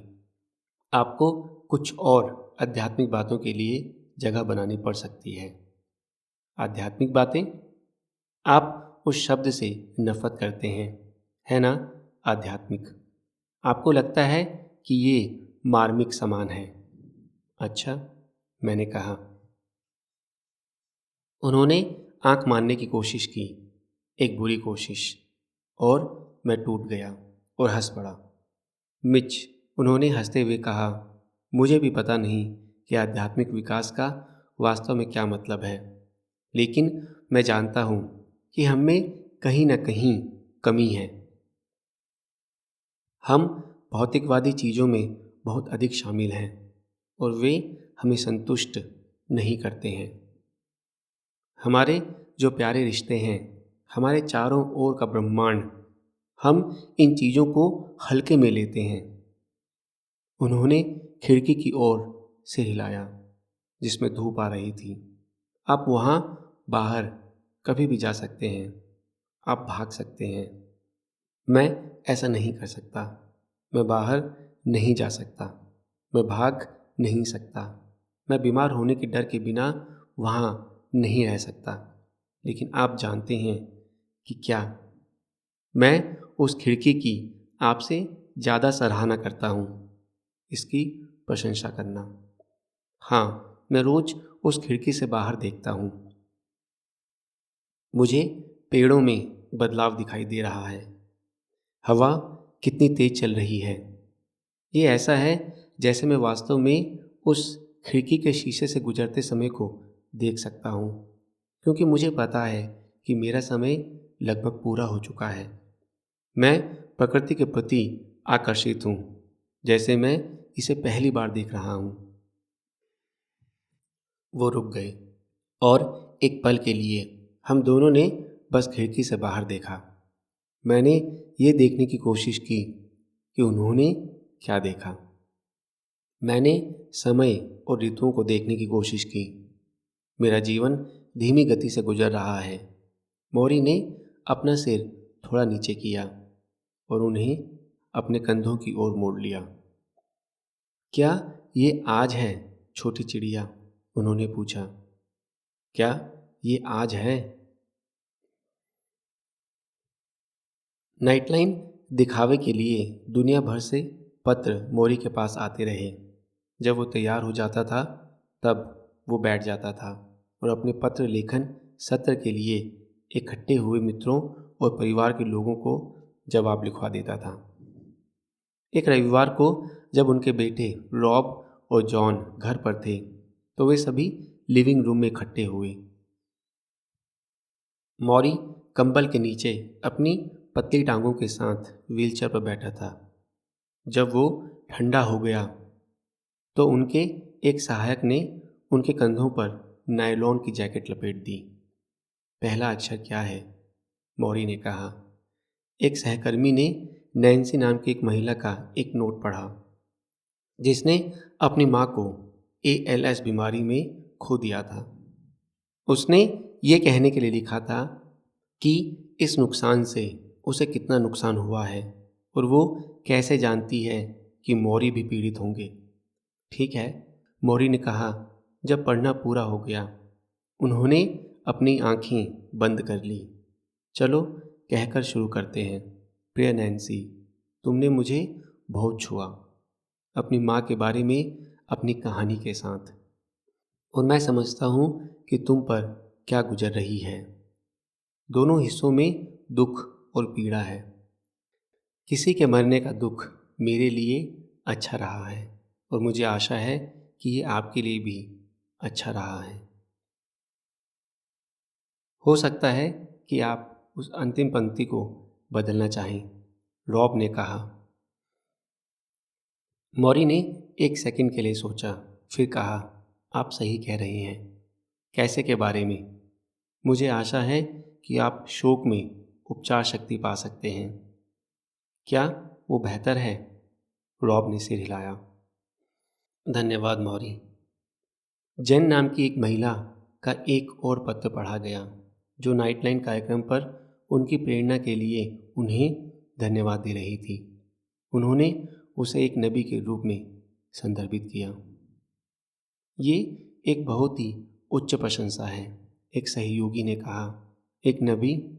मौरी ने एक चेहरा बनाया। वो स्पष्ट रूप से मूल्यांकन से सहमत नहीं थे। चलो उसकी उच्च प्रशंसा के लिए उसका धन्यवाद करते हैं और उसे बताओ कि मुझे खुशी है कि मेरे शब्दों का उनके लिए कुछ मतलब था। और धन्यवाद। मौरी पर हस्ताक्षर करना न भूलें। इंग्लैंड में एक व्यक्ति का पत्र था जिसने अपनी माँ को खो दिया था और मौरी से आध्यात्मिक दुनिया के माध्यम से उससे संपर्क करने में मदद करने के लिए कहा था। एक जोड़ी का एक पत्र था जो उससे मिलने के लिए बॉस्टन जाना चाहता था। एक पूर्व स्नातक छात्र का एक लंबा पत्र था जिसने विश्वविद्यालय के बाद अपने जीवन के बारे में लिखा था। इसने एक हत्या, आत्महत्या और 3 मृत जन्मों के बारे में बताया। इसने एक माँ के बारे में बताया जो ALS बीमारी से मर गई। इसने आशंका व्यक्त की कि वो बेटी भी बीमारी का अनुबंध करेगी। ये चलता ही चला गया। 2 पेज, 3 पेज, 4 पेज। मौरी लंबी गंभीर कहानी के माध्यम से बैठ गए। जब ये अंत में समाप्त हो गया तो उन्होंने धीरे से कहा, अच्छा, हम क्या करें? उत्तर? समूह शांत था। अंत में रॉब ने कहा, कैसा रहेगा आपके लिए एक लंबा पत्र धन्यवाद का? सब हंस पड़े। मौरी ने अपने बेटे और बीम एड को देखा। उनकी कुर्सी के पास के अखबार में बॉस्टन बेसबॉल खिलाड़ी की तस्वीर है जो शट आउट पिच करने के बाद मुस्कुरा रहा है। सभी बीमारियों में से मैं अपने बारे में सोचता हूँ। मौरी का नाम एथलीट के नाम पर रखा गया है। आप लो गेहिंग को याद करते हैं? मैं पूछता हूँ। मैं उसे स्टेडियम में अलविदा कहते हुए याद करता हूँ। तो आपको प्रसिद्ध लाइन याद है? कौन सी? चलो भी, लू गेहिंग, यांकीज का गौरव, लाउडस्पीकर पर गूंजने वाला भाषण। मुझे याद दिलाएं, मौरी कहते हैं। खुली खिड़की से मुझे कूड़े के ट्रक की आवाज़ सुनाई देती है। हालांकि ये गर्म है। मौरी लंबी बाजू के कपड़े पहने हुए हैं। उनके पैरों पर एक कंबल है। उनकी त्वचा पीली है। रोग उनका मालिक है। मैं अपनी आवाज़ उठाता हूँ और गहरी की नकल करता हूँ, जहाँ शब्द स्टेडियम की दीवारों से उछलते हैं। मौरी अपनी आँख बंद करता है और धीरे से सिर हिलाता है। हाँ, कुआं। मैंने ऐसा नहीं कहा। 5वां मंगलवार। हम परिवार के बारे में बात करते हैं। ये सितंबर का पहला हफ्ता है, बैक टू स्कूल वीक, और लगातार 35 शरद ऋतु के बाद मेरे पुराने प्रोफेसर के पास कॉलेज कैंपस में उनकी प्रतीक्षा करने वाली कक्षा नहीं थी। बॉस्टन छात्रों के साथ भरा हुआ था। साइड सड़कों पर डबल पार्क किया गया था और यहाँ मौरी अपने अध्ययन कक्ष में थे। ये गलत लग रहा था, उन फुटबॉल खिलाड़ियों की तरह जो अंत में रिटायर हो जाते हैं और घर पर उस पहले रविवार का सामना करना पड़ता है। टीवी पर देखते हुए, सोचते हुए मैं अभी भी ऐसा कर सकता था। मैंने उन खिलाड़ियों से निपटना सीखा है। जब उनका पुराना सीजन आ जाए तो उन्हें अकेला छोड़ देना सबसे अच्छा है। कुछ मत कहो। लेकिन फिर मुझे मौरी को उनके घटते समय के बारे में याद दिलाने की ज़रूरत नहीं पड़ी। हमारे टेप किए गए वार्तालापों के लिए हमने हैंडहेल्ड माइक्रोफोन को स्विच किया था, क्योंकि अब मौरी के लिए टीवी समाचार लोगों के साथ लोकप्रिय लय लीवर प्रकार के लिए कुछ भी लंबे समय तक पकड़ना बहुत मुश्किल था। आप इन्हें कॉलर या लैपेल पर क्लिप कर सकते हैं।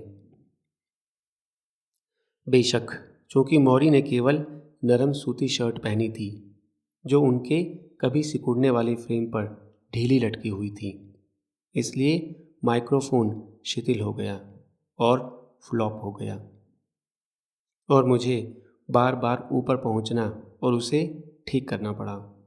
मौरी को ये अच्छा लग रहा था क्योंकि इसने मुझे उनके करीब ला दिया था, गले लगाने की सीमा में, और शारीरिक स्नेह के लिए उनकी ज़रूरत पहले से कहीं ज़्यादा मजबूत थी। जब मैं अंदर झुका तो मैंने उनकी घरघराहट और उनकी कमज़ोर खांसी सुनी और निकलने से पहले उन्हें अपने होंठों को धीरे से चबाना पड़ता था। ठीक है मेरे दोस्त, उन्होंने कहा, आज हम किस बारे में बात कर रहे हैं? परिवार के बारे में। कैसा रहेगा परिवार? उसने एक पल के लिए इस पर विचार किया। ठीक है। उन्होंने अपनी दादी के साथ मौरी के एक बच्चे के रूप में अपने बुक शेल्फ पर फोटो के लिए सिर हिलाया। नौजवान के रूप में मौरी अपने भाई डेविड के साथ, मौरी अपनी पत्नी चार्लेट के साथ, मौरी अपने 2 बेटों रॉब, टोक्यो में एक पत्रकार, और बोस्टन में एक कंप्यूटर विशेषज्ञ आयन के साथ। मुझे लगता है इन सभी हफ्तों के बारे में हम जो बात कर रहे हैं उसके आलोक में परिवार और भी महत्वपूर्ण हो जाता है, उन्होंने कहा। तथ्य ये है कि कोई नींव नहीं है, कोई सुरक्षित आधार नहीं है जिस पर आज लोग खड़े हो सकते हैं, यदि ये परिवार नहीं है। ये मेरे लिए बिल्कुल स्पष्ट हो गया है क्योंकि मैं बीमार हो चुका हूँ। यदि आपके पास एक परिवार से मिलने वाला समर्थन, प्यार और देखभाल और चिंता नहीं है तो आपके पास बहुत कुछ नहीं है। प्रेम बहुत महत्वपूर्ण है। जैसा कि हमारे महान कवि ऑडेन ने कहा, एक दूसरे से प्यार करो या नष्ट हो जाओ। मैंने इसे लिख लिया। ऑडेन ने कहा, एक दूसरे से प्यार करो या नष्ट हो जाओ। मौरी ने कहा, यह अच्छा है। नहीं, और ये सच है। प्यार के बिना हम टूटे पंखों वाले पक्षी हैं। कहो कि मैं तलाकशुदा था या अकेला रह रहा था या कोई संतान नहीं थी, ये बीमारी जिससे मैं गुजर रहा हूँ इतना कठिन होगा। मुझे यकीन नहीं है कि मैं ये कर सकता हूँ। ज़रूर लोग मिलने आएंगे, दोस्त, सहयोगी, लेकिन ये किसी ऐसे व्यक्ति के समान नहीं है जो नहीं छोड़ेगा। ये ऐसा नहीं है कि जिस व्यक्ति को आप जानते हैं उसकी नज़र आप पर है, वो आपको पूरे समय देख रहा है। ये एक परिवार का हिस्सा है, न केवल प्यार, बल्कि दूसरों को ये बताना कि कोई है जो उनके लिए देख रहा है।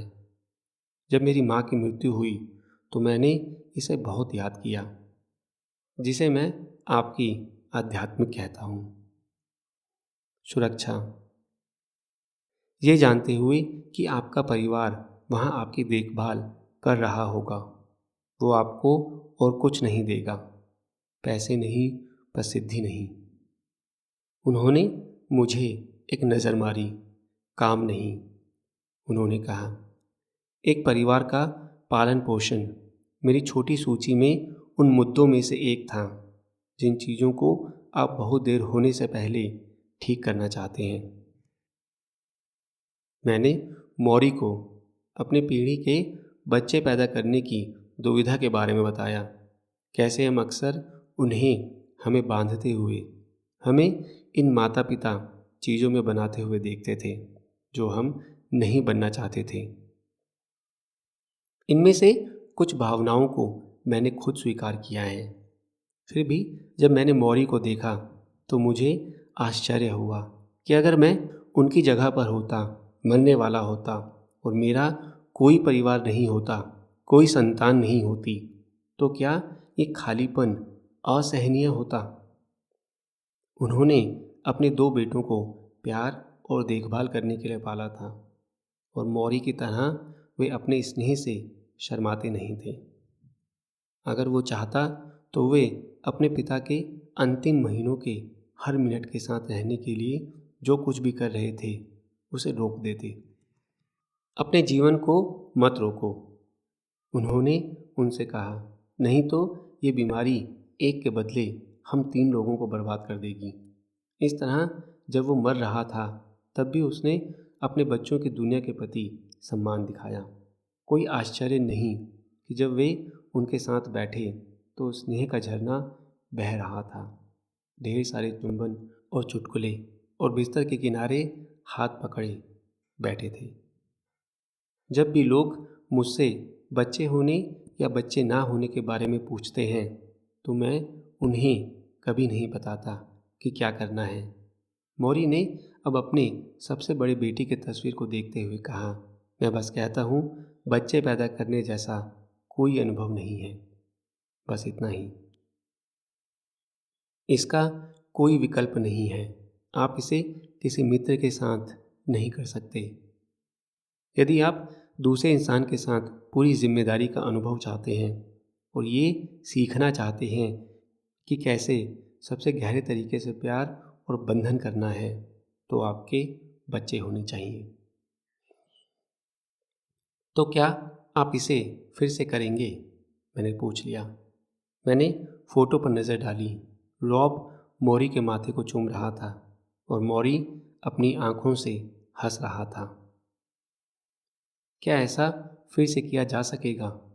उन्होंने आश्चर्य से देखते हुए मुझसे कहा, मिच, मैं किसी भी चीज़ के लिए उस अनुभव को याद नहीं करता। चाहे उसने निगल लिया और तस्वीर को अपनी गोद में रख लिया। भले ही भुगतान करने के लिए एक दर्दनाक कीमत है, उन्होंने कहा, क्योंकि आप उन्हें छोड़ देंगे, क्योंकि मैं उन्हें जल्द ही छोड़ दूंगा। उन्होंने अपने होठों को एक साथ खींचा, अपनी आंखें बंद कर ली और मैंने देखा कि पहली अश्रुधारा उनके गाल की तरफ नीचे गिर रही थी। और अब वो फुसफुसाए, आप बात करते हैं। आपका परिवार। मैं तुम्हारे माता पिता के बारे में जानता हूँ। मैं उनसे सालों पहले ग्रेजुएशन के दौरान मिला था। तुम्हारी एक बहन भी है ना? मैंने बोला। बूढ़े, हाँ, पुराना। और एक भाई है ना? मैंने सिर हिलाया, छोटा। मेरी तरह, मौरी ने कहा। मेरा एक छोटा भाई है, तुम्हारी तरह, मैंने कहा। वो भी अपने स्नातक स्तर पर आया था, है ना? मैंने पलक झपकाई और अपने दिमाग में मैंने हम सभी को देखा 16 साल पहले, गर्म धूप, नीले वस्त्र, एक दूसरे के चारों ओर अपनी बाहें डालते हुए और इंस्टामैटिक तस्वीरों के लिए पोज देते हुए। कोई कह रहा था 1 2 3। वो क्या है? मोरी ने मेरे अचानक शांत होने पर ध्यान देते हुए कहा, आपके दिमाग में क्या है? मैंने विषय बदलते हुए कहा, कुछ नहीं। सच तो ये है, मेरे पास वास्तव में एक भाई है। एक गोरा बालों वाला, हेज़ल आंखों वाला, 2 साल का छोटा भाई, जो मुझसे या मेरी काली बालों वाली बहन के विपरीत दिखता है कि हम अजनबियों का दावा करके उसे चिढ़ाते थे कि उसे एक अजनबी के रूप में छोड़ दिया गया था हमारे दरवाजे पर, और एक दिन हम कहेंगे वे आपको लेने के लिए वापस आ रहे हैं। जब हमने ये कहा तो वो रो दिया, लेकिन हमने वही कहा। वो बड़े हुए जैसे कई छोटे बच्चे बड़े होते हैं, लाड प्यार करते हैं और आंतरिक रूप से प्रताड़ित होते हैं। वो अभिनेता या गायक बनने का सपना देखता था। उन्होंने रात के खाने की मेज पर टीवी शो को फिर से दिखाया, हर भूमिका निभाई। उनकी उज्जवल मुस्कान व्यवहारिक रूप से उनके होंठों से झलक रही थी। मैं अच्छा विद्यार्थी था, वो बुरा था। मैं आज्ञाकारी था, उसने नियम तोड़े। नशीली दवाओं और शराब से दूर, उसने वो सब कुछ आजमाया जिसे आप निगल सकते हैं। हाई स्कूल के कुछ समय बाद ही वो यूरोप चला गया। उन्होंने वहाँ की अधिक आकस्मिक जीवन शैली को प्राथमिकता दी। फिर भी वो परिवार के चहेते बने रहे। जब वो घर आया तो उसकी जंगली और मजाकिया उपस्थिति में मैं अक्सर कठोर और रूढ़िवादी महसूस करता था। मैं सभी तरह से सही था, लेकिन जिस दिन मेरे चाचा की मृत्यु हुई, उस दिन से मुझे विश्वास था कि मैं भी इसी तरह की मृत्यु का शिकार होऊंगा। एक असामयिक बीमारी जो मुझे बाहर निकाल देगी। इसलिए मैंने तीव्र गति से काम किया और मैंने खुद को कैंसर के लिए तैयार कर लिया। मैं इसकी सांस महसूस कर सकता था। मुझे पता था ये आ रहा है। मैंने एक निंदित व्यक्ति की तरह उसका इंतजार किया, जल्लाद की प्रतीक्षा करता है। और मैं सही था। ये आया, लेकिन ये मुझसे चूक गया। इसने मेरे भाई को मारा। मेरे चाचा को भी उसी तरह का कैंसर है, अग्न्याशय, एक दुर्लभ रूप, और इसलिए हमारे परिवार में सबसे छोटे, सुनहरे बालों और भूरी आंखों वाले कीमोथेरेपी और विकिरण थे। उसके बाल झड़ गए, उसका चेहरा कंकाल की तरह कुतर गया। ये मुझे होना चाहिए, मैंने सोचा, लेकिन मेरा भाई मैं नहीं था और वो मेरे चाचा नहीं थे। वो एक लड़ाकू था और अपने सबसे छोटे दिनों में था। जब हम तहखाने में कुश्ती करते थे और उसने वास्तव में मेरे जूते को तब तक काटा जब तक कि मैं दर्द से चिल्लाया और उसे जाने नहीं दिया। और इसलिए वो वापस लड़े।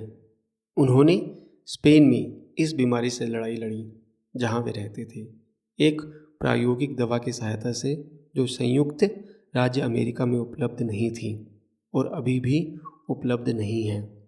उन्होंने इलाज के लिए पूरे यूरोप में उड़ान भरी। 5 साल के इलाज के बाद दवा ने कैंसर को दूर करने के लिए पीछा किया। वो अच्छी खबर थी, बुरी खबर थी। मेरे भाई नहीं थे। मुझे अपने आसपास चाहते हैं, मुझे नहीं, ना ही परिवार में किसी को। जितना हमने प्रयास किया कॉल करने और मिलने के लिए, उसने हमें खाड़ी में रखा। एक लड़ाई पर जोर देते हुए इस लड़ाई पर जोर देते हुए कहा कि उसे खुद ही ऐसा करने की ज़रूरत है। उसके बिना एक शब्द कहे महीने बीत जाते। उसकी उत्तर देने वाली मशीन पर संदेश बिना उत्तर के चले जाते। मुझे लगा कि मुझे उसके लिए क्या करना चाहिए। इसके लिए मैं अपराध बोध से भर गया था और हमें ऐसा करने के अधिकार से वंचित करने के लिए क्रोध से भर गया था। तो एक बार फिर मैं काम में लग गया। मैंने काम किया क्योंकि मैं इसे कंट्रोल कर सकता था। मैंने काम किया क्योंकि काम समझदार और उत्तरदायी था और हर बार मैं स्पेन में अपने भाई के अपार्टमेंट में फ़ोन करता था और उत्तर देने वाली मशीन प्राप्त करता था। वो स्पेनिश में बोल रहा था। ये एक और संकेत था कि हम कितनी दूर चले गए थे। मैं फ़ोन काट देता और कुछ और काम करने लगता। मैं अपने भाई पर मुस्कुराता हूँ और बचपन के गर्व से हम एकजुट होते हैं। हमें लगता है कि ये इतना कठिन नहीं था और हम फिर से मृत्यु को स्वीकार करने के लिए तैयार हैं। छठा मंगलवार, हम भावनाओं के बारे में बात करते हैं। मैं मौरी के घर के नीचे पत्थर की सीढ़ियों पर पहाड़ी ख्याति और जापानी मेपल के पास से गुजरा। सफ़ेद बारिश का नाला दरवाजे के ऊपर ढक्कन की तरह लटका हुआ था। मैंने घंटी बजाई और कोनी ने नहीं बल्कि मौरी की पत्नी शार्लेट ने बधाई दी, जो भूरे बालों वाली एक खूबसूरत महिला थी जो मीठी आवाज़ में बोलती थी। जब मैं आया तो वो अक्सर घर पर नहीं थी। उसने MIT में काम करना जारी रखा जैसा कि मौरी ने चाहा और आज सुबह मैं उसे देखकर हैरान रह गया। मौरी आज थोड़ा कठिन समय बिता रहे हैं, उसने कहा। उसने एक पल के लिए मेरे कंधे पर देखा, फिर रसोई की ओर बढ़ी। मुझे खेद है, मैंने कहा। नहीं नहीं, वो तुम्हें देखकर खुश होंगे, उसने जल्दी से कहा। ज़रूर। वो वाक्य के बीच में रुक गई, अपना सिर थोड़ा घुमाकर कुछ सुन रही थी। फिर उसने जारी रखा, मुझे यकीन है वो महसूस करेंगे, वो बहुत अच्छा महसूस करेंगे ये जानकर कि तुम यहाँ हो। मैंने बाजार से बैग उठा लिया। मेरी सामान्य खाद्य आपूर्ति, मैंने मजाक में कहा, और वो एक ही समय में मुस्कुराती और झल्लाहट करती दिखी। पहले से ही इतना खाना है, उसने पिछली बार से कुछ नहीं खाया है। इसने मुझे चौंका दिया। उसने कुछ नहीं खाया? मैंने पूछा। उसने रेफ्रिजरेटर खोला और मैंने चिकन सैलेड, सेवई, सब्जियां, भरवा स्क्वैश, मौरी के लिए लाई गई सभी चीज़ों के परिचित कंटेनर देखे। उसने फ्रीज़र खोला और वहाँ और भी अधिक था। मौरी इस भोजन का अधिकांश भाग नहीं खा सकता। उसके लिए निगलना बहुत कठिन है। उसे गर्म चीज़ें और तरल पदार्थ खाने होते हैं। लेकिन उसने कभी कुछ नहीं कहा, मैंने कहा। शार्लेट मुस्कुराई। वो अपनी भावनाओं को आहत नहीं करना चाहता। इससे मेरी भावनाएं आहत नहीं होती। मैं बस किसी तरह मदद करना चाहता था। मेरा मतलब है, मैं बस उनके लिए कुछ लाना चाहता था। आप उनके लिए कुछ ला रहे हैं। वो आपकी यात्राओं के लिए उत्सुक हैं।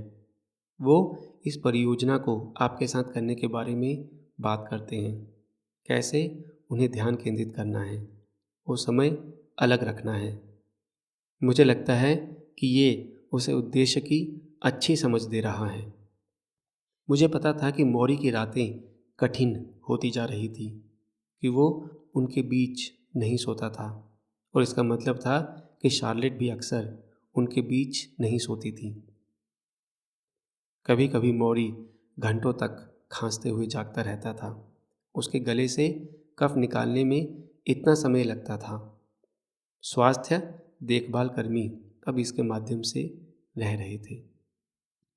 कुछ दिनों में मौरी के पास आधा दर्जन विजिटर्स आए और शार्लेट के काम से लौटने पर वे अक्सर वहीं होते थे।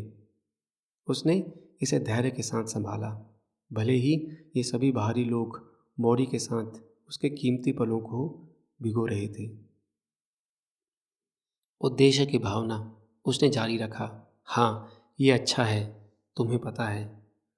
मुझे उम्मीद है, मैंने कहा। मैंने नए भोजन को रेफ्रिजरेटर के अंदर रखने में मदद की। किचन काउंटर पर हर तरह के नोट, मैसेज, सूचना, मेडिकल निर्देश थे। मेज पर पहले से कहीं अधिक गोली की बोतलें थीं। उनके एस्थमा के लिए सेलस्टोन, उन्हें सोने में मदद करने के लिए एटिवन, संक्रमण के लिए नेप्रोक्सेन और एक पाउडर दूध मिश्रण और जुलाब के साथ। हॉल के नीचे से हमें दरवाज़ा खुलने की आवाज़ सुनाई दी। शायद वो अब उपलब्ध हैं। मुझे जांच करने दो। शार्लेट ने फिर से मेरे खाने पर नज़र डाली और मुझे अचानक शर्मिंदगी महसूस हुई। इन सभी बातों की याद दिलाने से मौरी को कभी मज़ा नहीं आएगा। उसकी बीमारी की छोटी छोटी भयावहता बढ़ती जा रही थी। एक सूखी, धूल भरी खांसी जिसने उसकी छाती को हिला दिया और उसके सिर को आगे की ओर झटक दिया। एक तेज उछाल के बाद वो रुक गया, अपनी आंखें बंद कर ली और एक सांस ली। मैं चुपचाप बैठा रहा क्योंकि मुझे लगा कि वो अपने परिश्रम से उबर रहा है। क्या टेप चालू है? उसने अचानक कहा। उसकी आंखें अभी भी बंद हैं। हाँ हाँ, मैंने प्ले और रिकॉर्ड बटन दबाते हुए जल्दी से कहा। अब मैं क्या कर रहा हूँ? उसने जारी रखा। उसकी आंखें अभी भी बंद थीं। अनुभव से खुद को अलग कर रहा है, अपने आप को अलग करना। हाँ, खुद को अलग कर रहा हूँ और ये महत्वपूर्ण है। सिर्फ किसी के लिए नहीं, मेरी तरह जो मर रहा है, लेकिन आप जैसे किसी के लिए जो पूरी तरह से स्वस्थ है, अलग होना सीखो। उन्होंने आंखें खोली। उसने सांस छोड़ी।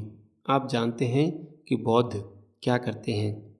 चीज़ों से मत चिपको क्योंकि सब कुछ अनित्य है। लेकिन रुकिए, मैंने कहा, क्या आप हमेशा जीवन का अनुभव करने की बात नहीं कर रहे हैं? सभी अच्छी भावनाएं, सभी बुरी वाले। हाँ, यदि आप अनासक्त हैं तो आप ऐसा कर सकते हैं। आह, तुम सोच रहे हो मिच, लेकिन वैराग्य का मतलब ये नहीं है कि आप अनुभव को अपने भीतर प्रवेश ना करने दें। इसके विपरीत आप इसे पूरी तरह से भीतर प्रवेश करने देते हैं। इस तरह आप इसे छोड़ सकते हैं। किसी भी भावना को ले लीजिए, एक महिला के लिए प्यार या किसी प्रियजन के लिए दुख, या मैं जो कुछ भी कर रहा हूँ, एक घातक बीमारी से डर और दर्द। यदि आप भावनाओं पर कंट्रोल रखते हैं, यदि आप अपने आप को उनके माध्यम से पूरे रास्ते जाने की अनुमति नहीं देते हैं, तो आप कभी भी अलग नहीं हो सकते। आप डरने में बहुत व्यस्त हैं। तुम दुख से डरते हो। आप उस भेद्यता से डरते हैं जो प्यार में शामिल होती है। लेकिन अपने आप को इन भावनाओं में फेंककर, अपने आप को अपने सिर के ऊपर से भी गोता लगाने की अनुमति देकर, आप उन्हें पूरी तरह से और पूरी तरह से अनुभव करते हैं। आप जानते हैं कि दर्द क्या होता है। आप जानते हैं कि प्यार क्या है। आप जानते हैं कि दुख क्या होता है। और तभी आप कह सकते हैं, ठीक है, मैंने उस भावना का अनुभव किया है। मैं उस भावना को पहचानता हूँ। अब मुझे एक पल के लिए उस भावना से अलग होने की ज़रूरत है। मौरी रुक गया और मुझे देखने लगा, शायद ये सुनिश्चित करने के लिए कि मैं सही हो रहा हूँ। मुझे पता है कि आपको लगता है कि ये सिर्फ मरने के बारे में है, उन्होंने कहा, लेकिन ये ऐसा है जैसे मैं आपको बताता रहता हूँ। जब आप मरना सीख जाते हैं तो आप जीना सीख जाते हैं। मौरी ने अपने सबसे डरावने पलों के बारे में बात की, जब उन्होंने महसूस किया कि उनकी छाती भारी उछाल में बंद है, या जब उन्हें यकीन नहीं था कि उनकी अगली सांस कहाँ से आएगी। उन्होंने कहा ये भयानक समय थे और उनकी पहली भावनाएं डरावनी, भय, चिंता की थी। लेकिन एक बार जब उसने उन भावनाओं की अनुभूति, उनकी बनावट, उनकी नमी, पीठ के नीचे की कंपकपी, आपके मस्तिष्क को पार करने वाली गर्मी की तेज चमक को पहचान लिया, तो वो कहने में सक्षम हो गए, ठीक है, ये डर है, इससे दूर हटो, दूर जाओ। मैंने सोचा कि रोज़मर्रा की ज़िंदगी में इसकी कितनी बार ज़रूरत होती है। हम कितना अकेला महसूस करते हैं, कभी कभी आंसुओं की हद तक। लेकिन हम उन आंसुओं को आने नहीं देते, क्योंकि हमें रोना नहीं चाहिए। या कैसे हम एक साथी के लिए प्यार की लहर महसूस करते हैं, लेकिन हम कुछ नहीं कहते, क्योंकि हम इस डर से जमे हुए हैं कि ये शब्द रिश्ते के लिए क्या कर सकते हैं। मौरी का दृष्टिकोण ठीक इसके विपरीत था। नल चालू करो, भावना से स्वयं को धो लो। ये आपको चोट नहीं पहुंचाएगा, ये केवल मदद करेगा। अगर आप डर को अंदर आने देते हैं, अगर आप उसे एक परिचित शर्ट की तरह खींचते हैं, तो आप खुद से कहते हैं, ठीक है, ये सिर्फ डर है, मुझे इसे अपने ऊपर हावी नहीं होने देना है। मैं इसे देखता हूँ कि ये क्या है। अकेलेपन के लिए भी आप जाने दें, आंसुओं को बहने दें, इसे पूरी तरह से महसूस करें, लेकिन अंततः कहने में सक्षम हो, ठीक है, वो अकेलेपन के साथ मेरा पल था। मैं अकेलापन महसूस करने से नहीं डरता, लेकिन अब मैं उस अकेलेपन को एक तरफ रख रहा हूँ और जानता हूँ कि दुनिया में और भी भावनाएं हैं और मैं उन्हें भी अनुभव करने जा रहा हूँ। अलग हो जाओ, मौरी ने फिर कहा। उसने अपनी आंखें बंद कर ली, फिर खांसने लगा। उसे फिर खांसी आई, फिर वो फिर से खांसा और जोर से। अचानक वो आधा घुट रहा था, उसके फेफड़ों में जमाव उसे चिढ़ा रहा था। आधे रास्ते में कूद गया, फिर वापस नीचे गिर गया, जिससे उसकी सांसें चोरी हो गई। वो गैंगिंग कर रहा था, फिर हिंसक रूप से हैकिंग कर रहा था, और उसने उसके सामने अपने हाथ हिलाए, अपनी आंखें बंद करके। अपने हाथों को हिलाते हुए वो लगभग सम्मिलित दिखाई दिया और मुझे लगा कि मेरा माथा पसीने से तर हो गया है। मैंने सहज रूप से उसे आगे खींचा और उसके कंधों के पिछले हिस्से पर थप्पड़ मारा, और उसने अपने मुंह पर एक टिश्यू लगाया और कफ की एक गड्डी थूक दी। खांसना बंद हो गया और मैरी वापस फोम के तकिए में गिर गया। आप ठीक हैं? क्या आप ठीक हैं? मैंने अपने डर को छिपाने की कोशिश करते हुए कहा। हाँ, मैं ठीक हूँ, मौरी ने कांपती हुई उंगली उठाते हुए फुसफुसाया। बस 1 मिनट इंतज़ार करो। हम चुपचाप वहीं बैठे रहे जब तक कि उनकी सांसें सामान्य नहीं हो गई। मुझे अपनी खोपड़ी पर पसीना महसूस हुआ। उसने मुझसे खिड़की बंद करने को कहा। हवा उसे ठंडा बना रही थी। मैंने उन्हें नहीं बताया कि बाहर 80 डिग्री था। अंत में कानाफूसी में उसने कहा, मुझे पता है कि मैं कैसे मरना चाहता हूँ। मैं चुपचाप इंतज़ार करता रहा। मैं शांति से मरना चाहता हूँ, शांति से, जैसा अभी हुआ वैसे नहीं। और ये वो जगह है जहाँ अलगाव आता है। अगर मैं खांसी के बीच में मर जाता हूँ, जैसे मेरे पास अभी था, तो मुझे डरावनी से अलग होने में सक्षम होना चाहिए। मुझे कहने की ज़रूरत है, ये मेरा पल है। मैं दुनिया को डर की स्थिति में नहीं छोड़ना चाहता। मैं जानना चाहता हूँ कि क्या हो रहा है। इसे स्वीकार करें, शांतिपूर्ण स्थान पर जाएं और जाने दें। क्या तुम समझ रहे हो मैं क्या कह रहा हूँ? मैंने सिर हिलाया।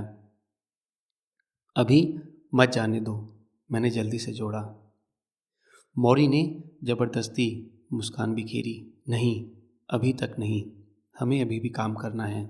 क्या आप पुनर्जन्म में विश्वास करते हैं? मैंने पूछा। शायद। आप किस रूप में वापस आएंगे? अगर मेरी पसंद होती तो एक चिकारा। एक चिकारा? हाँ, बहुत सुंदर। इतनी तेजी, एक चिकारा। मौरी मुझ पर मुस्कुराता है। आपको लगता है कि ये अजीब है?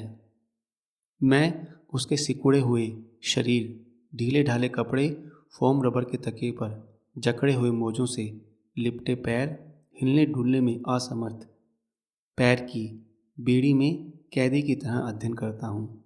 मैं एक चिकारे को रेगिस्तान में दौड़ता हुआ देखता हूँ। नहीं, मैं कहता हूँ, मुझे नहीं लगता कि ये बिल्कुल अजीब है। प्रोफेसर, भाग 2। जिस मौरी को मैं जानता था, जिस मौरी को इतने सारे अन्य लोग जानते थे, वो आदमी नहीं होता जब तक कि वो वॉशिंगटन डीसी के ठीक बाहर एक मानसिक अस्पताल में काम नहीं करता था, जो चेस्टनट लॉज के भ्रामक शांतिपूर्ण नाम के साथ एक जगह थी। मास्टर डिग्री और पीएचडी करने के बाद मौरी का ये पहला काम था। शिकागो यूनिवर्सिटी से चिकित्सा, कानून और व्यवसाय को अस्वीकार करने के बाद मौरी ने तय किया था कि शोध की दुनिया एक ऐसी जगह होगी जहां वो दूसरों का शोषण किए बिना योगदान दे सकते हैं। मौरी को मानसिक रोगियों का निरीक्षण करने और उनके उपचारों को रिकॉर्ड करने के लिए अनुदान दिया गया था, जबकि ये विचार आज आम लगता है। यह 50 के दशक की शुरुआत में चरम पर था। मौरी ने ऐसे मरीजों को देखा जो सारा दिन चिल्लाते रहते थे। रात भर रोते मरीज। मरीज अपने अंडरवियर को गंदा कर रहे हैं। मरीजों ने खाना खाने से इनकार कर दिया, नीचे पकड़कर दवाई ली। रोगियों में से एक अधेड़ उम्र की महिला हर दिन अपने कमरे से बाहर आती थी और टाइल वाले फर्श पर औंधे मुंह लेट जाती थी और फिर घंटों वहीं पड़ी रहती थी, जैसा कि डॉक्टर और नर्स उनके चारों ओर कदम रखते हैं। मौरी भयभीत होकर देखता रहा। उसने नोट्स लिए जो कि वह वहाँ करने आया था। हर दिन वो एक ही काम करती थी। सुबह बाहर आती थी, फर्श पर लेट जाती थी, शाम तक वहीं रहती थी, किसी से बात नहीं करती थी, सबकी उपेक्षा करती थी। इसने मौरी को दुखी कर दिया। वो उसके साथ फर्श पर बैठने लगा, यहाँ तक कि उसके साथ लेटने लगा, उसे उसके दुख से बाहर निकालने की कोशिश करने लगा। आखिरकार उसने उसे बैठने के लिए और यहाँ तक कि अपने कमरे में वापस जाने के लिए भी कहा। वो जो चाहती थी उसने सीखा। वही चीज़ थी जो बहुत से लोग चाहते थे, कोई नोटिस करे कि वो वहाँ थी। मौरी ने चेस्टनट लॉज में 5 साल तक काम किया। हालांकि इसे प्रोत्साहित नहीं किया गया था। उसने कुछ रोगियों से दोस्ती की, जिसमें एक महिला भी शामिल थी, जिसने उसके साथ मजाक किया कि वो वहाँ कितनी भाग्यशाली थी, क्योंकि मेरे पति अमीर हैं, इसलिए वो इसे वहन कर सकते हैं। क्या आप सोच सकते हैं कि अगर मुझे उन सस्ते मानसिक अस्पतालों में से एक में होना पड़े तो क्या होगा? एक अन्य महिला जो बाकी सब पर थूकती थी, मौरी के पास आई और उसे अपना मित्र बताया। वे हर दिन बात करते थे और कर्मचारियों को कम से कम प्रोत्साहित किया जाता था कि कोई उसके माध्यम से मिल गया था। लेकिन एक दिन वो भाग गई और मौरी को उसे वापस लाने में मदद करने के लिए कहा गया। उन्होंने उसे पास के एक स्टोर में ढूंढ निकाला, पीछे छिपकर, और जब मौरी अंदर गया तो उसने गुस्से से उसकी ओर देखा। तो तुम भी उनमें से एक हो, उसने कहा। किसमें से एक? मेरे जेलर। मौरी ने देखा कि वहाँ अधिकांश रोगियों को अस्वीकार कर दिया गया था और उनके जीवन में उनकी उपेक्षा की गई थी। उन्हें ये महसूस कराया गया था कि वे मौजूद नहीं हैं। वे करुणा से भी चूक गए, कुछ ऐसा जो कर्मचारियों के पास जल्दी से खत्म हो गया। और इनमें से कई मरीज संपन्न परिवारों से थे, इसलिए उनकी दौलत ने उनके लिए खुशी या खुशियाँ नहीं खरीदी। मैं मौरी को चिढ़ाता था कि वो 60 के दशक में फंस गया है।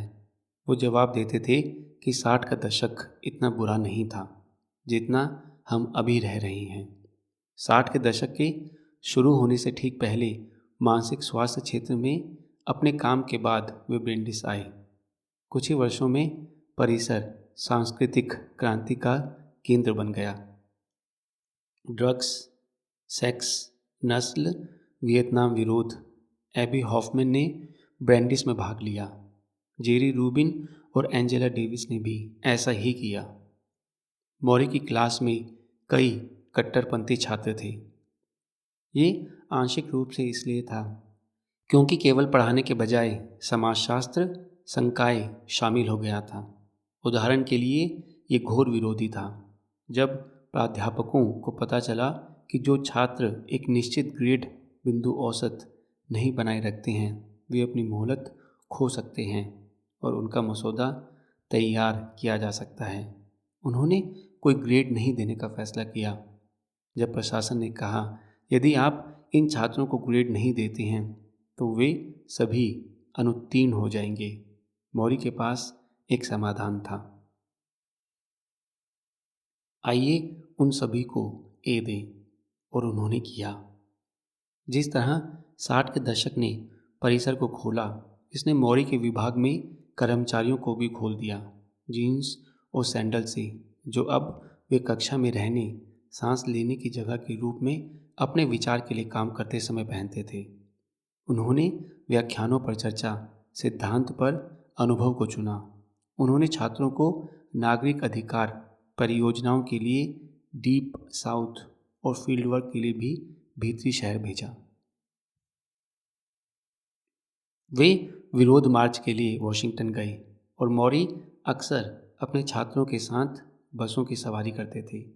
एक यात्रा पर उन्होंने कोमल मनोरंजन के साथ देखा कि बहने वाली स्कर्ट और प्यार की माला में महिलाएं सैनिकों की बंदूकों में फूल डालती हैं, फिर लॉन पर बैठ जाती है, हाथ पकड़कर पेंटागन को ऊपर उठाने की कोशिश करती हैं। उन्होंने इसे स्थानांतरित नहीं किया। उन्होंने बाद में याद किया, लेकिन ये एक अच्छा प्रयास था। एक बार आश्वेत छात्रों के समूह ने बैंडिस परिसर में फोर्ड हॉल पर कब्जा कर लिया। इसे मैल्कम एक्स यूनिवर्सिटी पढ़ने वाले बैनर में लपेट दिया। फोर्ड हॉल में रसायन विज्ञान की प्रयोगशालाएं थीं और कुछ प्रशासन के अधिकारियों को चिंता थी कि ये कट्टरपंथी तहखाने में बम बना रहे थे। मौरी बेहतर जानता था। उन्होंने समस्या के मूल में देखा। जो मनुष्य ये महसूस करना चाहते थे कि वे मायने रखते हैं। गतिरोध हफ्तों तक चला और ये और भी लंबे समय तक चल सकता था। यदि मौरी इमारत से नहीं चल रहे होते। जब प्रदर्शनकारियों में से एक ने उन्हें एक पसंदीदा शिक्षक के रूप में पहचाना और उन्हें खिड़की से अंदर आने के लिए चिल्लाया। 1 घंटे बाद प्रदर्शनकारियों की सूची के साथ मौरी खिड़की से रेंगते हुए बाहर आए। वो सूची को विश्वविद्यालय के अध्यक्ष के पास ले गए और स्थिति दूर हो गई। मौरी हमेशा अच्छी शांति बनाए रखता था। ब्रैंडिस में उन्होंने सामाजिक मनोविज्ञान, मानसिक बीमारी और स्वास्थ्य समूह प्रक्रिया के बारे में कक्षाएं सिखाई। वे उस पर हल्के थे जिसे आप अब करियर कौशल कहते हैं, और व्यक्तिगत विकास पर भारी हैं। और इस वजह से व्यवसाय और कानून के छात्र आज मौरी को उनके योगदानों के बारे में मूर्खतापूर्ण रूप से अनुभवहीन मान सकते हैं। उसके छात्रों ने कितना पैसा कमाया, उन्होंने कितने बड़े मुकदमे जीते। फिर व्यवसाय या कानून के कितने छात्र अपने पुराने प्रोफेसरों के जाने के बाद उनसे मिलने जाते हैं। मौरी के छात्रों ने हर समय यही किया, और उसके अंतिम महीनों में वे उसके पास वापस आए। उनमें से सैकड़ों बॉस्टन, न्यूयॉर्क, कैलिफोर्निया, लंदन और स्विट्ज़रलैंड से, कॉरपोरेट ऑफिसेज और आंतरिक शहर के स्कूल कार्यक्रमों से उन्होंने बुलाया। उन्होंने लिखा है, वे एक मुलाकात, एक शब्द, एक मुस्कान के लिए सैकड़ों मील चले। मेरे पास आप जैसा दूसरा शिक्षक नहीं था, सभी ने कहा। जैसे जैसे मौरी के साथ मेरी यात्राएं चलती हैं, मैं मृत्यु के बारे में पढ़ना शुरू करता हूँ। विभिन्न संस्कृतियाँ अंतिम मार्ग को कैसे देखती हैं। उदाहरण के लिए उत्तर अमेरिकी आर्कटिक में एक जनजाति है जो मानती हैं कि पृथ्वी पर सभी चीज़ों में एक आत्मा है जो शरीर के लघु रूप में मौजूद है, जो इसे धारण करती है, ताकि एक हिरण के अंदर एक छोटा हिरण हो और एक आदमी उसके अंदर एक छोटा आदमी है। जब बड़ा मर जाता है तो वो छोटा रूप जीवित रखता है। ये पास में पैदा होने वाली किसी चीज़ में स्लाइड कर सकता है, या ये आकाश में एक अस्थायी विश्राम स्थान पर जा सकता है, एक महान स्त्री आत्मा के पेट में, जहाँ ये तब तक प्रतीक्षा करता है जबकि चंद्रमा इसे पृथ्वी पर वापस नहीं भेज सकता। कभी कभी कहते हैं कि चांद दुनिया की नई आत्माओं में इतना व्यस्त है कि वो आसमान से गायब हो जाता है। 7वें मंगलवार हम उम्र बढ़ने के डर के बारे में बात करते हैं। मौरी अपनी लड़ाई हार गए। कोई अब अपना पिछवाड़ा पोंछ रहा था। उन्होंने आमतौर पर बहादुरी स्वीकृति के साथ इसका सामना किया। जब वो कमोड का उपयोग करता था तो उसके पीछे नहीं पहुंच पाता था। उसने कोनी को अपनी नवीनतम सीमा के बारे में सूचित किया। क्या आप इसे मेरे लिए करने में शर्मिंदा होंगे? उसने नहीं कहा। मुझे ये विशिष्ट लगा कि उसने पहले उससे पूछा।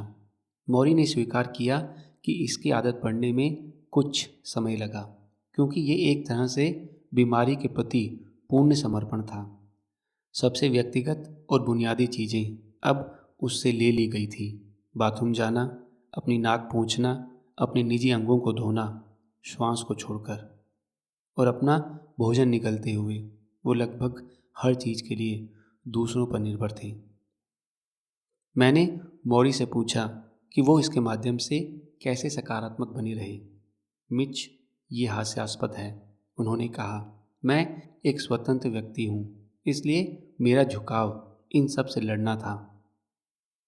लेकिन फिर मैंने सोचा, भूल जाओ कि संस्कृति क्या कहती है। मैंने अपने जीवन में संस्कृति की बहुत उपेक्षा की है। मुझे शर्म नहीं आएगी। बड़ी बात क्या है, और क्या आपको पता है सबसे अजीब बात है वो क्या है? मैं अपनी निर्भरता का आनंद लेने लगा।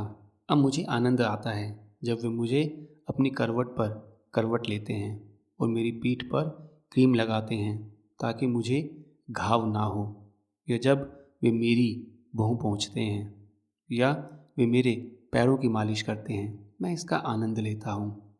मैं अपनी आंखें बंद करता हूँ और इसे भिगो देता हूँ, और ये मुझे बहुत परिचित लगता है। ये फिर से एक बच्चा होने जैसा है।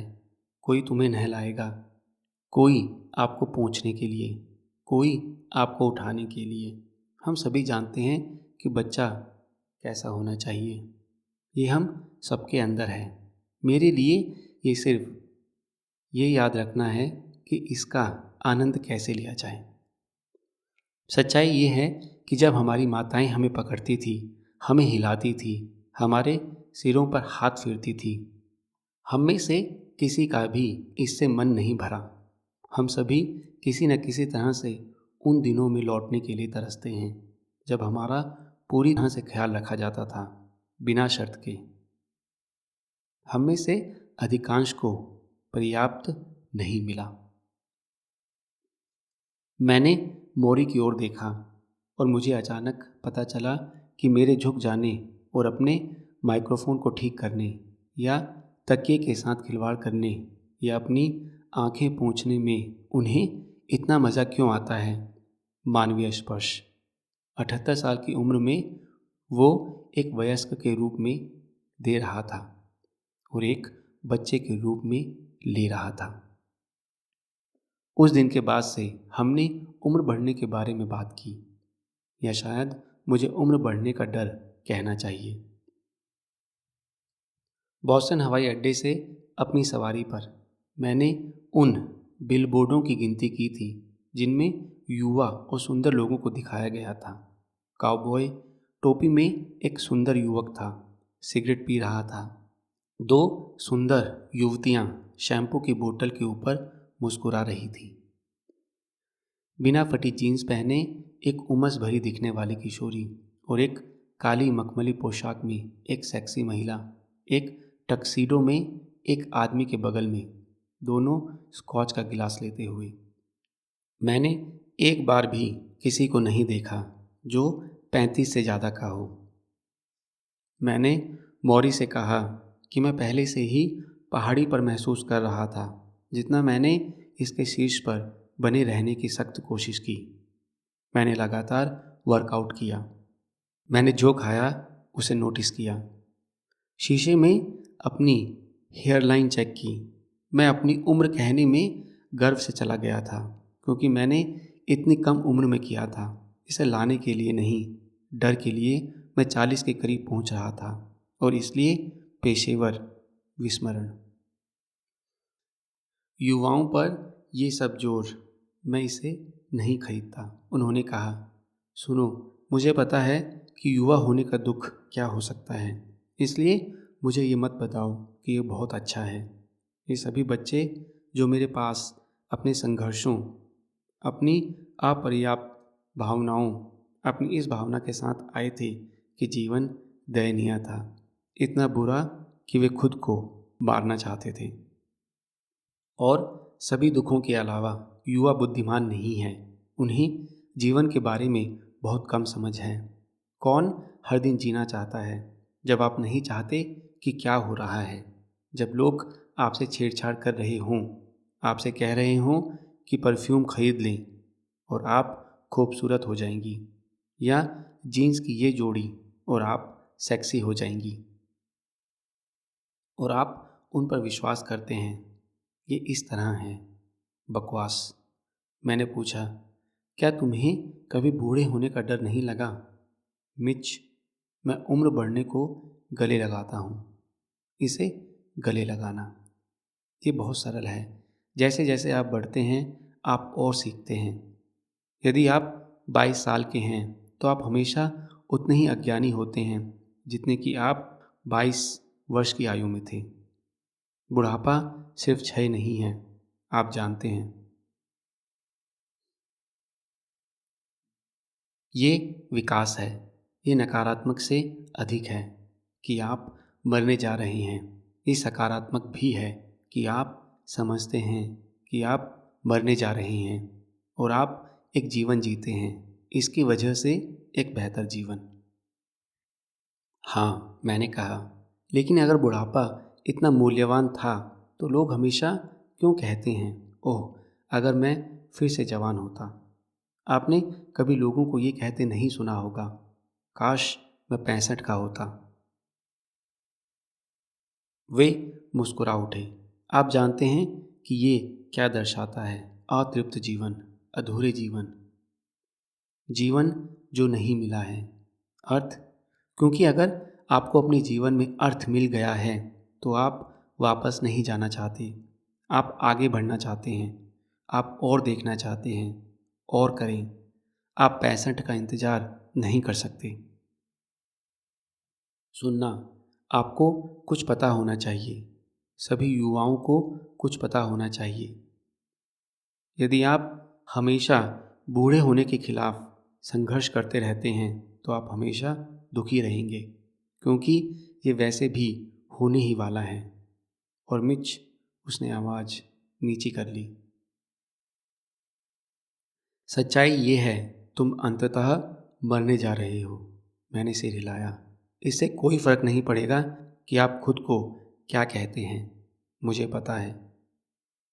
लेकिन उम्मीद है, उन्होंने कहा, लंबे समय तक नहीं। उसने शांतिपूर्ण नज़र से अपनी आंखें बंद कर ली। फिर मुझे अपने सर के पीछे तकिए ठीक करने के लिए कहा, आराम से रहने के लिए। उनके शरीर को निरंतर समायोजन की आवश्यकता थी।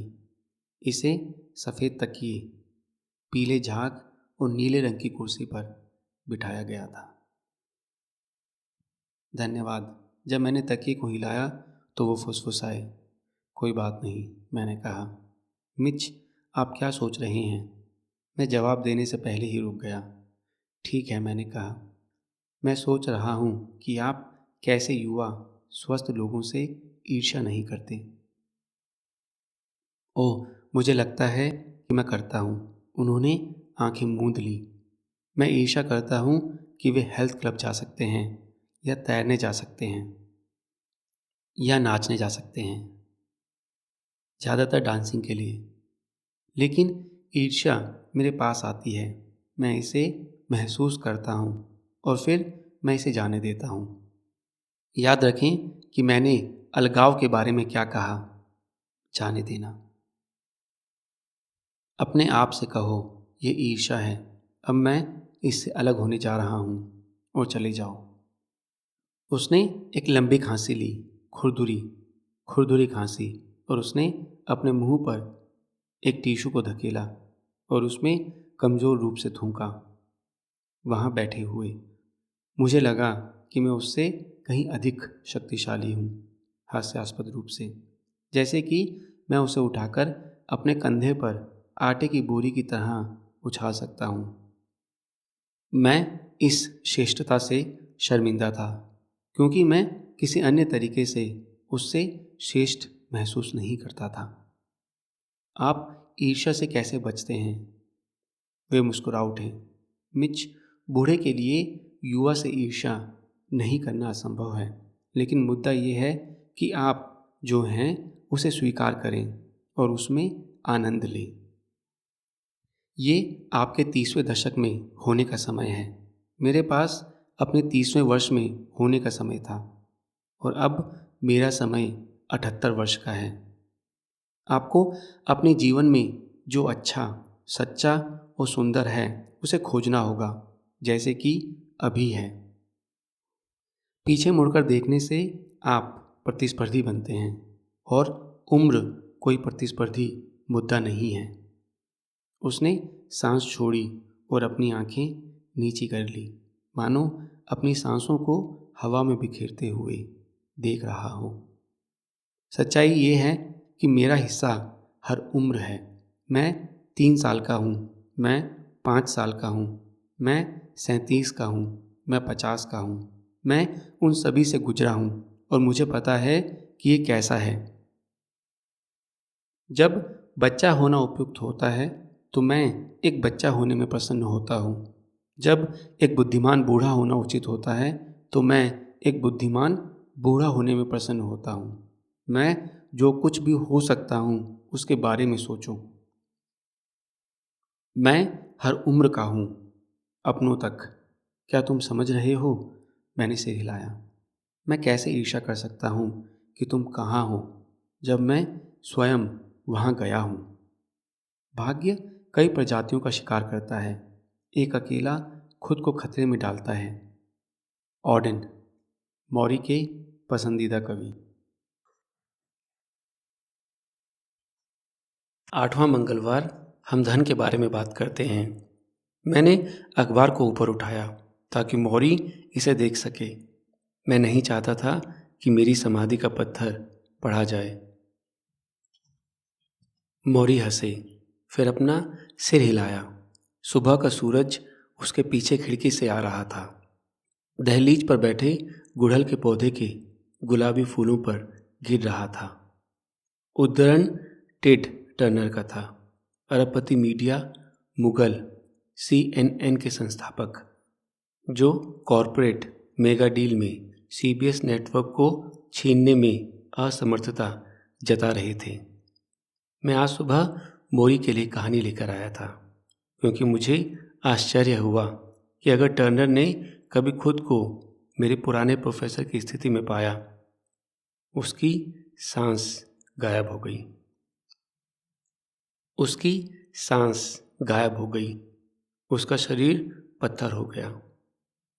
उसके दिन कैलेंडर से एक एक करके कट गए।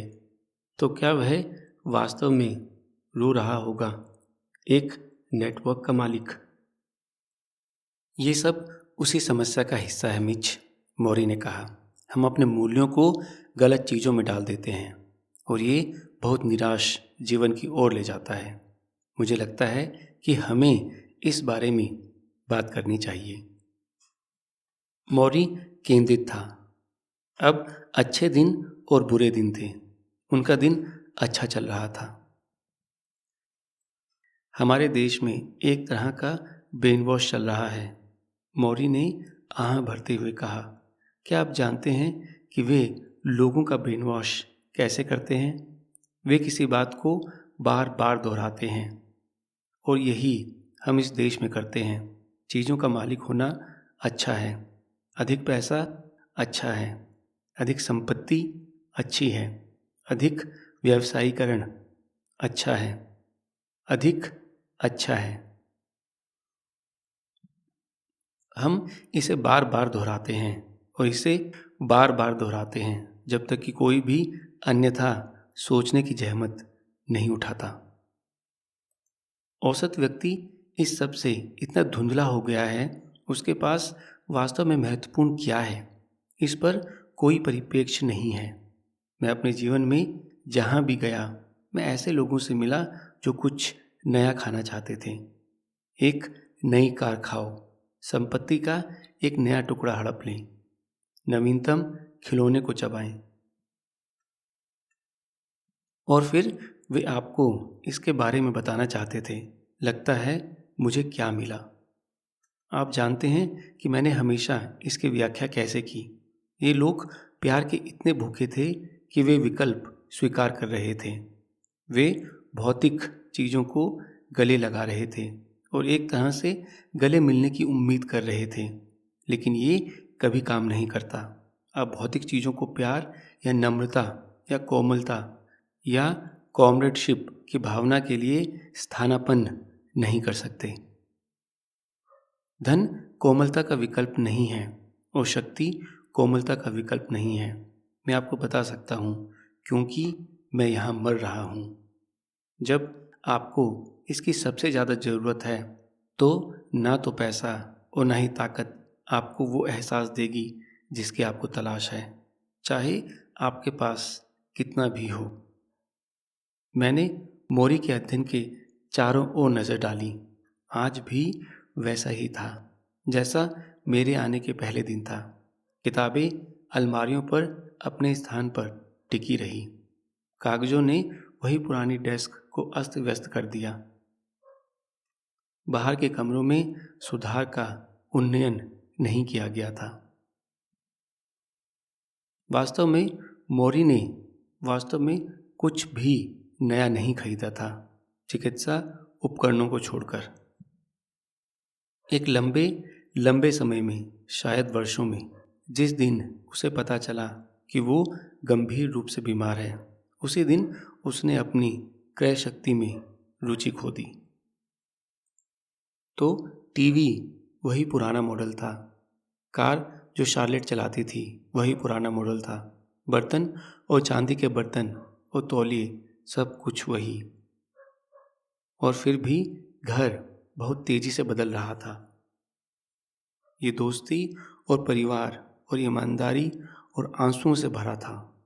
ये सहकर्मियों और छात्रों, उद्यान शिक्षकों और चिकित्सक और नर्सों और एक कैपेला समूह से भरा हुआ था। ये बहुत ही वास्तविक तरीके से एक धनी घर बन गया था।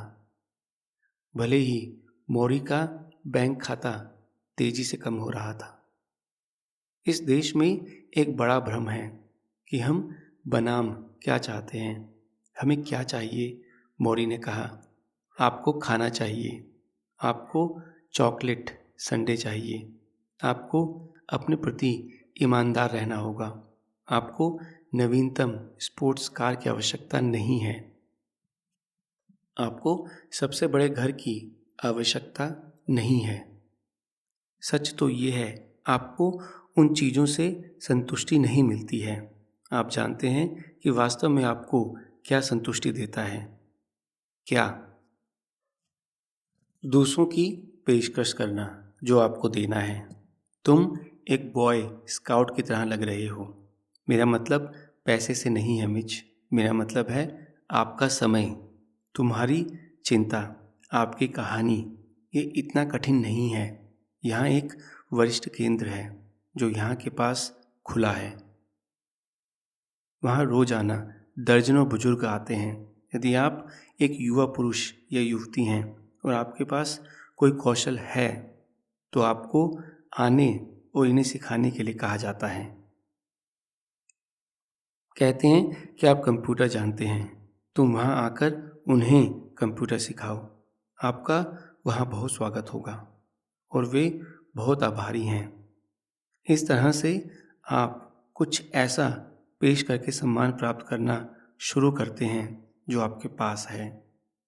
ऐसा करने के लिए बहुत सारे स्थान हैं। आपके पास एक बड़ी प्रतिभा होने की आवश्यकता नहीं है। अस्पतालों और आश्रयों में अकेले लोग हैं जो केवल कुछ साथी चाहते हैं। आप एक अकेले वृद्ध व्यक्ति के साथ ताश खेलते हैं और आप अपने लिए नया सम्मान पाते हैं क्योंकि आपकी ज़रूरत है। याद रखें कि मैंने सार्थक जीवन खोजने के बारे में क्या कहा था। मैंने इसे लिखा था, लेकिन अब मैं इसे पढ़ सकता हूँ। खुद को दूसरों से प्यार करने के लिए समर्पित करें। खुद को अपने आसपास के समुदाय के लिए समर्पित करें और कुछ ऐसा बनाने के लिए खुद को समर्पित करें जो आपको उद्देश्य और अर्थ देता है। आप ध्यान दें, उन्होंने मुस्कुराते हुए कहा, इसमें वेतन के बारे में कुछ भी नहीं है। मैंने मौरी द्वारा पीले पैड पर कहीं जा रही कुछ किताबों को लिख लिया। मैंने ज़्यादातर ऐसा इसलिए किया क्योंकि मैं नहीं चाहता था कि वो मेरी आंखों को देखे, ये जानने के लिए कि मैं क्या सोच रहा था, कि मैं ग्रेजुएशन के बाद से अपने अधिकांश जीवन में रहा हूँ। इन्हीं चीज़ों का पीछा करते हुए वो बड़े खिलौनों, अच्छे घर के खिलाफ रीलिंग कर रहा था, क्योंकि मैंने अमीर और प्रसिद्ध एथलीटों के बीच काम किया। मैंने खुद को आश्वस्त किया कि मेरी ज़रूरतें यथार्थवादी थीं। मेरा लालच उनकी तुलना में महत्वहीन था। ये एक स्मोक स्क्रीन था, मौरी ने यह स्पष्ट किया। मिच, यदि आप शीर्ष पर लोगों को दिखाने की कोशिश कर रहे हैं तो इसे भूल जाइए। वे किसी भी तरह आपकी ओर देखेंगे, और अगर आप नीचे के लोगों के लिए दिखावा करने की कोशिश कर रहे हैं तो इसे भूल जाइए। वे आपसे केवल ईर्ष्या करेंगे। स्थिति आपको कहीं नहीं मिलेगी, केवल एक खुला दिल ही आपको सबके बीच समान रूप से तैरने की अनुमति देगा। वो रुका, फिर मेरी तरफ देखा। मैं मर रहा हूँ, है ना? हाँ। आपको क्यों लगता है कि अन्य लोगों की समस्याओं को सुनना मेरे लिए इतना महत्वपूर्ण है? क्या मेरे पास पर्याप्त दर्द और पीड़ा नहीं है? लेकिन दूसरे लोगों को देने से मुझे जिंदा होने का एहसास होता है। मेरी कार या मेरा घर नहीं, मैं आईने में जैसा दिखता हूँ वैसा नहीं। जब मैं अपना समय देता हूँ, जब मैं किसी को उदास महसूस करने के बाद मुस्कुरा सकता हूँ, तो ये स्वस्थ होने के उतना ही करीब है जितना मुझे लगता है। वो करो जो दिल से आता है। जब आप करते हैं तो आप असंतुष्ट नहीं होंगे, आप ईर्ष्या नहीं करेंगे, आप किसी और की चीज़ों के लिए लालायित नहीं होंगे। इसके विपरीत जो वापस आता है उससे आप अभिभूत हो जाएंगे। वह खांसा और कुर्सी पर पड़ी छोटी सी घंटी के पास पहुंचा। उसे उस पर कुछ बार प्रहार करना पड़ा और मैंने आखिरकार उसे उठा लिया और उसके हाथ में रख दिया। धन्यवाद, वो फुसफुसाया। उसने कोनी का ध्यान आकर्षित करने की कोशिश करते हुए उसे हल्के से हिलाया। ये टेड टर्नर वाला आदमी, मौरी ने कहा, वो अपने मकबरे के लिए और कुछ नहीं सोच सकता था। हर रात जब मैं सोने जाता हूँ मैं मर जाता हूँ और अगली सुबह जब मैं उठता हूँ मेरा पुनर्जन्म होता है। महात्मा गांधी। 9वां मंगलवार। हम बात करते हैं कि प्यार कैसे चलता है। पत्तियों ने रंग बदलना शुरू कर दिया था। वेस्ट न्यूटन के माध्यम से सवारी को सोने और जंग के चित्र में बदल दिया। डेट्रॉइट में वापस श्रम युद्ध स्थिर हो गया था। प्रत्येक पक्ष ने दूसरे पर संवाद करने में विफल होने का आरोप लगाया था। टीवी समाचारों की कहानियां उतनी ही निराशाजनक थीं। ग्रामीण केंटकी में 3 लोगों ने एक पुल से एक कब्र के पत्थर के टुकड़े फेंके। एक गुजरती कार के शीशे को तोड़ते हुए एक किशोर लड़की की हत्या कर दी, जो एक धार्मिक यात्रा पर अपने परिवार के साथ यात्रा कर रही थी। कैलिफोर्निया में ओजे सिम्पसन का परीक्षण एक निष्कर्ष की ओर बढ़ रहा था और पूरा देश जुनूनी लग रहा था, यहाँ तक कि हवाई अड्डों पर भी। CNN से जुड़े हैंगिंग टीवी सेट थे ताकि गेट पर जाते ही आपको ताजे अपडेट मिल सकें। मैंने अपने भाई को स्पेन में कई बार फ़ोन करने की कोशिश की थी। मैंने ये कहते हुए संदेश छोड़े कि मैं वास्तव में उससे बात करना चाहता था, कि मैं हमारे बारे में बहुत कुछ सोच रहा था। कुछ हफ्ते बाद मुझे एक संक्षिप्त संदेश मिला जिसमें कहा गया था कि सब कुछ ठीक है। वास्तव में बीमार होने के बारे में बात करने का मन नहीं कर रहा था। मेरे पुराने प्रोफेसर के लिए बीमार होने की बात नहीं बल्कि खुद बीमार होना ही उन्हें डुबो रहा था। मेरी पिछली मुलाकात के बाद से एक नर्स ने उसके लिंग में एक कैथेटर डाला था, जो एक ट्यूब के माध्यम से और उसकी कुर्सी के पैर में रखे एक बैग में मूत्र को बाहर निकालता था। उसके पैरों को लगातार देखभाल की जरूरत थी और जब तक कि उसके पैर फोम पैड से ठीक इंच की सही संख्या में नहीं झूलते, ऐसा महसूस होता था जैसे कोई उसे कांटे से दबा रहा हो। बातचीत के बीच में मौरी को विजिटर्स से अपना पैर उठाने और इसे केवल 1 इंच आगे बढ़ाने के लिए कहना पड़ता था या अपने सिर को ठीक करने के लिए कहना पड़ता था, ताकि ये रंगीन तकियों की हथेली में अधिक आसानी से फिट हो जाए। क्या आप अपने सिर को हिलाने में असमर्थ होने की कल्पना कर सकते हैं? प्रत्येक मुलाकात के साथ मौरी अपनी कुर्सी में पिघलता हुआ प्रतीत होता था। उसकी रीढ़ की हड्डी अपना आकार लेती जा रही थी। फिर भी हर सुबह वो अपने बिस्तर से उठने और अपने अध्ययन के लिए पहिए पर जाने पर जोर देता था। वहाँ अपनी किताबों और कागजों और खिड़की पर हिबिस्कस के पौधों के बीच जमा करता था। ठेठ अंदाज में उन्होंने इसमें कुछ दार्शनिक पाया। मैं इसे अपने नवीनतम सूत्र में जोड़ता हूँ, उन्होंने कहा। मुझे सुनाने दो। जब आप बिस्तर पर होते हैं तो आप मर जाते हैं। वे मुस्कुरा उठे। केवल मोरी ही ऐसा कुछ देखकर मुस्कुरा सकते थे। उन्हें नाइटलाइन के लोगों और खुद टेड कोपल के फ़ोन आ रहे थे। वे आना चाहते हैं और मेरे साथ एक और शो करना चाहते हैं, उन्होंने कहा। लेकिन वे कहते हैं कि वे इंतज़ार करना चाहते हैं। तब तक क्या? आप अपनी आखिरी सांस पर हैं, शायद। वैसे भी मैं इतना दूर नहीं हूँ, ऐसा मत कहो। मुझे क्षमा करें। ये मुझे परेशान करता है कि वे आपके मुरझाने का इंतज़ार करना चाहते हैं। ये तुम्हें परेशान करता है क्योंकि तुम मेरा ख्याल रखते हो। वे मुस्कुरा उठे। मिच, शायद वे मुझे एक छोटे से नाटक के लिए इस्तेमाल कर रहे हैं। वो ठीक है, शायद मैं भी उनका उपयोग कर रहा हूँ। वे मेरे संदेश को लाखों लोगों तक पहुँचाने में मेरी मदद करते हैं। मैं उनके बिना ऐसा नहीं कर सकता था, है ना? तो ये एक समझौता ही तो है। वो खांसता है, जो एक लंबे समय तक निकलने वाले गरारे में बदल जाता है, एक और ग्लोब के साथ एक कुचल ऊतक में समाप्त होता था। जो भी हो, मौरी ने कहा। मैंने उनसे कहा कि बेहतर होगा कि वे ज़्यादा देर तक प्रतीक्षा ना करें, क्योंकि मेरी आवाज़ वहाँ नहीं होगी। एक बार ये बात मेरे फेफड़ों में आ जाए तो बात करना असंभव हो सकता है।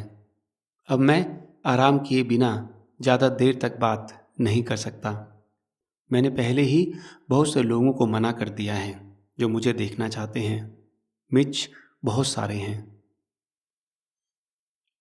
लेकिन मैं बहुत थक गया हूँ।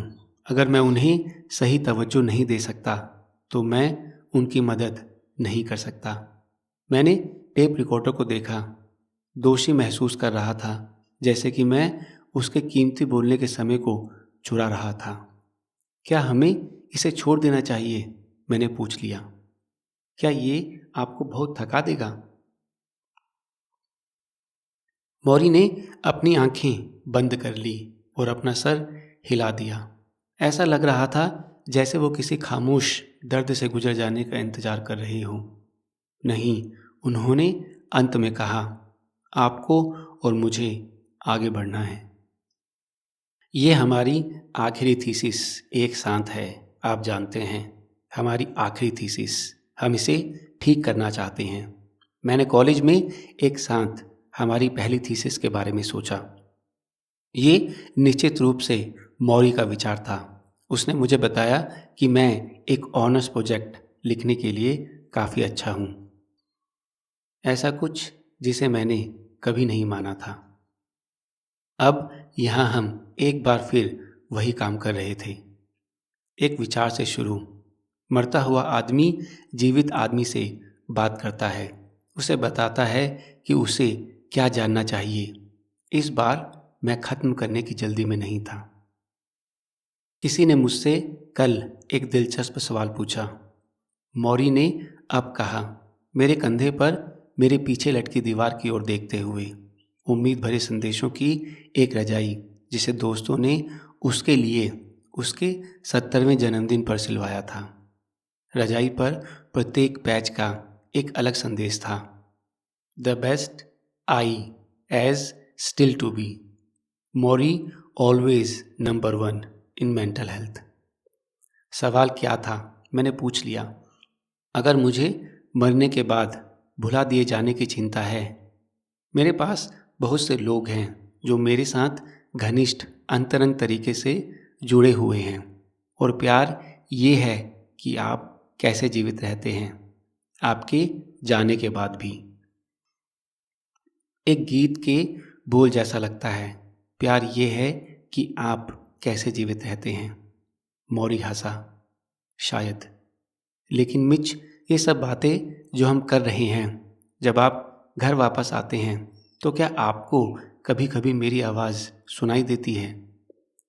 जब तुम बिल्कुल अकेले हो, शायद विमान पर, शायद आपकी कार में। हाँ, मैंने स्वीकार किया। फिर मेरे जाने के बाद तुम मुझे नहीं भूलोगे। मेरी आवाज़ के बारे में सोचो और मैं वहाँ रहूँगा। अपनी आवाज़ के बारे में सोचो। और अगर आप थोड़ा रोना चाहते हो तो कोई बात नहीं।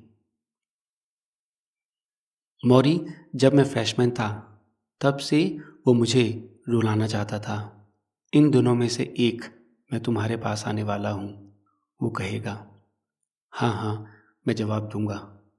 मैंने फैसला किया कि मैं अपने मकबरे पर क्या चाहता हूँ। उन्होंने कहा, मैं कब्रों के बारे में नहीं सुनना चाहता। क्यों? वे आपको परेशान करते हैं। मैंने कंधा उचका दिया। हम इसे भूल सकते हैं। नहीं, आगे बढ़ो। आपने क्या तय किया था? मौरी ने अपने होंठ चटकाए। मैं इस बारे में सोच रहा था। A teacher to the last. जब तक मैंने इसे अवशोषित किया तब तक वो इंतजार कर रहा था। आखिरी तक एक शिक्षक। अच्छा, उन्होंने कहा। हाँ, मैंने बोला, बहुत अच्छा। जब मैंने कमरे में प्रवेश किया तो मुझे मौरी के प्रकाश करने के तरीके से प्यार हो गया। मुझे पता है कि उन्होंने कई लोगों के लिए ऐसा किया, लेकिन ये उनकी विशेष प्रतिभा थी कि वे प्रत्येक विजिटर को ये महसूस कराते थे कि मुस्कान अमूल्य थी। आह, ये मेरा दोस्त है। जब उसने मुझे देखा, उस धूमिल ऊंची आवाज में उसने कहा, और ये अभिवादन के साथ नहीं रुका। जब मौरी आपके साथ था, वो वास्तव में आपके साथ था। उसने आपको सीधे आंखों में देखा और उसने ऐसे सुना जैसे कि आप दुनिया में अकेले व्यक्ति हों। लोगों का साथ कितना बेहतर होगा अगर उनकी हर दिन की पहली मुलाकात इस तरह से हो, बजाय किसी वेट्रेस या बस ड्राइवर या बॉस के कुड़कुड़ाने के। मैं पूरी तरह से उपस्थित होने में विश्वास करता हूँ, मौरी ने कहा। इसका मतलब है कि आपको उस व्यक्ति के साथ होना चाहिए जिसके साथ आप हैं। जब मैं आपसे बात कर रहा हूँ, मिच, मैं केवल उस पर ध्यान केंद्रित करने की कोशिश करता हूँ जो हमारे बीच चल रहा है। मैं पिछले सप्ताह कही गई किसी बात के बारे में नहीं सोच रहा हूँ। मैं ये नहीं सोच रहा हूँ कि इस शुक्रवार को क्या होने वाला है। मैं एक और कोपल शो करने के बारे में नहीं सोच रहा हूँ, या मैं कौन सी दवाई ले रहा हूँ। मैं आपसे बात, मैं तुम्हारे ही विषय में सोच रहा हूँ। मुझे याद आया कि कैसे इस विचार को बैंडिस में ग्रुप प्रोसेस क्लास में पढ़ाते थे। मैंने उस समय उपहास उड़ाया था, ये सोचकर कि ये यूनिवर्सिटी के पाठ्यक्रम के लिए शायद ही कोई पाठ योजना थी।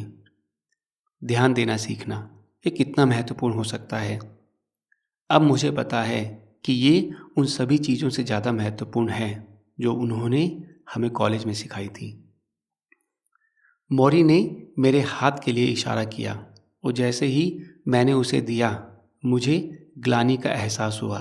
यहाँ एक आदमी था जो चाहता तो हर जागते हुए पल को आत्मदया में बिता सकता था, अपने शरीर को क्षय के लिए महसूस कर सकता था, अपनी सांसें गिन रहा था। इतने सारे लोग जिनकी छोटी छोटी समस्याएं हैं, वे इतने आत्मलीन हैं। उनके मन में पहले से ही कुछ और है।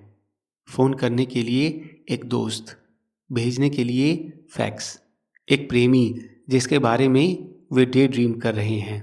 जब आप बात करना समाप्त कर लेते हैं तो वे केवल पूरा ध्यान वापस लेते हैं। जिस बिंदु पर वे उह, हा या हाँ में कहते हैं और नकली तरीके से वापस आते हैं। समस्या का एक हिस्सा मिच ये है कि हर कोई इतनी जल्दी में है, मौरी ने कहा। लोगों को अपने जीवन में अर्थ नहीं मिला है, इसलिए वे हर समय इसकी तलाश में भाग रहे हैं। वे अगली कार, अगला घर, अगला काम सोचते हैं। तब वे उन वस्तुओं को भी खाली पाते हैं और फिर दौड़ते हैं। एक बार जब आप दौड़ना शुरू करते हैं, मैंने कहा, अपने आप को धीमा करना मुश्किल है। इतना मुश्किल नहीं है, उसने अपना सिर हिलाते हुए कहा। क्या आप जानते हैं कि मैं क्या करता हूँ?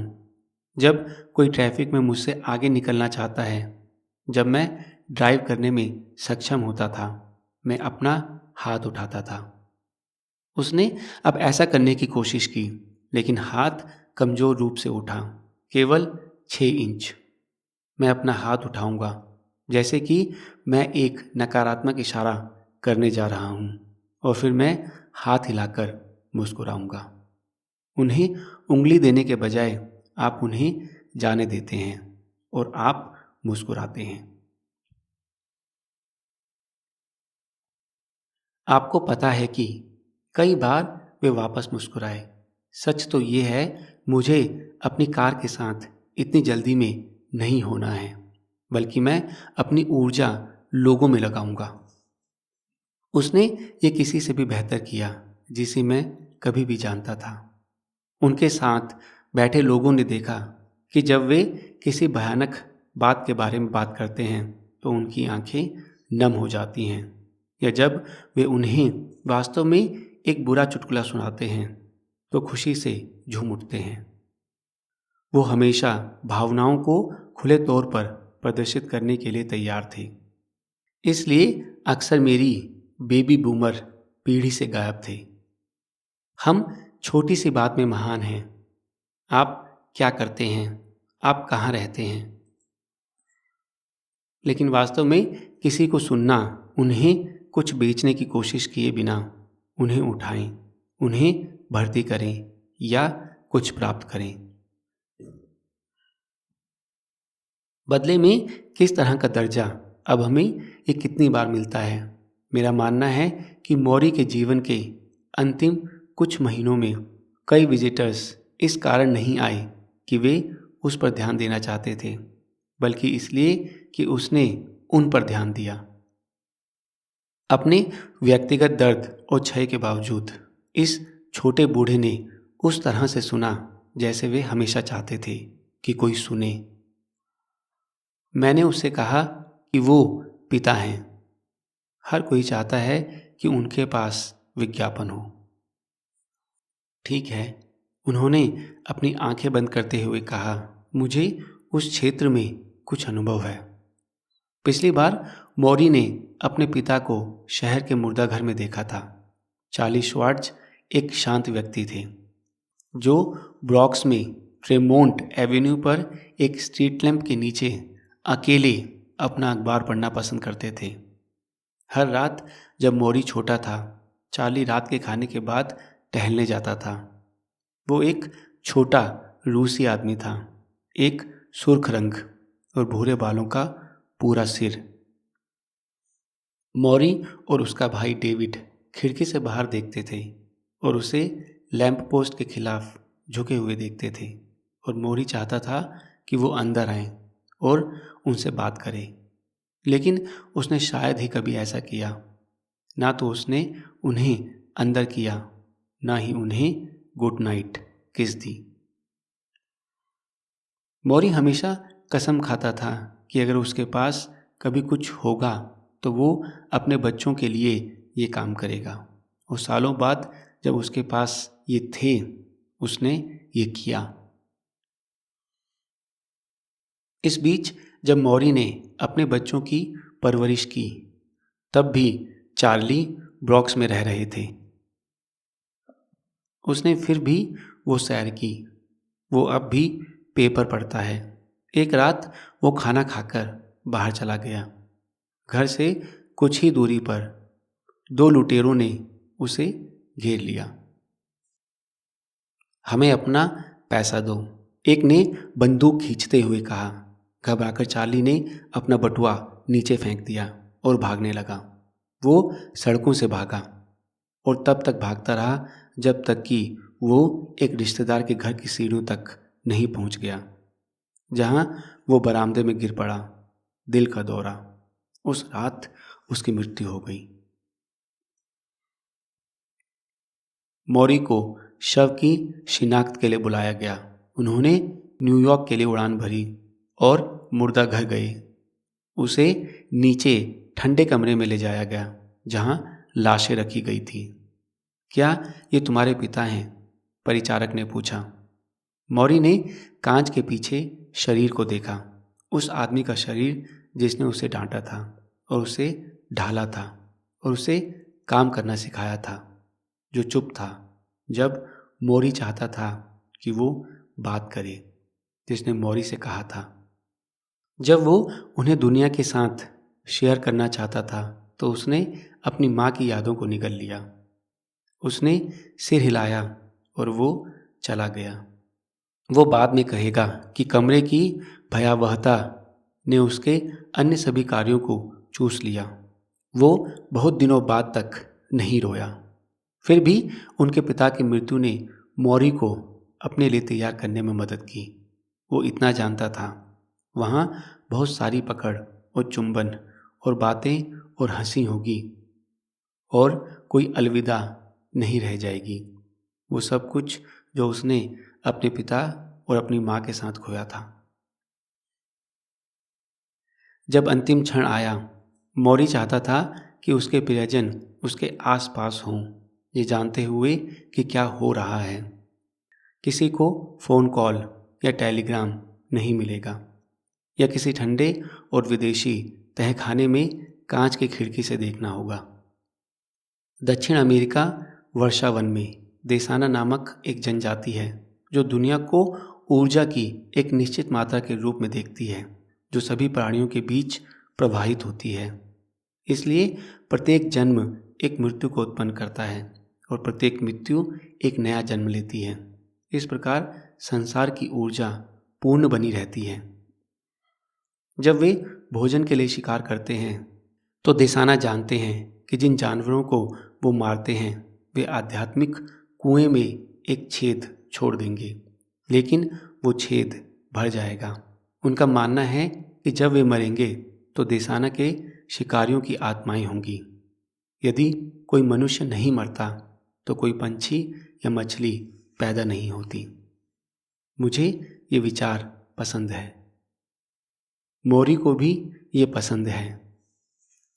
ये अलविदा के जितने करीब जाता है उतना ही उसे लगता है कि हम सभी एक ही जंगल के प्राणी हैं।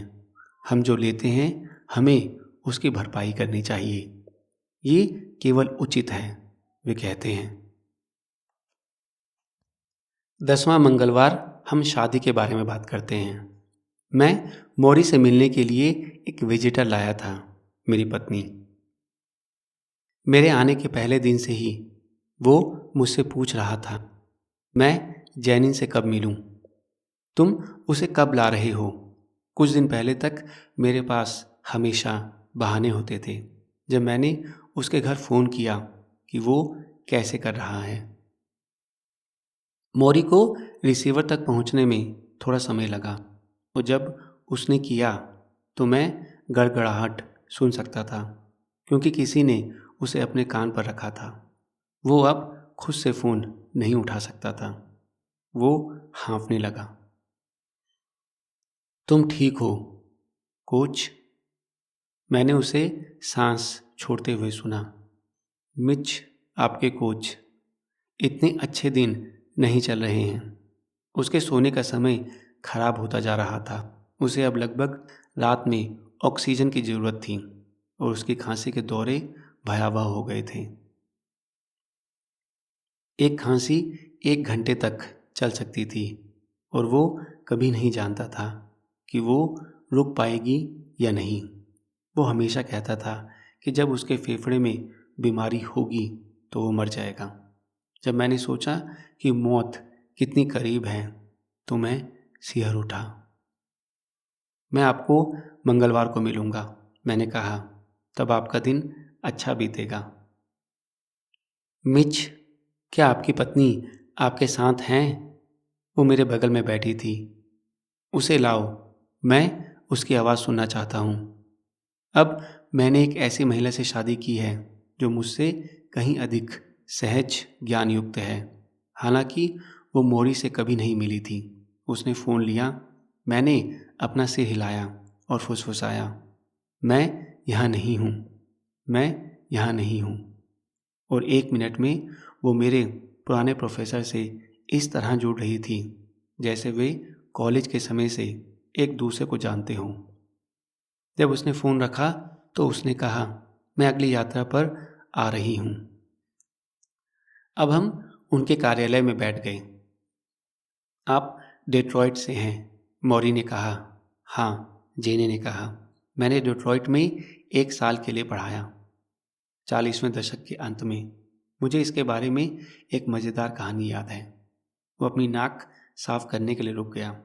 जब वो टिश्यू से लड़खड़ाया तो मैंने उसे पकड़ कर रखा और उसने कमज़ोर तरीके से उसमें फूंक मारी। मैंने उसे हल्के से उसके नथुने पर दबाया, फिर उसे खींच लिया जैसे एक माँ कार की सीट पर एक बच्चे को करती है। धन्यवाद मिच। उसने जैनी की ओर देखा। मेरा सहायक ये है। जैनी मुस्कुराई। जैसे भी मेरी कहानी यूनिवर्सिटी में समाजशास्त्रियों का एक समूह था और हम अन्य स्टाफ सदस्यों के साथ पोकर खेलते थे। इसमें ये लड़का भी शामिल था जो एक सर्जन था। एक रात खेल के बाद उसने कहा, मौरी, मैं तुम्हें काम करते हुए देखना चाहता हूँ। मैंने कहा ठीक है। तो वो मेरी एक कक्षा में आया और मुझे पढ़ाते हुए देखा। क्लास समाप्त होने के बाद उसने कहा, ठीक है, अब तुम मुझे कैसे काम करते देखना चाहोगे? आज रात मेरा ऑपरेशन है। मैं एहसान वापस करना चाहता था। तो मैंने कहा, ठीक है। वो मुझे अस्पताल ले गया। उन्होंने कहा, साफ करो, मास्क पहनो और गाउन पहन लो। और अगली बात जो मुझे पता थी, मैं ऑपरेटिंग टेबल पर ठीक उनके बगल में था। ये महिला रोगी मेज पर कमर से नीचे नंगी थी।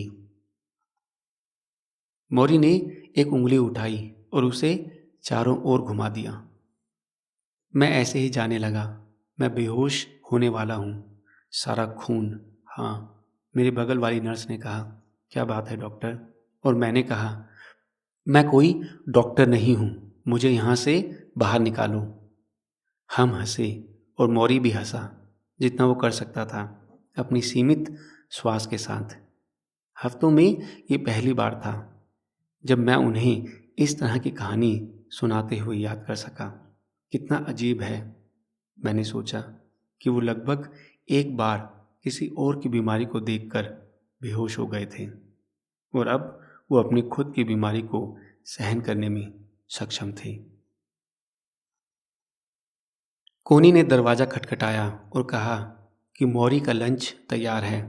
ये गाजर का सूप और वेजिटेबल केक और ग्रीक पास्ता नहीं था जो मैं उस सुबह ब्रेड और सर्कस से लाया था। हालांकि मैंने अब सबसे नरम पदार्थ खरीदने की कोशिश की, फिर भी वे मौरी के चबाने और निगलने की सीमित शक्ति से परे थे। वो ज़्यादातर तरल खुराक खा रहा था। शायद चोकर के मफ़िन को तब तक उछाला जाता था जब तक कि वो मटमैला और आसानी से ना पच जाए। शार्लेट अब एक ब्लेंडर में लगभग सब कुछ प्यूरी कर लेगी। सप्ताह और उसे दिखाने के लिए बैग लेकर अंदर चला गया, लेकिन ये किसी और चीज़ की तुलना में उसके चेहरे पर नज़र रखने के लिए अधिक था। जब मैंने रेफ्रिजरेटर खोला तो मैंने कंटेनरों को ओवरफ्लो होते देखा। मुझे लगता है कि मैं उम्मीद कर रहा था कि एक दिन हम एक साथ असली दोपहर का भोजन करने के लिए वापस जाएंगे। और मैं चबाते हुए जिस तरह से बात करता था उसके मुंह से खुशी से भोजन छलकते हुए देख सकता था। ये एक मूर्खतापूर्ण आशा थी। तो जेनाइन, मोरी ने कहा। वो हंसी। आप प्यारे हैं, मुझे अपना हाथ दें। उसने किया। मिच कहते हैं कि आप एक पेशेवर गायक हैं। हाँ, जेने ने कहा। वो कहते हैं कि तुम महान हो। ओह, वो हंसी। नहीं, वो बस इतना कहता है। मौरी ने अपनी भौहें उठाई। क्या तुम मेरे लिए कुछ गाओगे? अब मैंने सुना है कि जब से मैं उसे जानता हूँ तब तक लोग जैनिन से ये पूछते रहे हैं।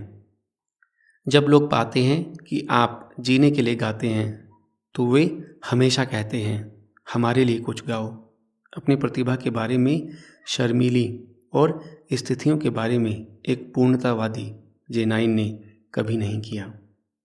वो विनम्रता से मना कर देगी, जिसकी मुझे अब उम्मीद थी।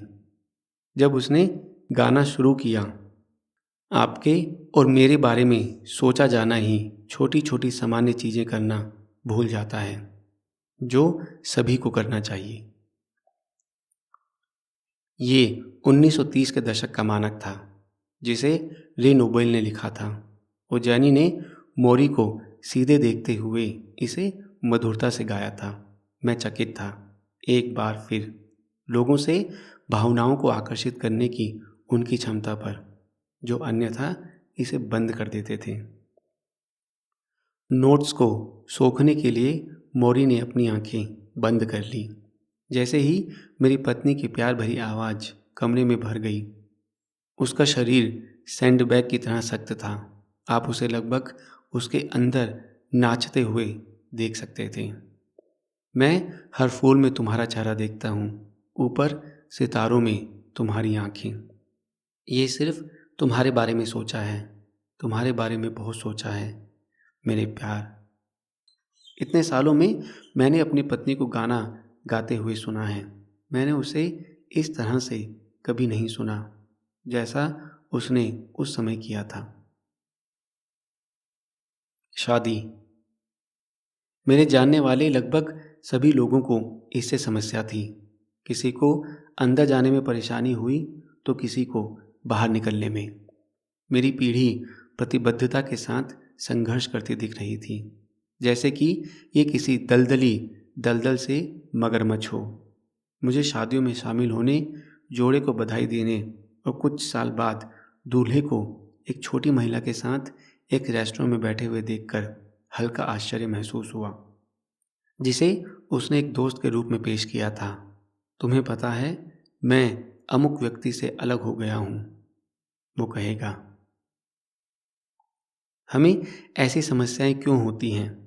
मैंने मौरी से इस बारे में पूछा।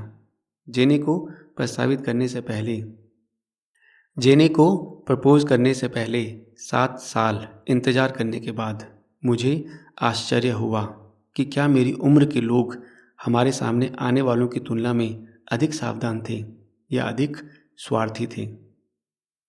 ठीक है, मुझे अपनी पीढ़ी के लिए खेद है, मौरी ने कहा। इस संस्कृति में किसी के साथ एक प्यार भरा रिश्ता खोजना इतना महत्वपूर्ण है, क्योंकि बहुत सारी संस्कृति आपको वो नहीं देती। लेकिन आज के गरीब बच्चे या तो वे इतने स्वार्थी हैं कि एक सच्चे प्यार भरे रिश्ते में हिस्सा नहीं ले सकते, या वे शादी से भागते हैं और फिर 6 महीने बाद उनका तलाक हो जाता है। उन्हें नहीं पता होता कि उन्हें पार्टनर में क्या चाहिए। वे नहीं जानते हैं कि वे स्वयं कौन हैं, तो वो कैसे जान सकते हैं कि वे किससे विवाह कर रहे हैं। उसने आह भरी। मौरी ने एक प्रोफेसर के रूप में अपने सालों में बहुत से दुखी प्रेमियों को परामर्श दिए थे। ये दुखद है, क्योंकि एक प्रियजन बहुत महत्वपूर्ण है। आप ये महसूस करते हैं, खासकर जब आप मेरे जैसे समय में हैं, जब आप इतना अच्छा नहीं कर रहे हैं।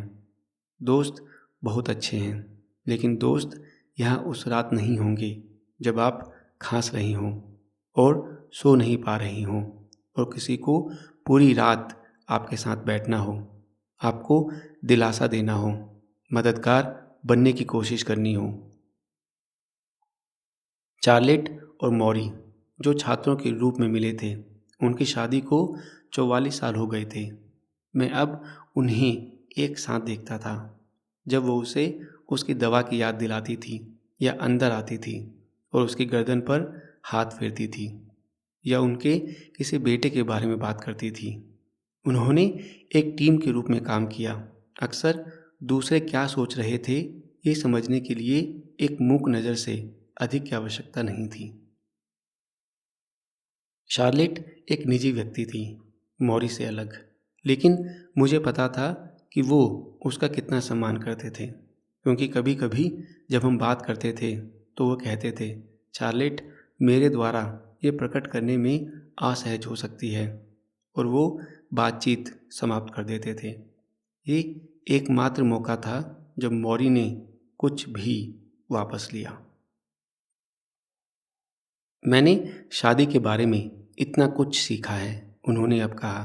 तुम परीक्षण करवाओ, आपको पता चलता है कि आप कौन हैं, दूसरा व्यक्ति कौन है, और आप कैसे समायोजित करते हैं या नहीं।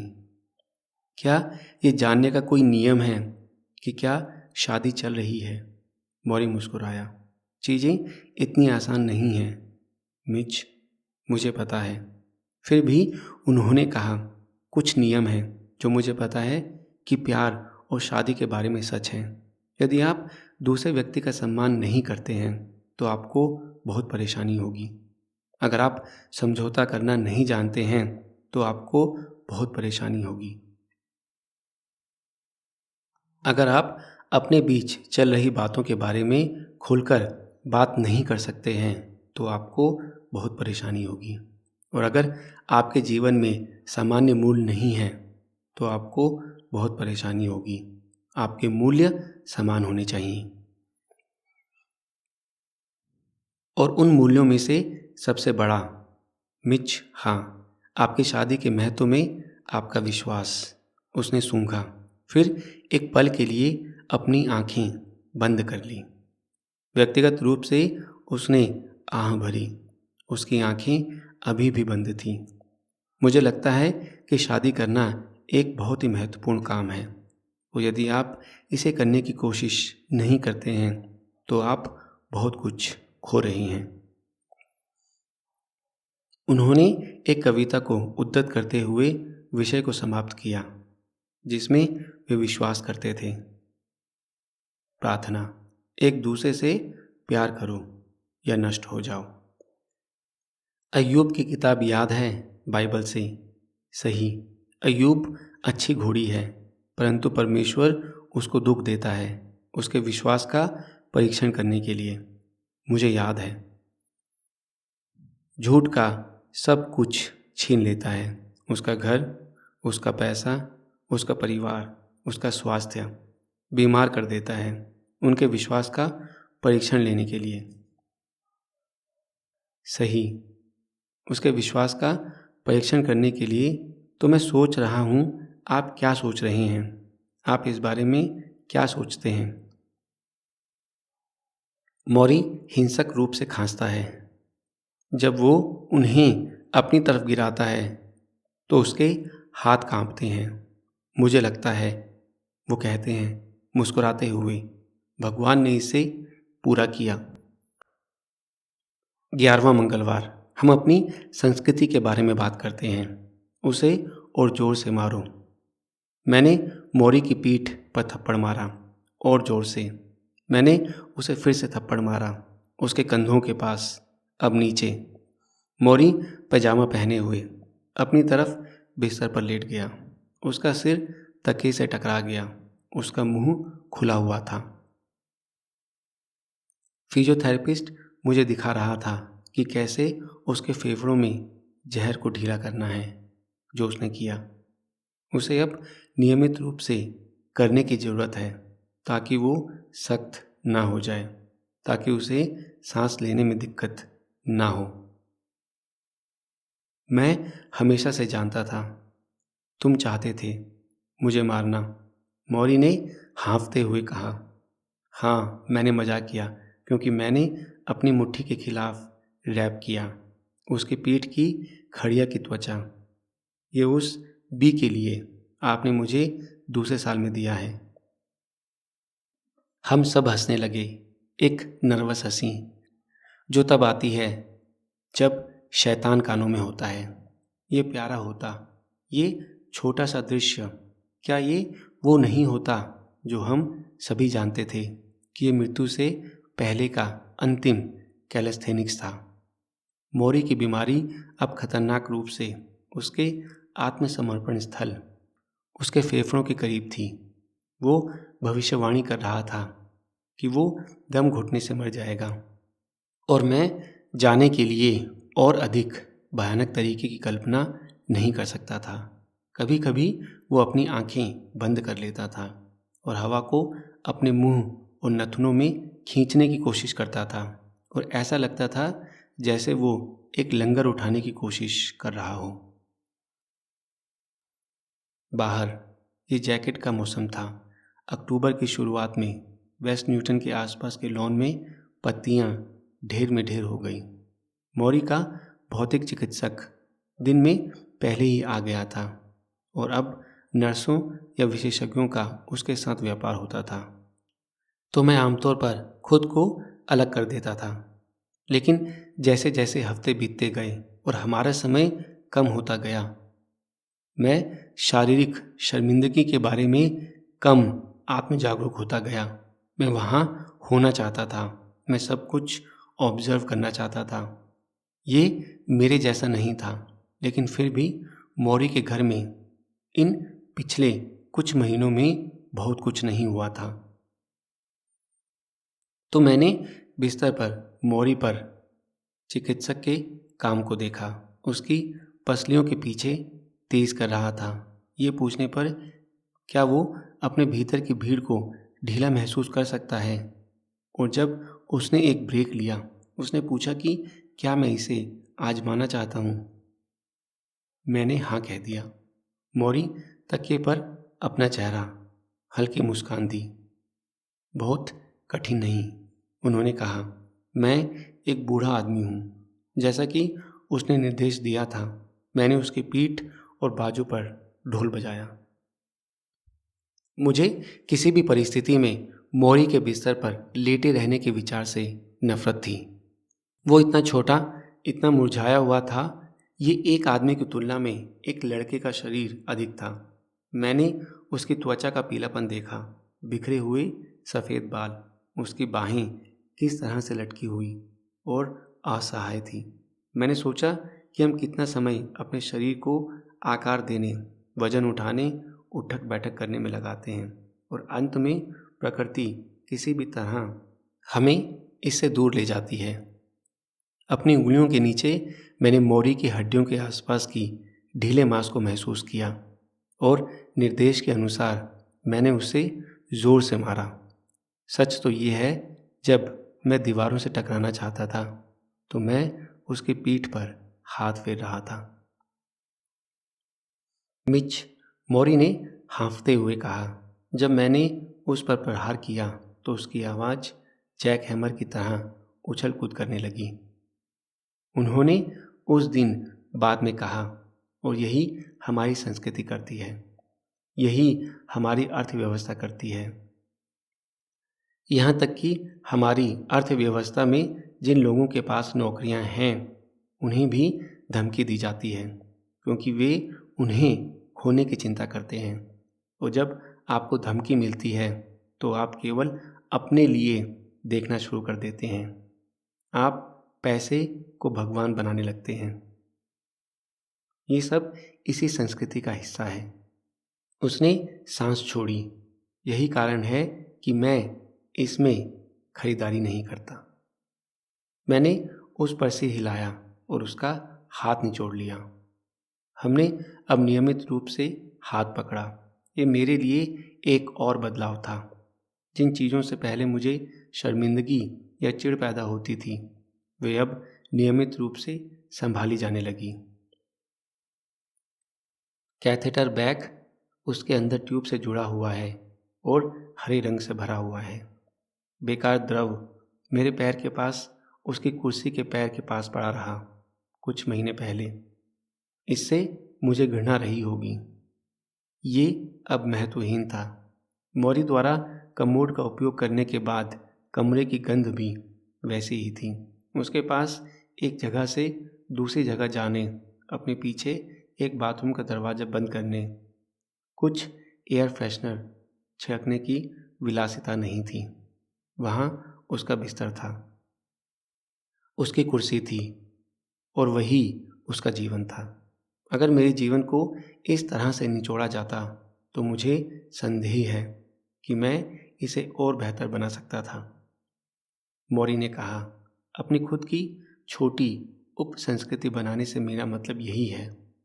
मेरा मतलब ये नहीं है कि आप अपने समुदाय के हर नियम की अवहेलना करते हैं। उदाहरण के लिए, मैं नग्न होकर नहीं घूमता, मैं लाल बत्ती से नहीं भागता।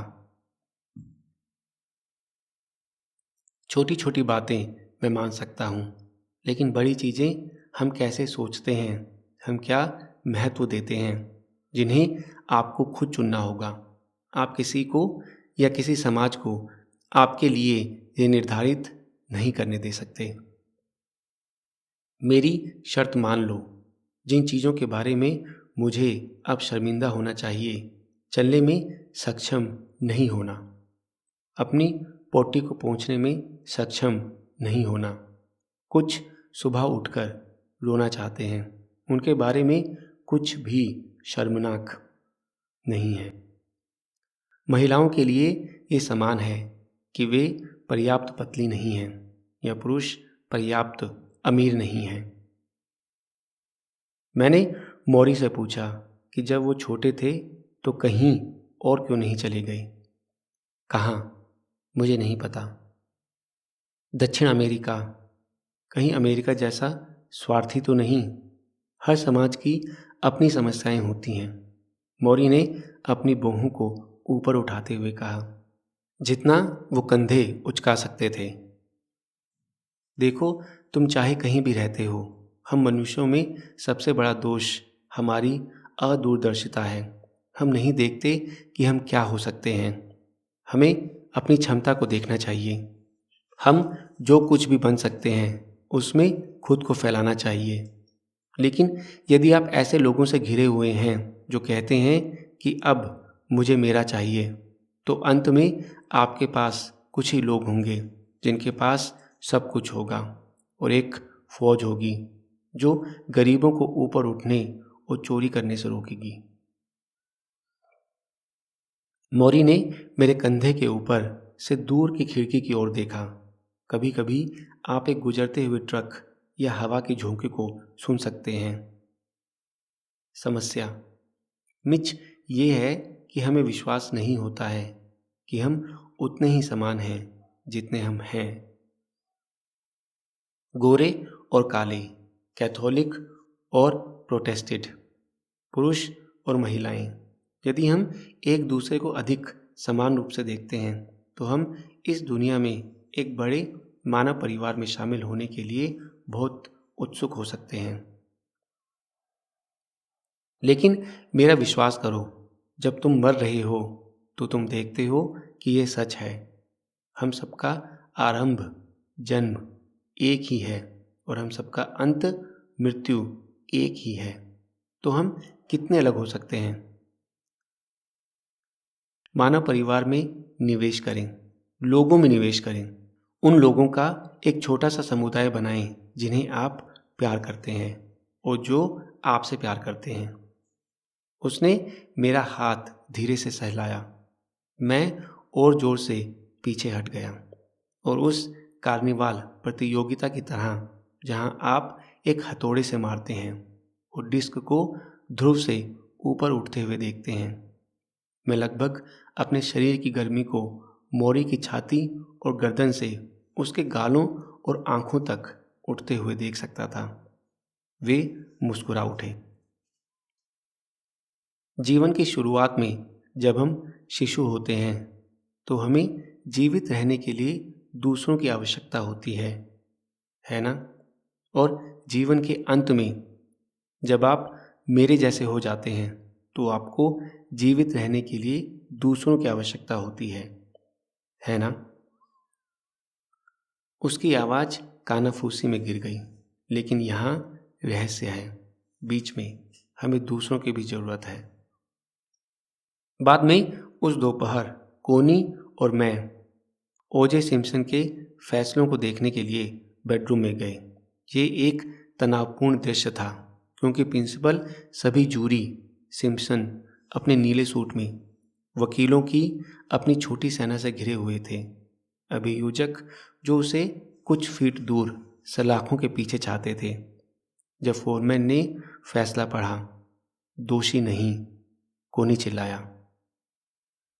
अरे बाप रे! हमने सिम्पसन को अपने वकीलों को गले लगाते हुए देखा। जब टिप्पणीकारों ने ये समझाने की कोशिश की कि इसका क्या मतलब है, तो हमने सुना। हमने कोर्ट हाउस के बाहर सड़कों पर अश्वेतों की भीड़ को जश्न मनाते देखा और रेस्तरां के अंदर बैठे गोरों की भीड़ को भी। इस फैसले को महत्वपूर्ण बताया जा रहा था, भले ही हर दिन हत्याएं हो रही हों। कोनी बाहर हॉल में चला गया। उसने काफी देखा था। मैंने मोरी के अध्ययन के दरवाजे को करीब से सुना। मैंने टीवी सेट को देखा। दुनिया में हर कोई इस चीज को देख रहा है, मैंने खुद से कहा। फिर दूसरे कमरे से मैंने मोरी के अपने कुर्सी से उठने की आवाज सुनी और मैं मुस्कुराया। जैसे ही the trial of the century अपने नाटकीय निष्कर्ष पर पहुंची, मेरे पुराने प्रोफेसर शौचालय पर बैठे थे। ये 1979 की बात है। बैंडिस जिम में एक बास्केटबॉल खेल, टीम अच्छा कर रही है और छात्र वर्ग एक जप शुरू करता है, हम नंबर 1 हैं, हम नंबर 1 हैं। मौरी पास में बैठा है, वो जयकार से हैरान है। एक बिंदु पर हम नंबर 1 हैं, वो उठता है और चिल्लाता है, नंबर 2 होने में क्या हर्ज है। छात्र उसे देखते हैं, वे जप करना बंद कर देते हैं। वो नीचे बैठता है, मुस्कुराता है और विजय होता है।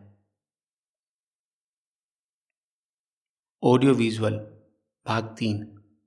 नाइटलाइन का दल अपनी तीसरी और अंतिम यात्रा के लिए वापस आया। बात का पूरा ऑफिस अब अलग था, एक इंटरव्यू की तरह कम, एक उदास विदाई की तरह। टेड कोपल ने आने से पहले कई बार फ़ोन किया था और उन्होंने मोरी से पूछा था, क्या आपको लगता है कि आप इसे संभाल सकते हैं? मोरी को यकीन नहीं था कि वो कर सकता है। मैं अब हर समय थक गया हूँ टेड, और मेरा दम घुट रहा है। अगर मैं कुछ नहीं कह सकता तो क्या तुम मेरे लिए कहोगे? कोपल ने कहा हाँ, और फिर सामान्य रूप से कट्टर एंकर ने ये जोड़ा, यदि आप इसे नहीं करना चाहते हैं मौरी, ये ठीक है, मैं ऊपर आऊँगा और किसी भी तरह अलविदा कहूँगा। बाद में मौरी शरारत से मुस्कुराता और कहता, मैं उसके पास जा रहा हूँ, और वो था कोपल। कोपल ने अब मौरी को एक मित्र के रूप में संदर्भित किया। मेरे पुराने प्रोफेसर ने तो करुणा को दूरदर्शन से बहला फुसलाकर भगा दिया था। इंटरव्यू के लिए जो शुक्रवार दोपहर को हुआ, मौरी ने वही शर्ट पहनी थी जो उसने एक दिन पहले पहनी थी। उसने हर दूसरे दिन केवल इस बिंदु पर शर्ट बदली, और ये दूसरा दिन नहीं था, तो दिनचर्या क्यों तोड़े? पिछले 2 कोपल श्वार्ट्ज सेशन के विपरीत ये पूरी तरह से मौरी के अध्ययन के भीतर आयोजित किया गया था, जहां मौरी अपनी कुर्सी का कैदी बन गया था। कोपल, जिसने मेरे पुराने प्रोफेसर को पहली बार देखते ही चूमा था, अब कैमरे के लेंस में दिखने के लिए किताबों की अलमारी के साथ साथ निचोड़ना पड़ा। शुरू करने से पहले कोपल ने रोग की प्रगति के बारे में पूछा, ये कितना बुरा है मौरी?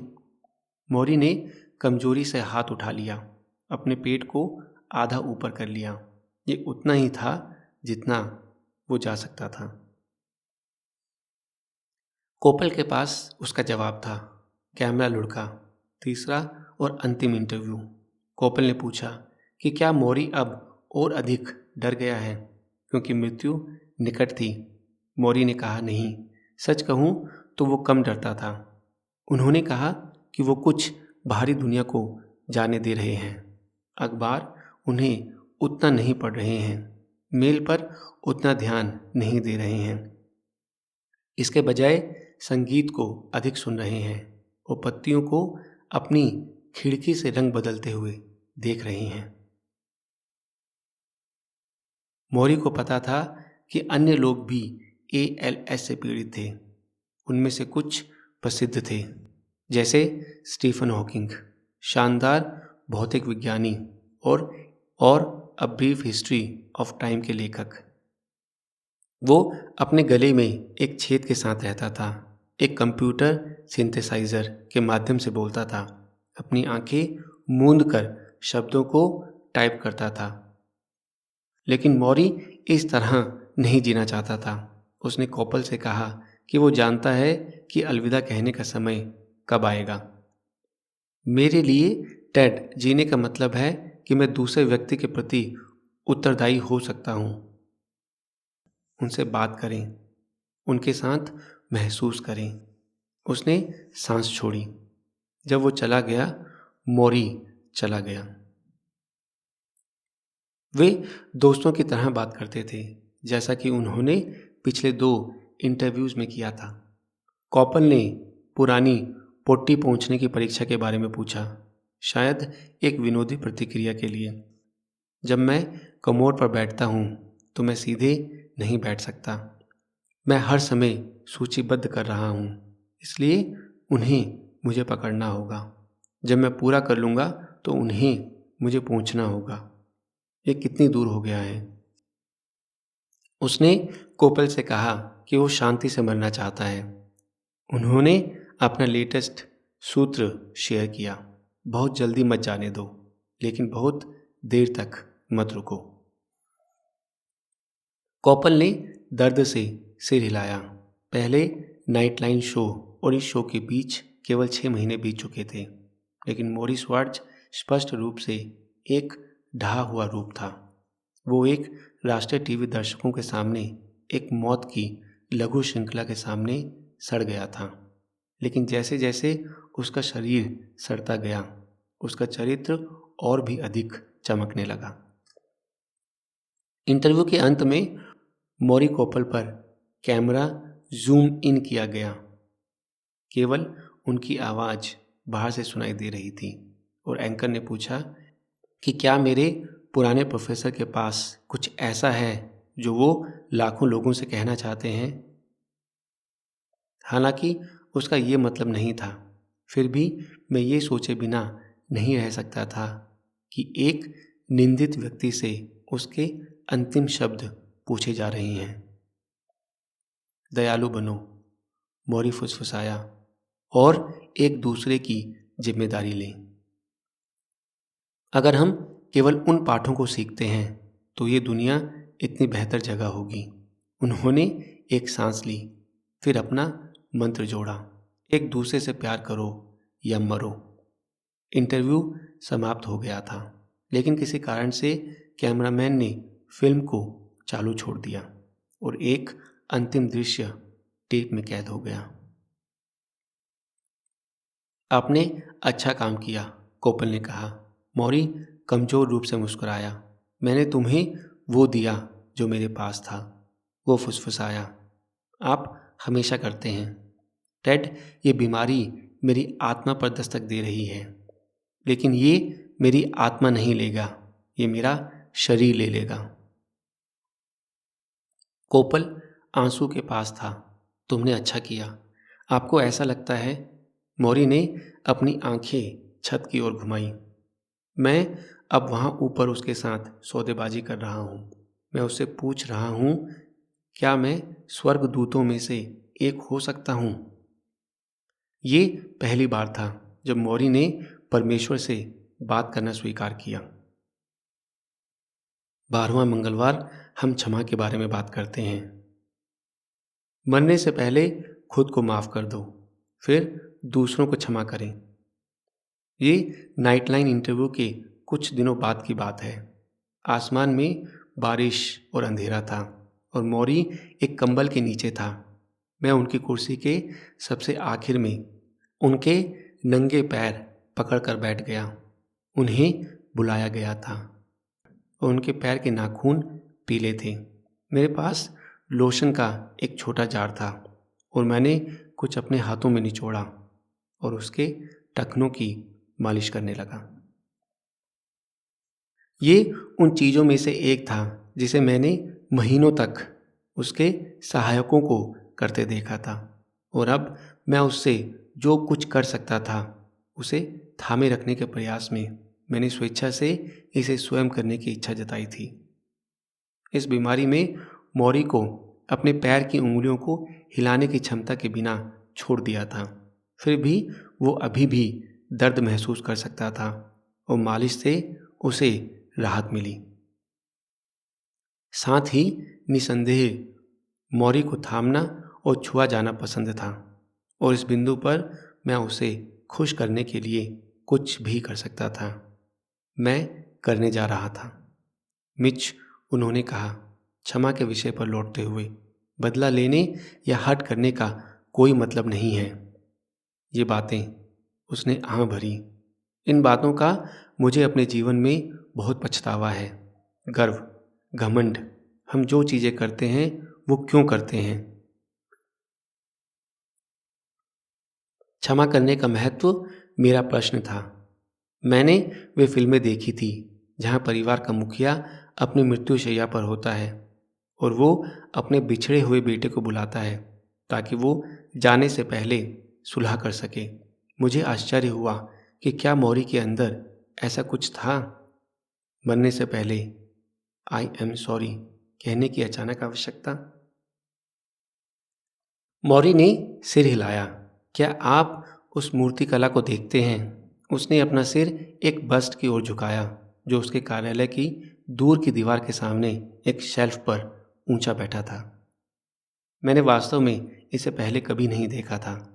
कांस्य में ढाला गया, ये एक नेकटाई पहने हुए, उसके माथे पर गिरते बालों का गुच्छा पहने हुए, अपने शुरुआती 40वें वर्ष में एक आदमी का चेहरा था। वो मैं हूँ, मौरी ने कहा। मेरे एक दोस्त ने शायद 30 साल पहले इसे गढ़ा था। उसका नाम नॉर्मन था।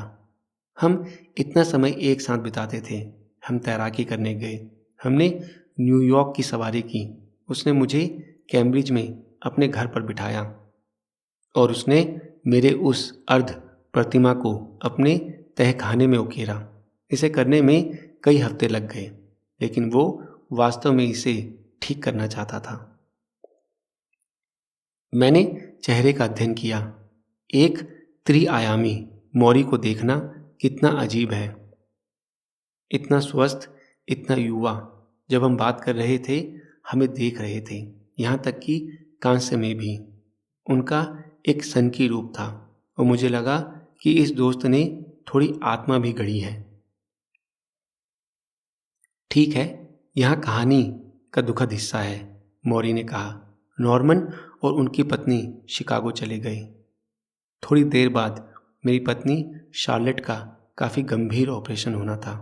नॉर्मन और उनकी पत्नी ने कभी हमसे संपर्क नहीं किया। मुझे पता है कि वे इसके बारे में जानते थे। शार्लेट और मैं बहुत आहत हुए क्योंकि उन्होंने कभी ये देखने के लिए फ़ोन नहीं किया कि वो कैसी है। इसलिए हमने रिश्ता तोड़ दिया।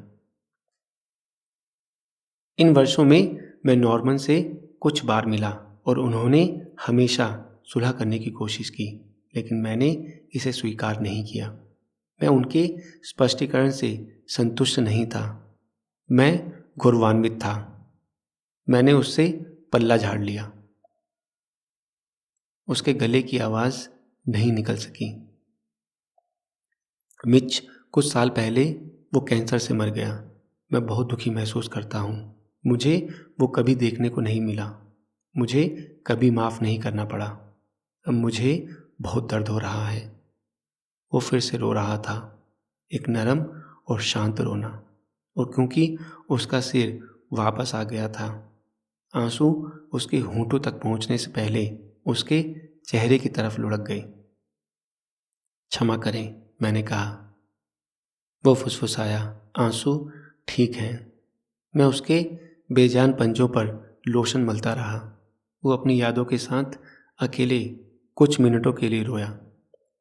ये सिर्फ अन्य लोगों के लिए नहीं है, हमें माफ़ करने की ज़रूरत है मिच। वो आखिरकार फुसफुसाया, हमें क्षमा करने की भी आवश्यकता है।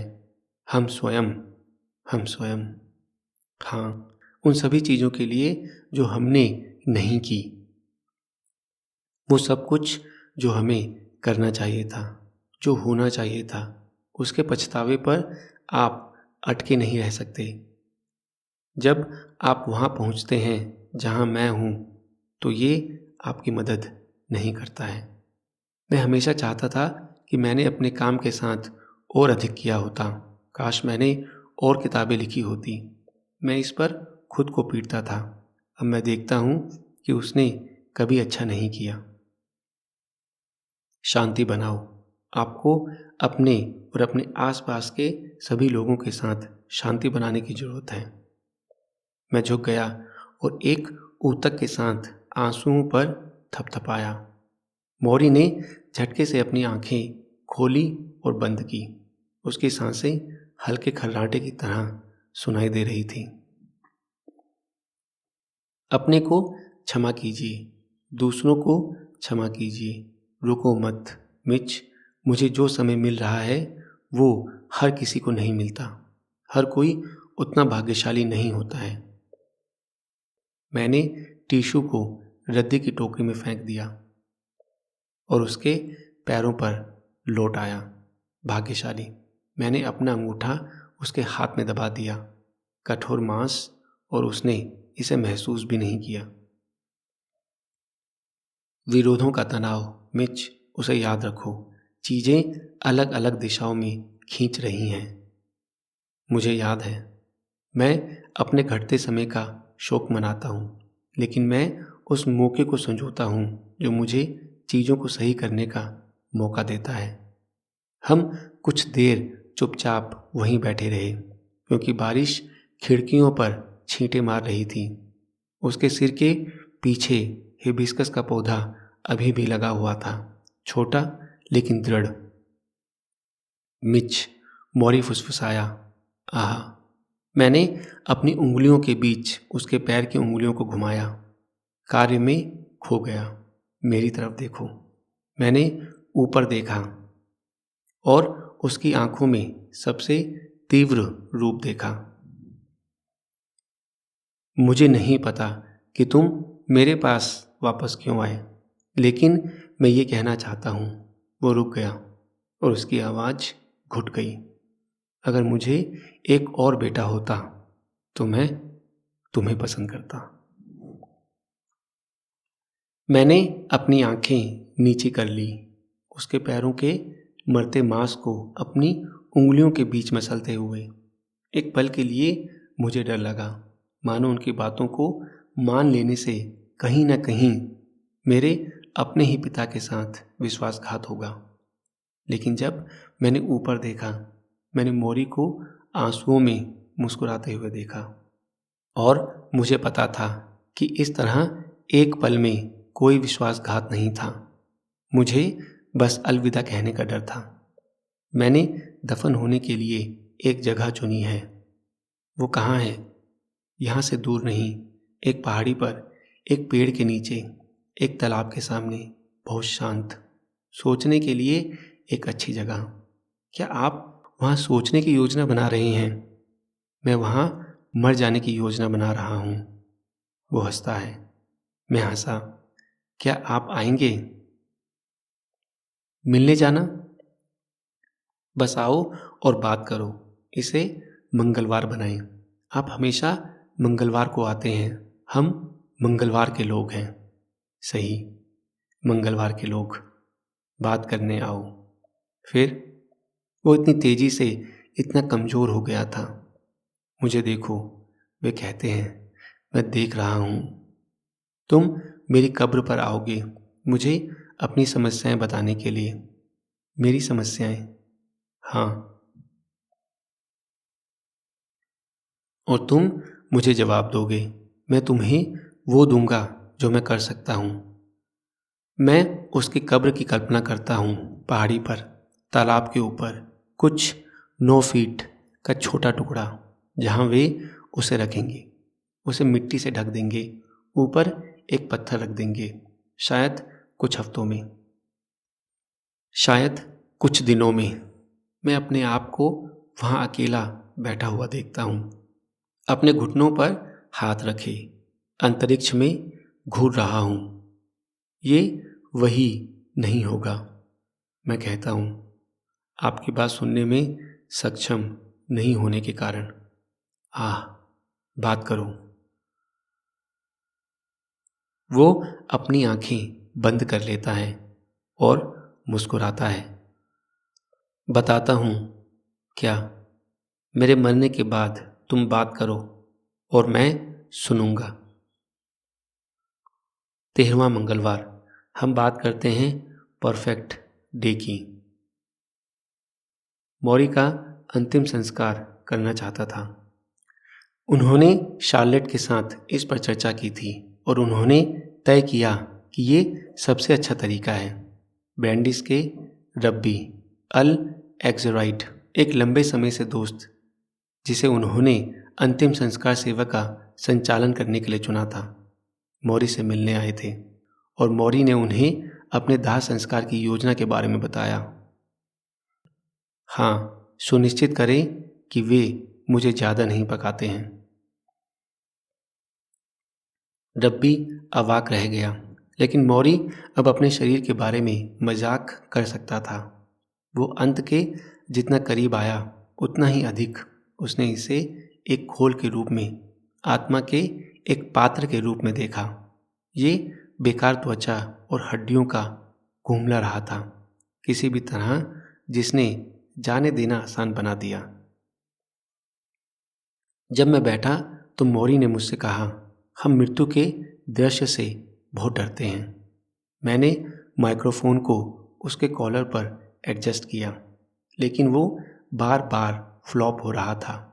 मौरी खांसा। उसे अब हर समय खांसी हो रही थी। मैंने दूसरे दिन एक किताब पढ़ी।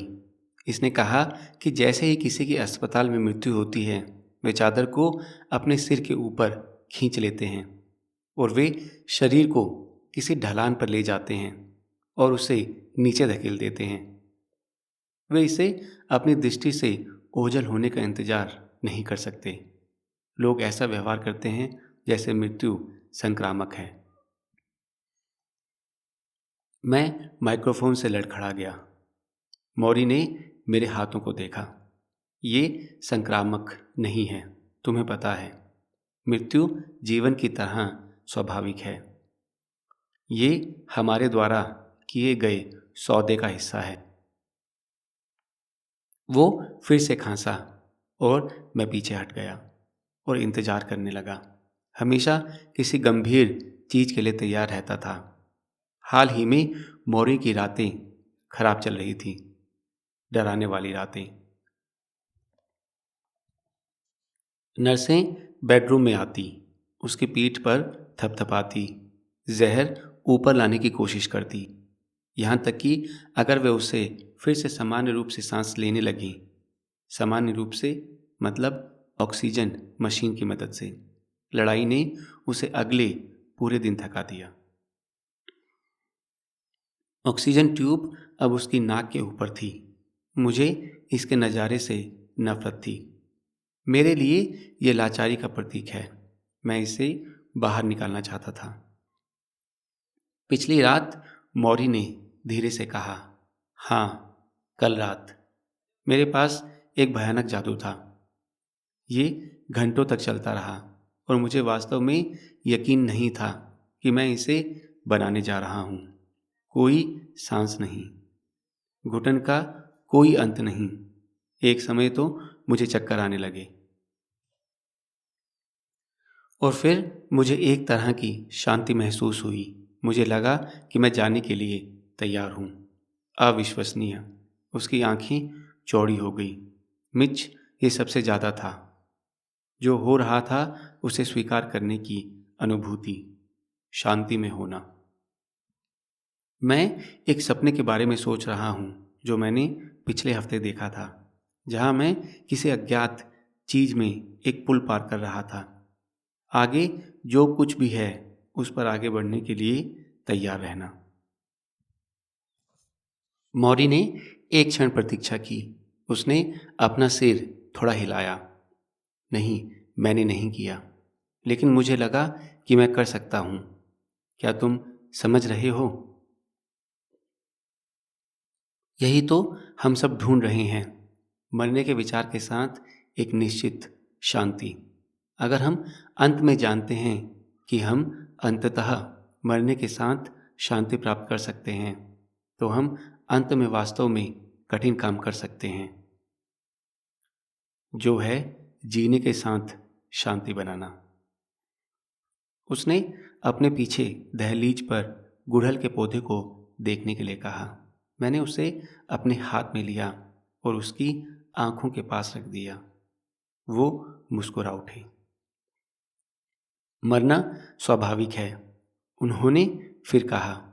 तथ्य ये है कि हम इस पर इतना बड़ा हो हल्ला करते हैं कि क्योंकि हम खुद को प्रकृति के हिस्से के रूप में नहीं देखते हैं। क्योंकि हम खुद को प्रकृति के हिस्से के रूप में नहीं देखते हैं।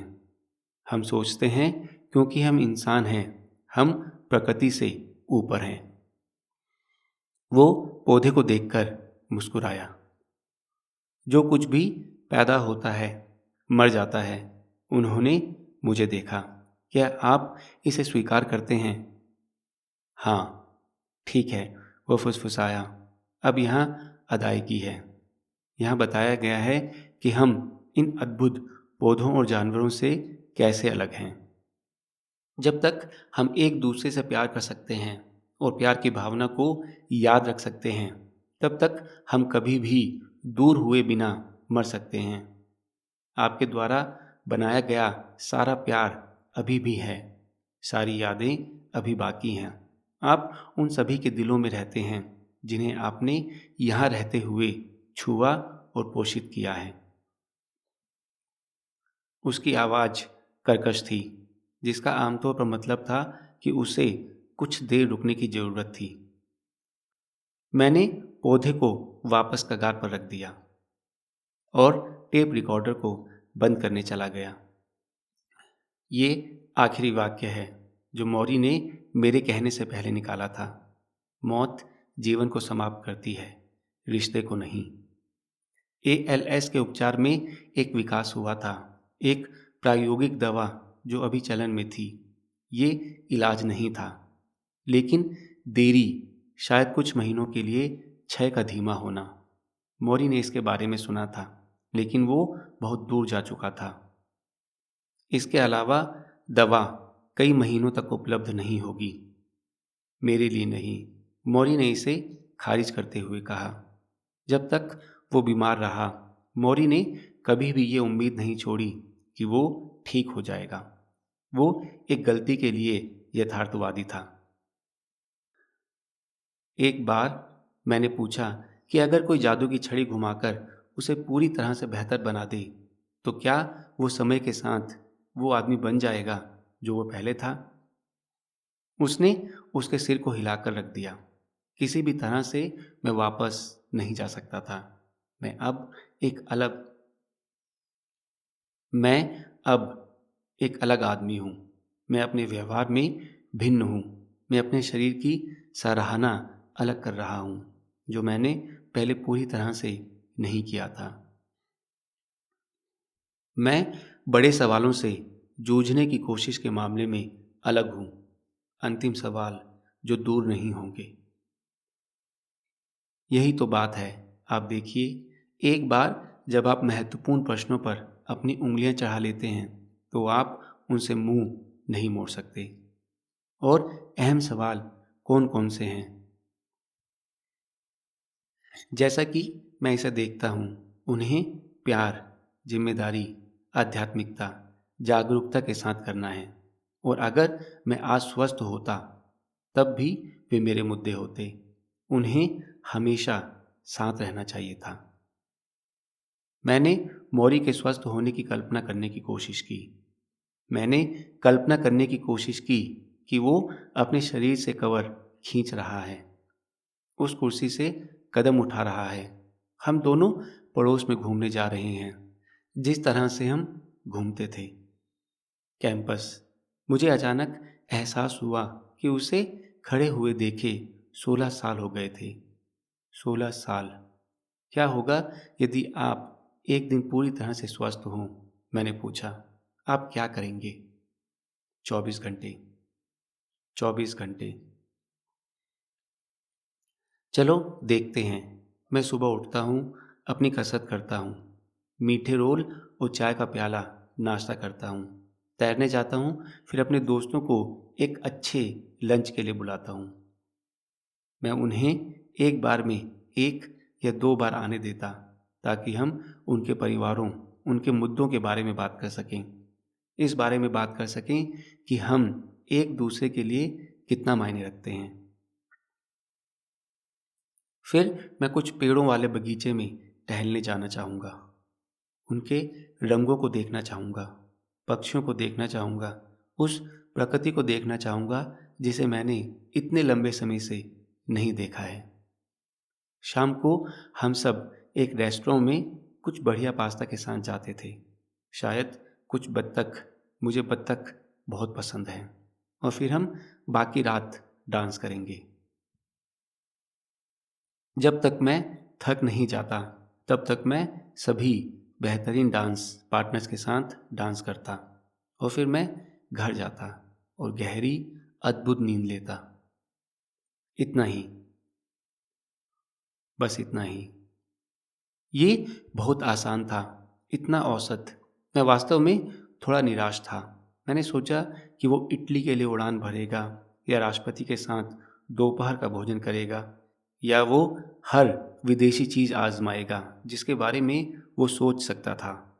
इन सभी महीनों के बाद वहाँ लेटे हुए, एक पैर को हिलाने में असमर्थ, वो इतने औसत दिन में पूर्णता कैसे प्राप्त कर सकता है? तब मुझे एहसास हुआ कि ये पूरी बात थी। उस दिन मेरे जाने से पहले मौरी ने पूछा कि क्या वो कोई विषय उठा सकता है। तुम्हारा भाई, उसने कहा। मुझे सिहरन महसूस हुई। मैं नहीं जानता कि मौरी को कैसे पता चला कि ये मेरे दिमाग में था। मैं हफ्तों से अपने भाई को स्पेन में बुलाने की कोशिश कर रहा था, और उसके एक दोस्त से पता चला कि वो हवाई जहाज़ से अस्पताल जा रहा था, एम्स्टर्डम। मिच, मुझे पता है कि दर्द होता है जब आप किसी ऐसे व्यक्ति के साथ नहीं हो सकते जिसे आप प्यार करते हैं, लेकिन आपको उसकी इच्छाओं के साथ शांति से रहने की ज़रूरत है। शायद वो नहीं चाहता कि आप अपने जीवन में दखल दें। शायद वो उस बोझ से नहीं निपट सकता। मैं उन सभी लोगों से कहता हूँ जिन्हें मैं जानता हूँ कि वे जिस जीवन को जानते हैं उसे जारी रखें। इसे बर्बाद मत करो, क्योंकि मैं मर रहा हूँ। लेकिन वो मेरा भाई है, मैंने कहा। मुझे पता है, मौरी ने कहा। यही कारण है कि ये दर्द देता है। मैंने पीटर को अपने दिमाग में देखा जब वो 8 साल का था। उसके घुंघराले सुनहरे बाल उसके सिर के ऊपर पसीने से तर बतर बन गए थे। मैंने देखा कि हम अपने घर के बगल वाले अहाते में कुश्ती लड़ रहे हैं। घास के धब्बे हमारी जीन्स के घुटनों से भीग रहे हैं। मैंने उसे आईने के सामने गाने गाते हुए देखा, माइक्रोफोन के रूप में एक ब्रश पकड़े हुए। और मैंने देखा कि हम अटारी में निचोड़ रहे हैं, जहाँ हम बच्चों के रूप में एक साथ छिपे हुए थे। रात के खाने के लिए हमें खोजने के लिए हमारे माता पिता की इच्छा का परीक्षण कर रहे थे। और फिर मैंने उसे एक ऐसे वयस्क के रूप में देखा जो कीमोथेरेपी उपचारों से दूर चला गया था, पतला और कमजोर। उसका चेहरा बौना हो गया था। मौरी, मैंने कहा, वो मुझे क्यों नहीं देखना चाहता? मेरे पुराने प्रोफेसर ने आह भरी। रिश्तों का कोई फॉर्मूला नहीं होता।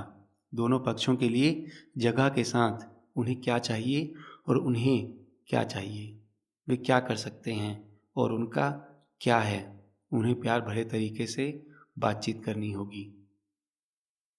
व्यवसाय में लोग जीतने के लिए बातचीत करते हैं। वे जो चाहते हैं उसे पाने के लिए बातचीत करते हैं। शायद आप बहुत आदी हैं। प्यार अलग है। प्यार है जब आप किसी और की स्थिति के बारे में उतने ही चिंतित होते हैं जितना कि आप अपने बारे में।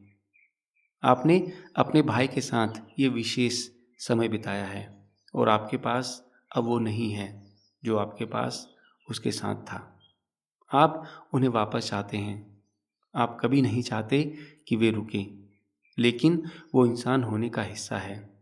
बंद करो, नवीनीकृत करो, बंद करो, नवीनीकृत करो। मैंने उसकी ओर देखा। मैंने दुनिया में सारी मौत देखी हैं। मैं असहाय महसूस कर रहा था। आपको अपने भाई के पास वापस जाने का रास्ता मिल जाएगा, मौरी ने कहा। आपको कैसे मालूम? मौरी मुस्कुराया। तुमने मुझे पाया, है ना? मैंने दूसरे दिन एक अच्छी छोटी कहानी सुनी। मौरी कहते हैं, वो एक पल के लिए अपनी आंखें बंद कर लेता है और मैं प्रतीक्षा करता हूँ। ठीक है। कहानी एक छोटी लहर के बारे में है जो समुद्र में उछलती है, एक भव्य पुराना समय बिताती है। वो हवा और ताज़ी हवा का आनंद ले रहा है जब तक कि वो अपने सामने दूसरी लहरों को नहीं देखता जो हवा से टकरा रही है। मेरे भगवान, ये भयानक है, लहर कहती है। देखो मेरे साथ क्या होने वाला है। फिर साथ में एक और लहर आती है। ये पहली लहर देखता है, गंभीर लग रहा है और ये उससे कहता है, तुम इतने उदास क्यों दिख रहे हो? पहली लहर कहती है, तुम नहीं समझते, हम सब दुर्घटनाग्रस्त होने जा रहे हैं। हम सभी लहरें खत्म होने वाली हैं। क्या ये भयानक नहीं है? दूसरी लहर कहती है, नहीं, तुम नहीं समझते, तुम लहर नहीं हो, तुम सागर का हिस्सा हो। मैं मुस्कुराता हूँ। मौरी फिर से अपनी आंखें बंद कर लेता है। समुद्र का हिस्सा? वो कहते हैं, समुद्र का हिस्सा। मैं उसे अंदर और बाहर, अंदर और बाहर सांस लेते हुए देखता हूँ। 14वें मंगलवार को हम अलविदा कहते हैं। जब मैं मौरी के घर की सीढ़ियाँ चढ़ रहा था तो ये ठंडा और नम था। मैंने बहुत कम विवरण लिया, जिन चीज़ों पर मैंने हर बार ध्यान नहीं दिया था। पहाड़ी का कटाव, घर के पत्थर का मुखौटा, पचिसेंड्रा के पौधे, निचली झाड़ियाँ। मैं धीरे धीरे चला, अपना समय लेते हुए। मृत गीले पत्तों पर पैर रख रहा था जो मेरे पैरों के नीचे चपटे थे। चार्लेट ने एक दिन पहले मुझे ये बताने के लिए फ़ोन किया था कि मौरी अच्छा नहीं कर रहा है। ये कहने का उनका तरीका था कि अंतिम दिन आ गए थे। मौरी ने अपनी सभी नियुक्तियों को रद्द कर दिया था और ज़्यादातर समय सोता रहा था, जो उसके विपरीत था। उसने कभी सोने की परवाह नहीं की, तब नहीं जब ऐसे लोग थे जिनसे वो बात कर सकता था। वो चाहता था कि आप उससे मिलने आए, चार्लेट ने कहा। लेकिन मिच, हाँ, वो बहुत कमज़ोर है। सामने के दरवाजे में लगा शीशा। मैंने इन चीज़ों को धीमे, चौकस तरीके से आत्मसात किया, मानो उन्हें पहली बार देख रहा हूँ। मैंने अपने कंधे पर बैग में टेप रिकॉर्डर महसूस किया। और ये सुनिश्चित करने के लिए मैंने इसे खोल दिया कि मेरे पास टेप है। मुझे नहीं पता क्यों, मेरे पास हमेशा टेप होती है। कोनी ने घंटी उतार दी, आमतौर पर प्रसन्नचित्त। उसके चेहरे पर एक खिंची हुई नज़र थी। उसकी नमस्ते धीरे से बोली जाती थी। वो क्या कह रही थी? मैंने कहा था। इतना अच्छा नहीं। उसने अपना निचला होंठ काट लिया। मुझे इसके बारे में सोचना पसंद नहीं है। वो इतना प्यारा आदमी है, तुम्हें पता है। मैं जानता था। ये बहुत शर्म की बात है। शार्लेट हॉल से नीचे आई और मुझे गले से लगा लिया। उसने कहा कि मौरी अभी भी सो रहा था, भले ही सुबह के 10 बज रहे थे। हम रसोई में चले गए। मैंने उसे सीधा करने में मदद की, गोलियों की सभी बोतलों पर ध्यान दिया। मेज पर सफ़ेद टोपी के साथ मेज पर सफ़ेद टोपी के साथ भूरे रंग के प्लास्टिक सैनिकों की एक छोटी सेना। मेरे पुराने प्रोफेसर अब अपनी सांस लेने में आसानी के लिए मॉर्फिन ले रहे थे। मैंने अपने साथ लाया हुआ खाना रेफ्रिजरेटर में रख दिया। सूप, वेजिटेबल केक, टूना सलाद। मैंने इसे लाने के लिए शार्लेट से माफ़ी मांगी। मौरी ने महीनों से इस तरह खाना नहीं चबाया था, ये हम दोनों जानते थे। लेकिन ये एक छोटी सी परंपरा बन गई थी। कभी कभी जब आप किसी को खो रहे होते हैं तो आप किसी भी परंपरा को निभा सकते हैं। मैंने बैठक कक्ष में प्रतीक्षा की जहां मौरी और टेड कोपेल ने अपना पहला इंटरव्यू किया था। मैंने टेबल पर रखा अखबार पढ़ा। मिनीसोटा के 2 बच्चों ने अपने पिता की बंदूकों से खेलते हुए एक दूसरे को गोली मार दी थी। लॉस एंजलिस की एक गली में कचरे के डिब्बे में एक बच्चा दबा मिला था।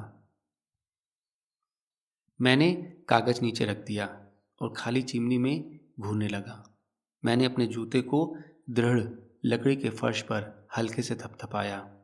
आखिरकार मैंने एक दरवाजे के खुलने और बंद होने की आवाज़ सुनी। तभी शार्लेट के कदमों की आहट मेरी ओर आ रही थी। ठीक है, उसने धीरे से कहा, वो तुम्हारे लिए तैयार है। मैं उठा और अपनी जानी पहचानी जगह की ओर मुड़ा तो देखा कि हॉल के आखिर में एक अनजान औरत फोल्डिंग चेयर पर बैठी है। उसकी आंखें एक किताब पर टिकी हुई है। उसकी टांगें क्रॉस हैं। ये एक धर्मशाला नर्स थी, 24 का हिस्सा। मौरी का अध्ययन खाली था। मैं उलझन में था। फिर मैं हिचकिचाते हुए वापस बेडरूम की ओर मुड़ा और वहाँ वो बिस्तर पर चादर के नीचे लेटा हुआ था। मैंने उसे केवल एक बार इस तरह देखा था जब उसकी मालिश हो रही थी और उसके सूत्र की प्रतिध्वनि, जब तुम बिस्तर पर हो तुम मर चुके हो, मेरे सिर के अंदर फिर से शुरू हो गई। चेहरे पर मुस्कान बिखेरते हुए मैंने प्रवेश किया। उसने एक पीला पैजामा जैसा टॉप पहना था और एक कंबल ने उसे छाती से नीचे तक ढक दिया था। उसके रूप की गांठ इतनी मुरझाई हुई थी कि मुझे लगभग लगा कि कुछ कमी है। वो बालक के समान छोटा था। मौरी का मुंह खुला हुआ था और उसकी त्वचा पीली और चिकबोन से सटी हुई थी। जब उसकी आंखें मेरी ओर लुढ़की तो उसने बोलने की कोशिश की, लेकिन मैंने केवल एक नरम गुरगुराहट सुनी। वहाँ वो है, मैंने कहा। मेरे खाली समय में मुझे जो उत्साह मिल सकता था उसे जुटा रहा था। उसने सांस छोड़ी, अपनी आंखें बंद की, फिर मुस्कुराया। ये प्रयास ही उसे थका देने वाला लग रहा था। मेरे प्यारे दोस्त, उसने आखिरकार कहा, मैं तुम्हारा दोस्त हूँ। मैंने कहा। मैं नहीं हूँ। आज बहुत अच्छा है, कल बेहतर होगा। उसने एक और सांस बाहर निकाली और ज़बरदस्ती सिर हिलाया। वो चादरों के नीचे किसी चीज़ से संघर्ष कर रहा था और मैंने महसूस किया कि वो अपने हाथों को खोलने की ओर ले जाने की कोशिश कर रहा था। रुको, उन्होंने कहा। मैंने कवर नीचे खींचे और उनकी उंगलियां पकड़ ली। वे मेरे अंदर गायब हो गए। मैं उसके चेहरे से कुछ इंच की दूरी पर करीब झुक गया। ये पहली बार था जब मैंने उसे बिना हजामत के देखा था। छोटी छोटी सफ़ेद मूछें इतनी अजीब लग रही थी, मानो किसी ने उनके गालों और ठोड़ी पर बड़े करीने से नमक हिला दिया हो। उसकी दाढ़ी में नई जान कैसे आ सकती थी, जबकि वो हर जगह से निकल रही थी। मौरी, मैंने धीरे से कहा। कोच, उन्होंने सही किया। कोच, मैंने कहा। मुझे सिहरन महसूस हुई। वो छोटी छोटी फुहारों में बोला, हवा में सांस लेते हुए, शब्दों को बाहर निकालते हुए। उसकी आवाज़ पतली और कर्कश थी। आप एक अच्छी आत्मा हैं, एक अच्छी आत्मा। मुझे छुआ, वो फुसफुसाया। उसने मेरे हाथों को अपने दिल में ले लिया।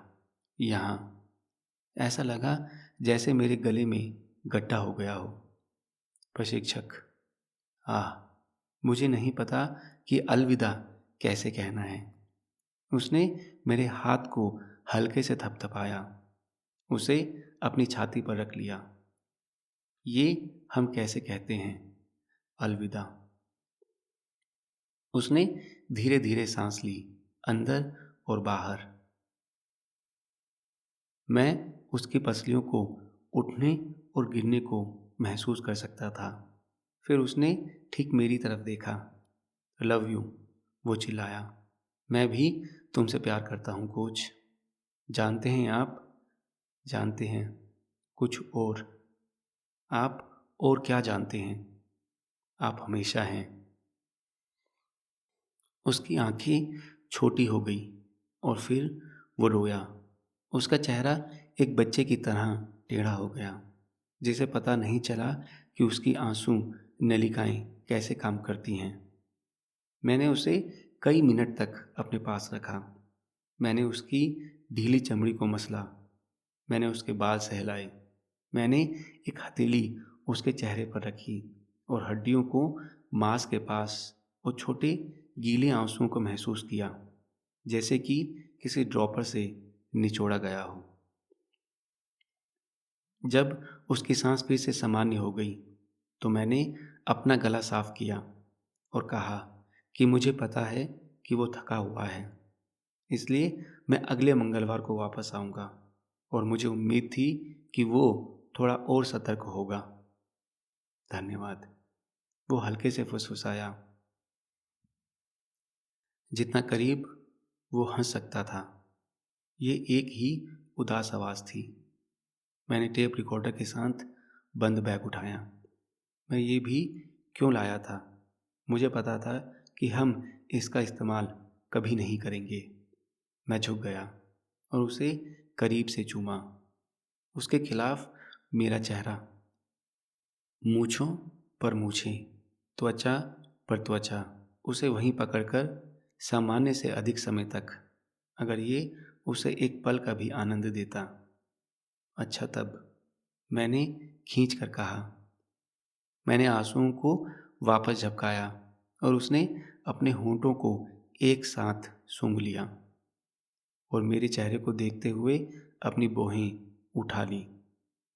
मुझे लगता है कि ये मेरे प्रिय पुराने प्रोफेसर के लिए संतुष्टि का क्षणभंगुर क्षण था। उसने आखिरकार मुझे रुला दिया। ठीक है फिर, वो फुसफुसाया। स्नातक की पढ़ाई। मौरी का शनिवार सुबह निधन हो गया। घर में उनके साथ उनका सगा परिवार था। रॉब ने इसे टोक्यो से बनाया था। उसे अपने पिता को अलविदा कहना था और जॉन वहाँ था और निश्चित रूप से शार्लेट वहाँ थी और शार्लेट के चचेरे भाई मार्शा, जिन्होंने कविता लिखी थी जो मौरी को उनकी अनौपचारिक स्मारक सेवा में स्थानांतरित कर दिया था। वो कविता जिसने उनकी तुलना निविदा सेकोया से की। वे उसके बिस्तर के आसपास शिफ्ट में सोते थे। हमारे अंतिम दौरे के 2 दिन बाद मौरी कोमा में चले गए थे और डॉक्टर ने कहा था कि वो किसी भी समय जा सकते हैं। इसके बजाय वो एक कठिन दोपहर में एक अंधेरी रात में डटा रहा। अंत में नवंबर की 4 तारीख को जब उसके प्रियजन कमरे से सिर्फ एक पल के लिए चले गए थे, रसोई में कॉफ़ी लेने के लिए, कोमा शुरू होने के बाद पहली बार उनमें से कोई भी उनके साथ नहीं था। मौरी ने सांस लेना बंद कर दिया और वो चला गया। मेरा मानना है कि वो जानबूझकर इस तरह मरा। मेरा मानना है कि वो कोई चिलिंग पल नहीं जानता था। कोई भी उसकी आखिरी सांस का गवाह ना हो और उसके द्वारा प्रेतवाधित हो। जिस तरह से वो अपनी माँ की मृत्यु सूचना टेलीग्राम या शहर के मुर्दाघर में अपने पिता की लाश से प्रेतवाधित था। मेरा मानना है कि वो जानता था कि वो अपने बिस्तर पर था, कि उसकी किताबें और उसके नोट्स और उसका छोटा हिबिस्कस का पौधा पास में था। वो शांति से जाना चाहता था और वो इस तरह गया। अंतिम संस्कार एक नम हवादार सुबह में आयोजित किया गया। घास गीली थी और आकाश दूध के रंग का था। हम धरती के छेद के पास खड़े थे, तालाब के पानी को किनारे से टकराते हुए सुनने के लिए और बत्तखों को अपने पंखों को हिलाते हुए देखने के लिए काफ़ी करीब। हालांकि सैकड़ों लोग शामिल होना चाहते थे। शार्लेट ने इस सभा को छोटा रखा, बस कुछ करीबी दोस्त और रिश्तेदार। रब्बी एक्सेलरोड ने कुछ कविताएं पढ़ी। मौरी के भाई डेविड, जो अभी भी अपने बचपन के पोलियो से लंगड़ा कर चलते थे, ने परंपरा के अनुसार फावड़ा उठाया और कब्र में गंदगी फेंक दी। एक बिंदु पर जब मौरी की राख को जमीन में रखा गया था, मैंने कब्रिस्तान के चारों ओर देखा। मौरी सही था। ये वास्तव में एक सुंदर जगह, पेड़ और घास और एक ढलान वाली पहाड़ी थी। तुम बात करो, मैं सुनूंगा, उसने कहा था। मैंने अपने दिमाग में ऐसा करने की कोशिश की और अपनी खुशी के लिए पाया कि काल्पनिक बातचीत लगभग स्वाभाविक लगती है। मैंने अपने हाथों को देखा, अपनी घड़ी देखी और महसूस किया कि क्यों। ये मंगलवार था। मेरे पिता हम में से प्रत्येक के माध्यम से चले गए, प्रत्येक पेड़ से प्रत्येक नए पत्ते को गाते हुए। निष्कर्ष, मैं कभी कभी उस व्यक्ति को देखता हूँ जो मैं अपने पुराने प्रोफेसर को फिर से खोजने से पहले था। मैं उस व्यक्ति से बात करना चाहता हूँ।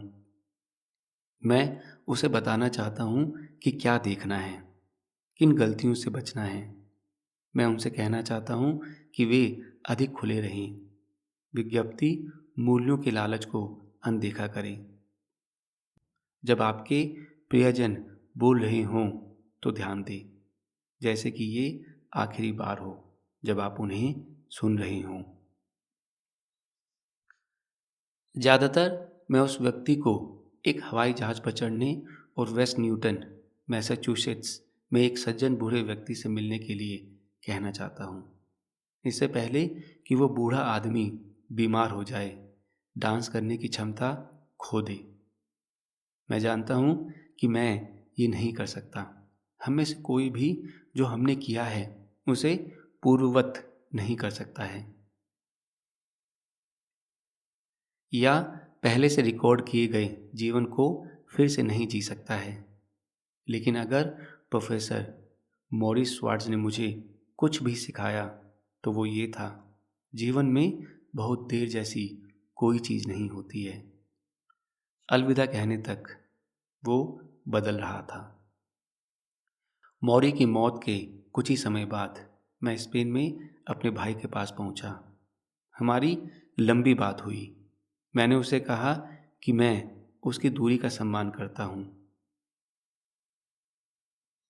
और मैं चाहता था कि मैं संपर्क में रहूं, वर्तमान में, ना कि केवल अतीत में।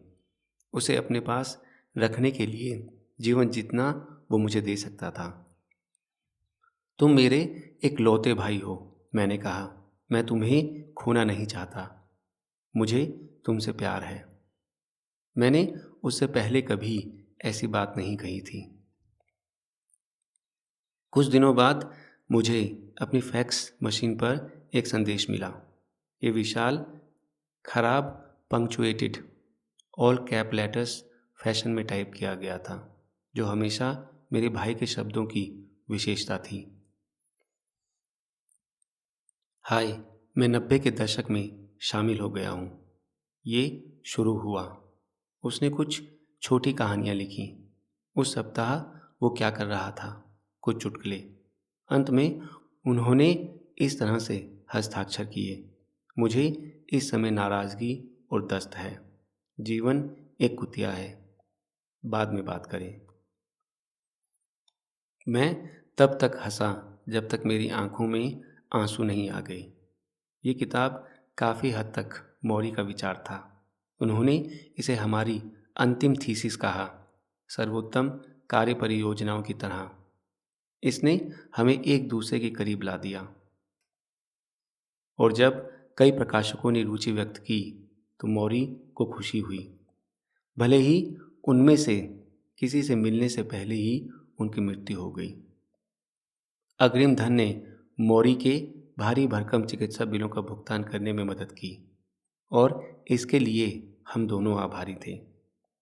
शीर्षक वैसे एक दिन हमें मौरी के कार्यालय में मिला।